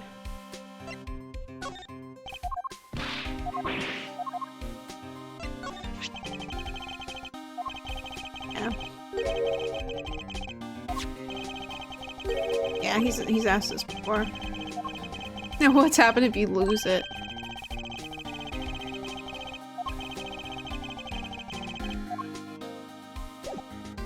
Investigation update. Hey, Mr. Edgeworth, I got something really interesting from the Ambassador Paulino. Oh, and what is it? What is this something interesting? This, sir? The hell is that? Wow, that's so pretty. I'm so jealous. That's a real treasure there. Why does the flame burn green, Detective? So apparently if you burn the special wit crystal oil that they only make in Babal, it burns this green color, sir. Interesting. So it's a special property of the oil. I suppose this is a ploy to force people to visit Babal should the oil run out. Hey, Gummy! What about these silhouettes? They snuck some cutouts on the outside of the lantern so it'd project the image. Oh? Silhouettes, huh? They are rather pretty, aren't they? Wait, what am I doing? I'm supposed to be asking for an update on the investigation. Hey, what's wrong, sir? There's something I want you to investigate for me. Do you think you can do that much? Uh-huh. You got it, sir. Hey, that's not fair. Why is Gummy getting to do all the fun stuff? Well, that's because I'm Mr. Edgeworth's partner. I can't believe you took advantage of the confusion and stole my role as assistant. I expect the two of you to get along and work together like professionals on this.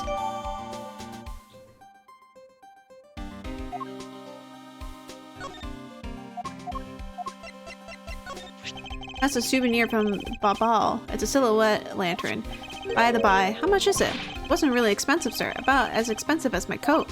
Oh, I see. So it's about average price of a cheap souvenir. Ouch, sir.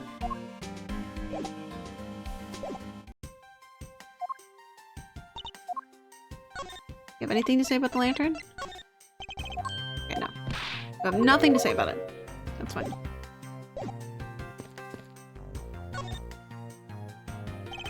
There's a sign here warning past buyers to take precautions around this renovation site. They're really going all out, huh? There's construction going on everywhere. I believe Ambassador Paulino said it was to attract more tourists and visitors. But what can they do with the new stuff they're building? Hey, what do you think they should do, Mr. Edgeworth? How about transforming it into a courthouse? Hey, be serious. I was being serious. Maybe Gumshoe would do a better job if he wasn't treated like shit, I know. Edgeworth's just always mean to him. This bush looks like the perfect place to hide some sort of treasure, you know? Ah, but there is no treasure inside those things. Oh, too bad. But we do have a lot of treasures back in Bao. Sounds great. I'll be sure to pay you guys a visit sometime for a 5-finger discount. Sure. We welcome you anytime. Are you sure you really want to invite a thief into your country with open arms? Just looking at these scaffolds makes me want to climb them. I recommend that you do not try. There was a fire burning here until not too long ago. Yeah, but I think enough time has passed, so it should be alright. Thief Child says, if there is a height to be scaled, then scale it you must. Starting from Thief Child, would you care to explain what you just said? Having a real time cleaning it up after the fire. I suppose we should stay out of here and investigate the stage some more. Okay. Ah, so you're back, are you? You're back now, are you, Mr. Edgeworth? You must be tired. Here, with these, you can eat whatever you'd like. And these are discount tickets for our cafeteria. They open tomorrow at 10 in the morning. I appreciate the concern. However, these coupons do nothing for me right now. Oh, is that a prosecutor's badge? It is a very cool design. Aha, I know. We should start selling them like a souvenir in Bao. The tourists would go absolutely nuts for them. Please don't compare a proud symbol of my profession to a cheap souvenir. Oh, isn't that about our great embassy? Ah, how do you like our pamphlets? I feel indifferent about them, to be honest. I'm just using them as evidence. Oh, that's too bad. In that case, I guess we'll have to try harder to make them more charming ones. I just had a flash of inspiration. We should make all our pamphlets into coupon books. His expectations of what a coupon can do is just a tad hyperinflated. Ambassador Paulino, if you could please take a look at this for me. The prima duck statue sitting in alabaster right now actually belongs to Bao. So it would appear. Receive a call from Ms. Von Karma about this earlier, and you will understand why I wish to inspect Bao's prima duck statue immediately. Because the statue currently in your country's possession. Yes, well, I've already inspected it myself, and it is definitely an alabaster statue. I know, because it's the real statue. Oh? Then you're saying that Bao's was a replica? I am embarrassed to say it's true, even though I knew that someday it would be exposed. I received my orders from the leaders of Bao, and I was to negotiate with Ambassador Alba at this event. I was to negotiate with him and fix the results of the evaluation tonight. To say that we could not determine which statue is the real one. Hold it! Why are you telling me this? Well, because you already figured it out. Your statue is just a hollow gold shell. Even if Bao's were to lose face, the reunification of the country is what's important. I'm right in thinking that, aren't I? I'm not making a mistake, right?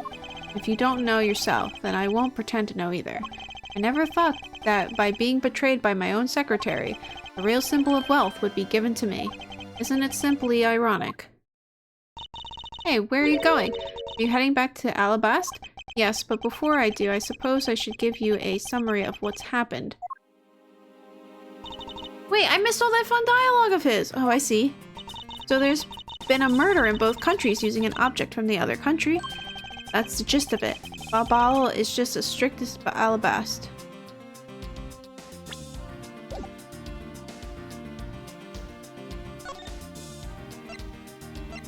Hold on.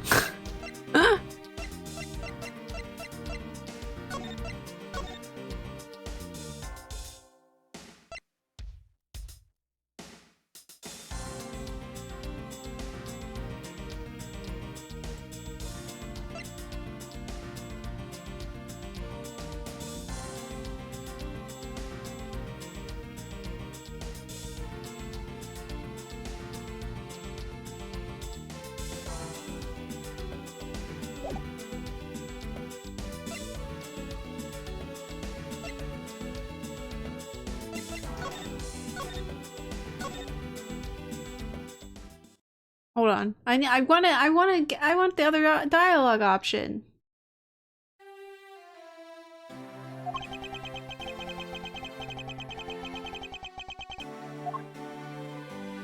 Open air stage. This open air stage, what function does it serve exactly? Well, normally we use it for a variety of events. It's all to attract that extra bit of attention to Bao. I heard that tonight over in the Alabaston Rose Garden, Ambassador Alba was to give a speech. And you know what? Manny told me that I really should give a speech too. Mr. Cochin told you that? Yes, he did. Which is why I thought I should give a speech of my own. But unfortunately, I wasn't able to. Because of the fire of the Atakarasu started. Exactly. Ambassador Paulino, there's just one thing I'd like to ask you about. Yes? Oh, and don't worry, you can ask me more than one thing. How about 2 or 3? In exchange, I expect you'll be coming to Ababal. Yes? Thank you, but just the one thing is all I require. Manny Cochin, I'd like to ask you about this man who was your secretary. Sure, I'll tell you what I know. Thank you for your cooperation, Ambassador. You just did 2-minute planks, you're in so much pain. He needs some milk. He was, well, I had to put into one word. He was an able man. If there was ever anything I needed as an ambassador, he was able to get it for me. To think that a man like that had a hand in a smuggling ring right under my nose. Going completely unnoticed. Actually, I suppose because he was an able man, I was unable to detect his dirty dealings. Sounds like Mr. Cochin had a very sharp mind. Recently, Manny had been really busy because I became the Babalese representative at the Country Unification Council. He's been working tirelessly to cover my work for me. I'm sorry, but what is this Country Unification Council? Oh, well, you see, had tonight's events proceeded without a hitch, our 2 countries were to reunify and become one again. But I guess with how things turned out, that dream won't be realized anytime soon. I suppose not.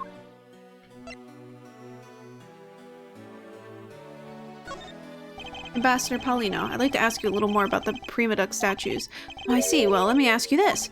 Did you know that Alabaston Babal used to be one country called Codopia? Yes, I know that much about your history. Well, the Prima Duck statue belongs to the founders of Codopia. At least that's how the story goes. It was bequeathed onto the king of Codopia as a symbol of the country's wealth. So it was meant as a symbol of sovereignty and the right to rule, I take it. Yes, that's right, which is why both countries are so adamant about their claim. We hold the real statue, therefore we hold the right to rule, is the reasoning. It's pretty petty when you think about it, though, I suppose. But if Alabaston Babal were to re-establish relations, shouldn't that put an end to the squabbling over the statue? I have no reason to believe so. The Prima Duck statue is even more important now as a key of diplomacy. I wonder if Ambassador Paulino knows about what has happened to the very important key to diplomacy. Perhaps I should try showing him this key to see what he has to say about it. Yeah, 2 minutes is pretty good.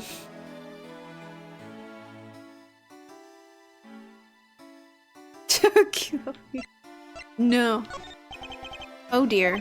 If people were to find out that a murder occurred at our embassy, the number of tourists would plummet, as would our revenues. It'd be a disaster. What are we going to do? It really does seem worried. Perhaps I should refrain from bringing this up. Ask him about the new evidence. Babalese ink consists mostly of wit crystal oil. When lit, the oil in the ink burns a bright yellow-green. It makes for a great science experiment. Here, give it a try with this. Yes, well, I understand your enthusiasm, but the amount you gave me earlier is enough. I see. That's too bad. In that case, why don't you have a few more of these coupons? I've got plenty. I have plenty of those too. Where is he conjuring those from? Ambassador Paulino, I was wondering if you might have some thoughts on this. I think that you would know more about the case than I. So let me make it up to you with not knowing anything about it with these coupons. Thank you, however, I feel I must decline.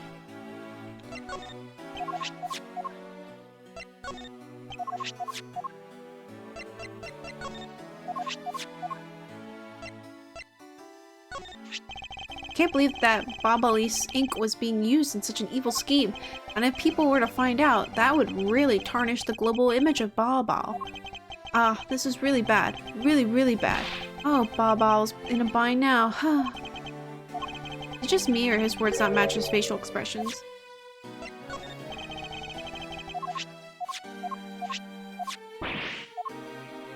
Lead out somewhere.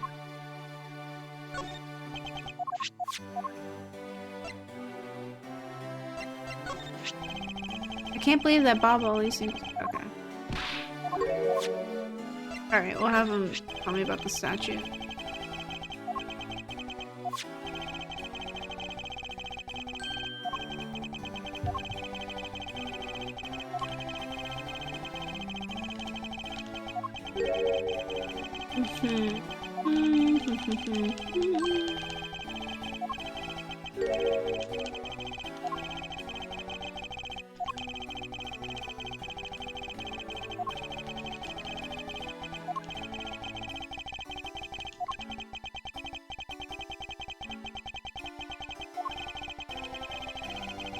Hold it!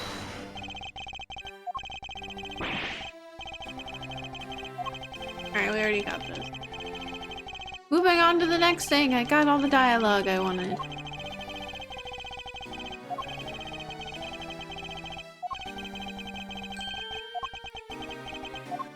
Okay, there we go. Hey, where are you going? Are you headed back to Alabast? Yes, but before I do, I suppose I should give you a summary of what's happened. Why is your PNG moving like that? Because I'm pressing the buttons of the controller. It's probably picking up the controller buttons, but not like through the stream. Oh, I see. And so there's been a murder in both countries using an object from the other country. That's the gist of it. Babal is just as strict as Alabast, and their inspection of the people and things that enter their country, meaning that somehow both murder weapons were smuggled into the two countries. Yeah. That's the only logical conclusion that could be drawn. Perhaps the key to the weapon smuggling is the person who traversed both countries. You mean the fate Yatagarasu? In one way or another, the Yatagarasu is connected of this, I am sure. Now then, where was the Yatagarasu first spotted? I believe it was the rose garden of the Alabastan side of the embassy. The garden is just on the other side of this boundary. It's where Ambassador Alba was to give a speech tonight. At least that's where I heard the Yatagarasu had appeared. In that case, I believe it's vital that I investigate the rose garden post-haste. Wait, before you go, take a look at this, Mr. Edgeworth. What is it? My guess is that it's a guitar pick. I picked it up just now over there. Do you think it'll be of any use? There's a little water on it. How did the water get on it? It doesn't look like there's anything it could get wet from around here. I was thinking, they have concerts here at this open air stage from time to time, right? Alright, I'll find its owner later. Oh yeah, there's one more thing. Are you a Kay stan? I never was a huge fan of her. Maya wannabe. I like Kay. I don't know if she beats Maya though, I will say. I don't think she beats Maya.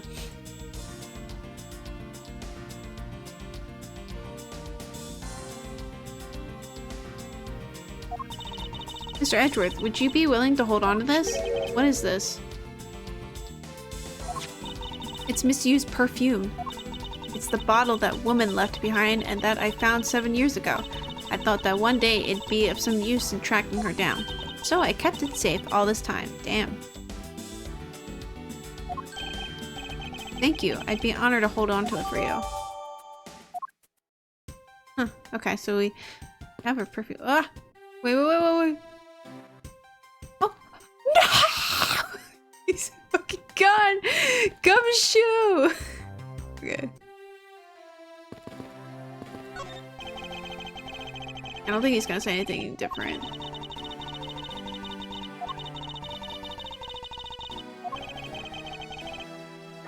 Never mind. The national flag of Baobal features the country's butterfly crest. Using a butterfly as a national symbol makes Baobal seem so cute. It goes along perfectly with Ambassador Paulino's smiling face. What about the flowers of Alabast? Well, by the looks of Ambassador Alba, it almost seems like the poor flowers need to be watered.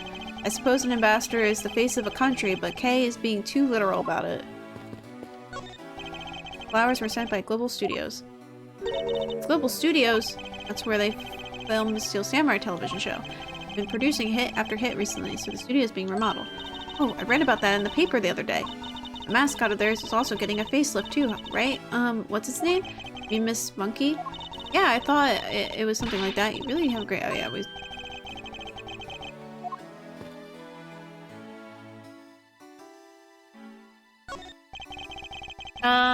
I mean, they did not do that for Battle Network, and they already showed that they are just kind of putting like a filter on it. Not like this. They would never do something like this. I hate to say it.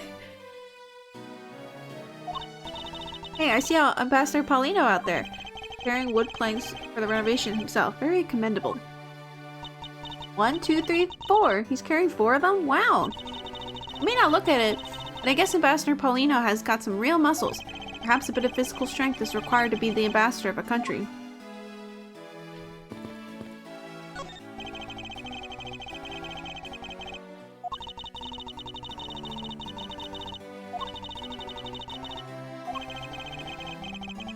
Maybe she said some of this.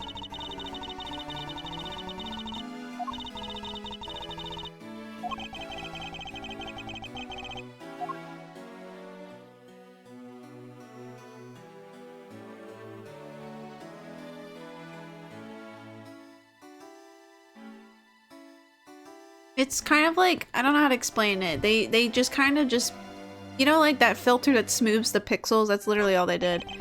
Well, this should just be on these doors, but it's been quite a number of hours now. Mr. Edgeworth, have I ever told you that you talk like an old foggy?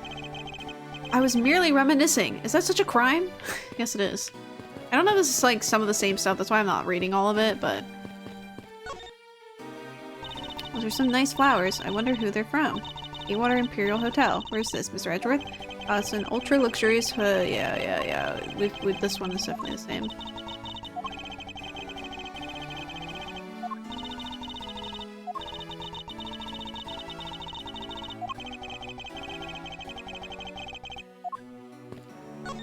I can see the courtyard and the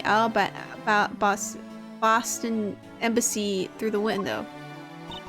Real stately and pretty embassy, isn't it? Especially that chimney. Just look at it, makes me want to use it to sneak my way in.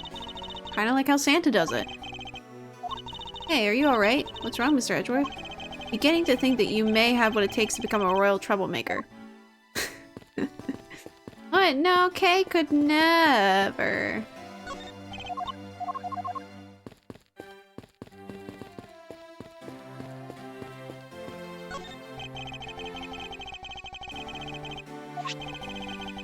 The knife to the crest of the parent, the knife was extremely well crafted. Yeah, every detail of the flower is there on the knife's handled flower. It's my professional opinion, this knife is worth quite a bit of money. Okay, that's a very valuable piece of evidence. I know that. You're going to use this to find and steal the truth, right? I suppose you could put it that way. Now then, let's continue investigating. I think I'll be returning to the investigation in Alabas now, but... I know. I'll go back to Baba and do some more investigating there.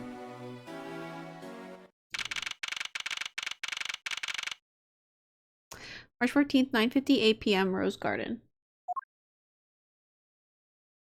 I see you're back, Miles Edgeworth. How are things in Baba? Although, I can't really say I expect much from Scruffy and that girl. The investigation into Manny Cochin's death hasn't really progressed any. However, the investigation into the Atakarasu has. Oh yes, the Atakarasu. Even now, I find it hard to believe. A person who can freely traverse between the two countries at will? Preposterous. Well, that's what I came here to investigate. I heard that this is where witnesses claim to have seen the Atakarasu.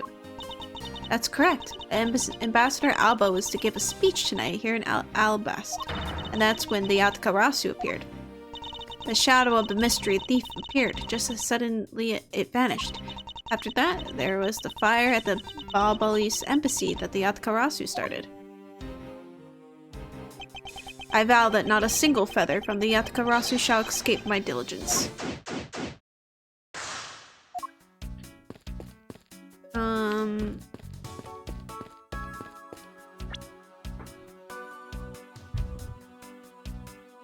Let's see, we've been streaming for quite a while. I think I should let my throat rest.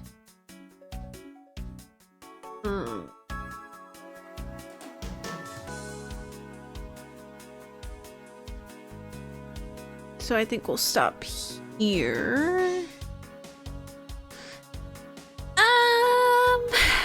Let's raid out.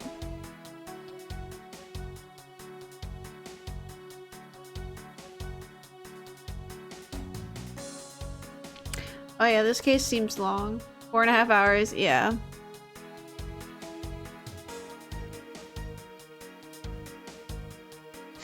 I wanted to, I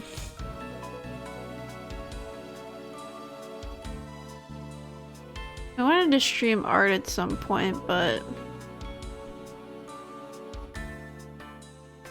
I don't know.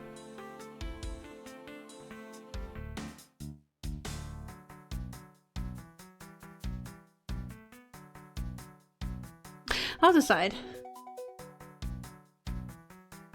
Seems long. Is it longer? Yeah, it is. It is very long. Usually the last cases are pretty long, but I mean this one feels pretty long. Like long. I wanted to work on like the PNG. So the one that funny thing, tomorrow art maybe, I don't know, we'll see. Because like what's funny is that the PNG that I worked on the last art stream, like I made it, but after like I kept tweaking it, and maybe that was like the problem, was like I probably shouldn't keep messing with it, but I kind of just like don't like it anymore. So I don't know, maybe we'll go back to the drawing board. So we'll see. As I kept like tweaking things with the model, or you know, I didn't really finalize anything as I was trying to like clean up the sketch and the line art. I mean, we only really did like the line art last time, but or not the line art, sketch.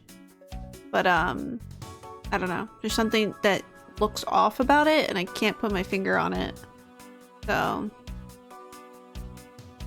maybe redraw it from scratch, or I fix it up in a different way. So I don't know. Something just feels off about it. It just be like that with it'd be like that with PNGs sometimes that I make for myself.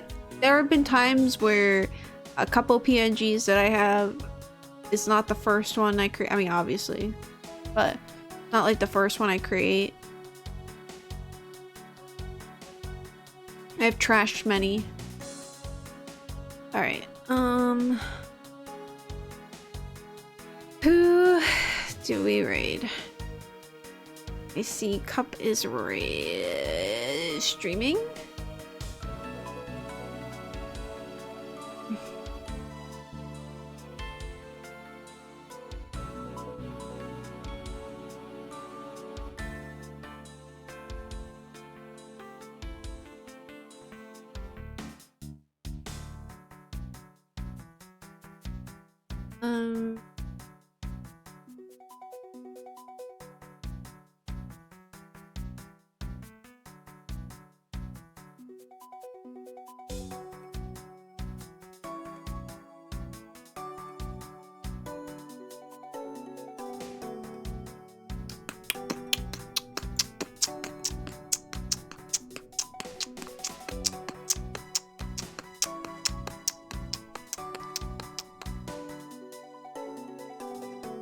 You have a good night. Whoops. Okay. I have the person. I have the person. Or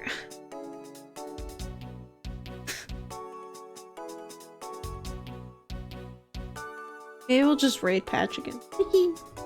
I like Zelda. Especially Wind Waker. He's playing Wind Waker now. That's my favorite one.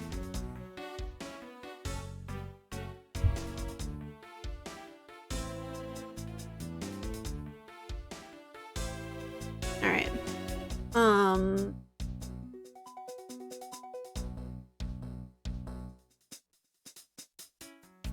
I will see you guys maybe tomorrow if I decide to do some art. If not,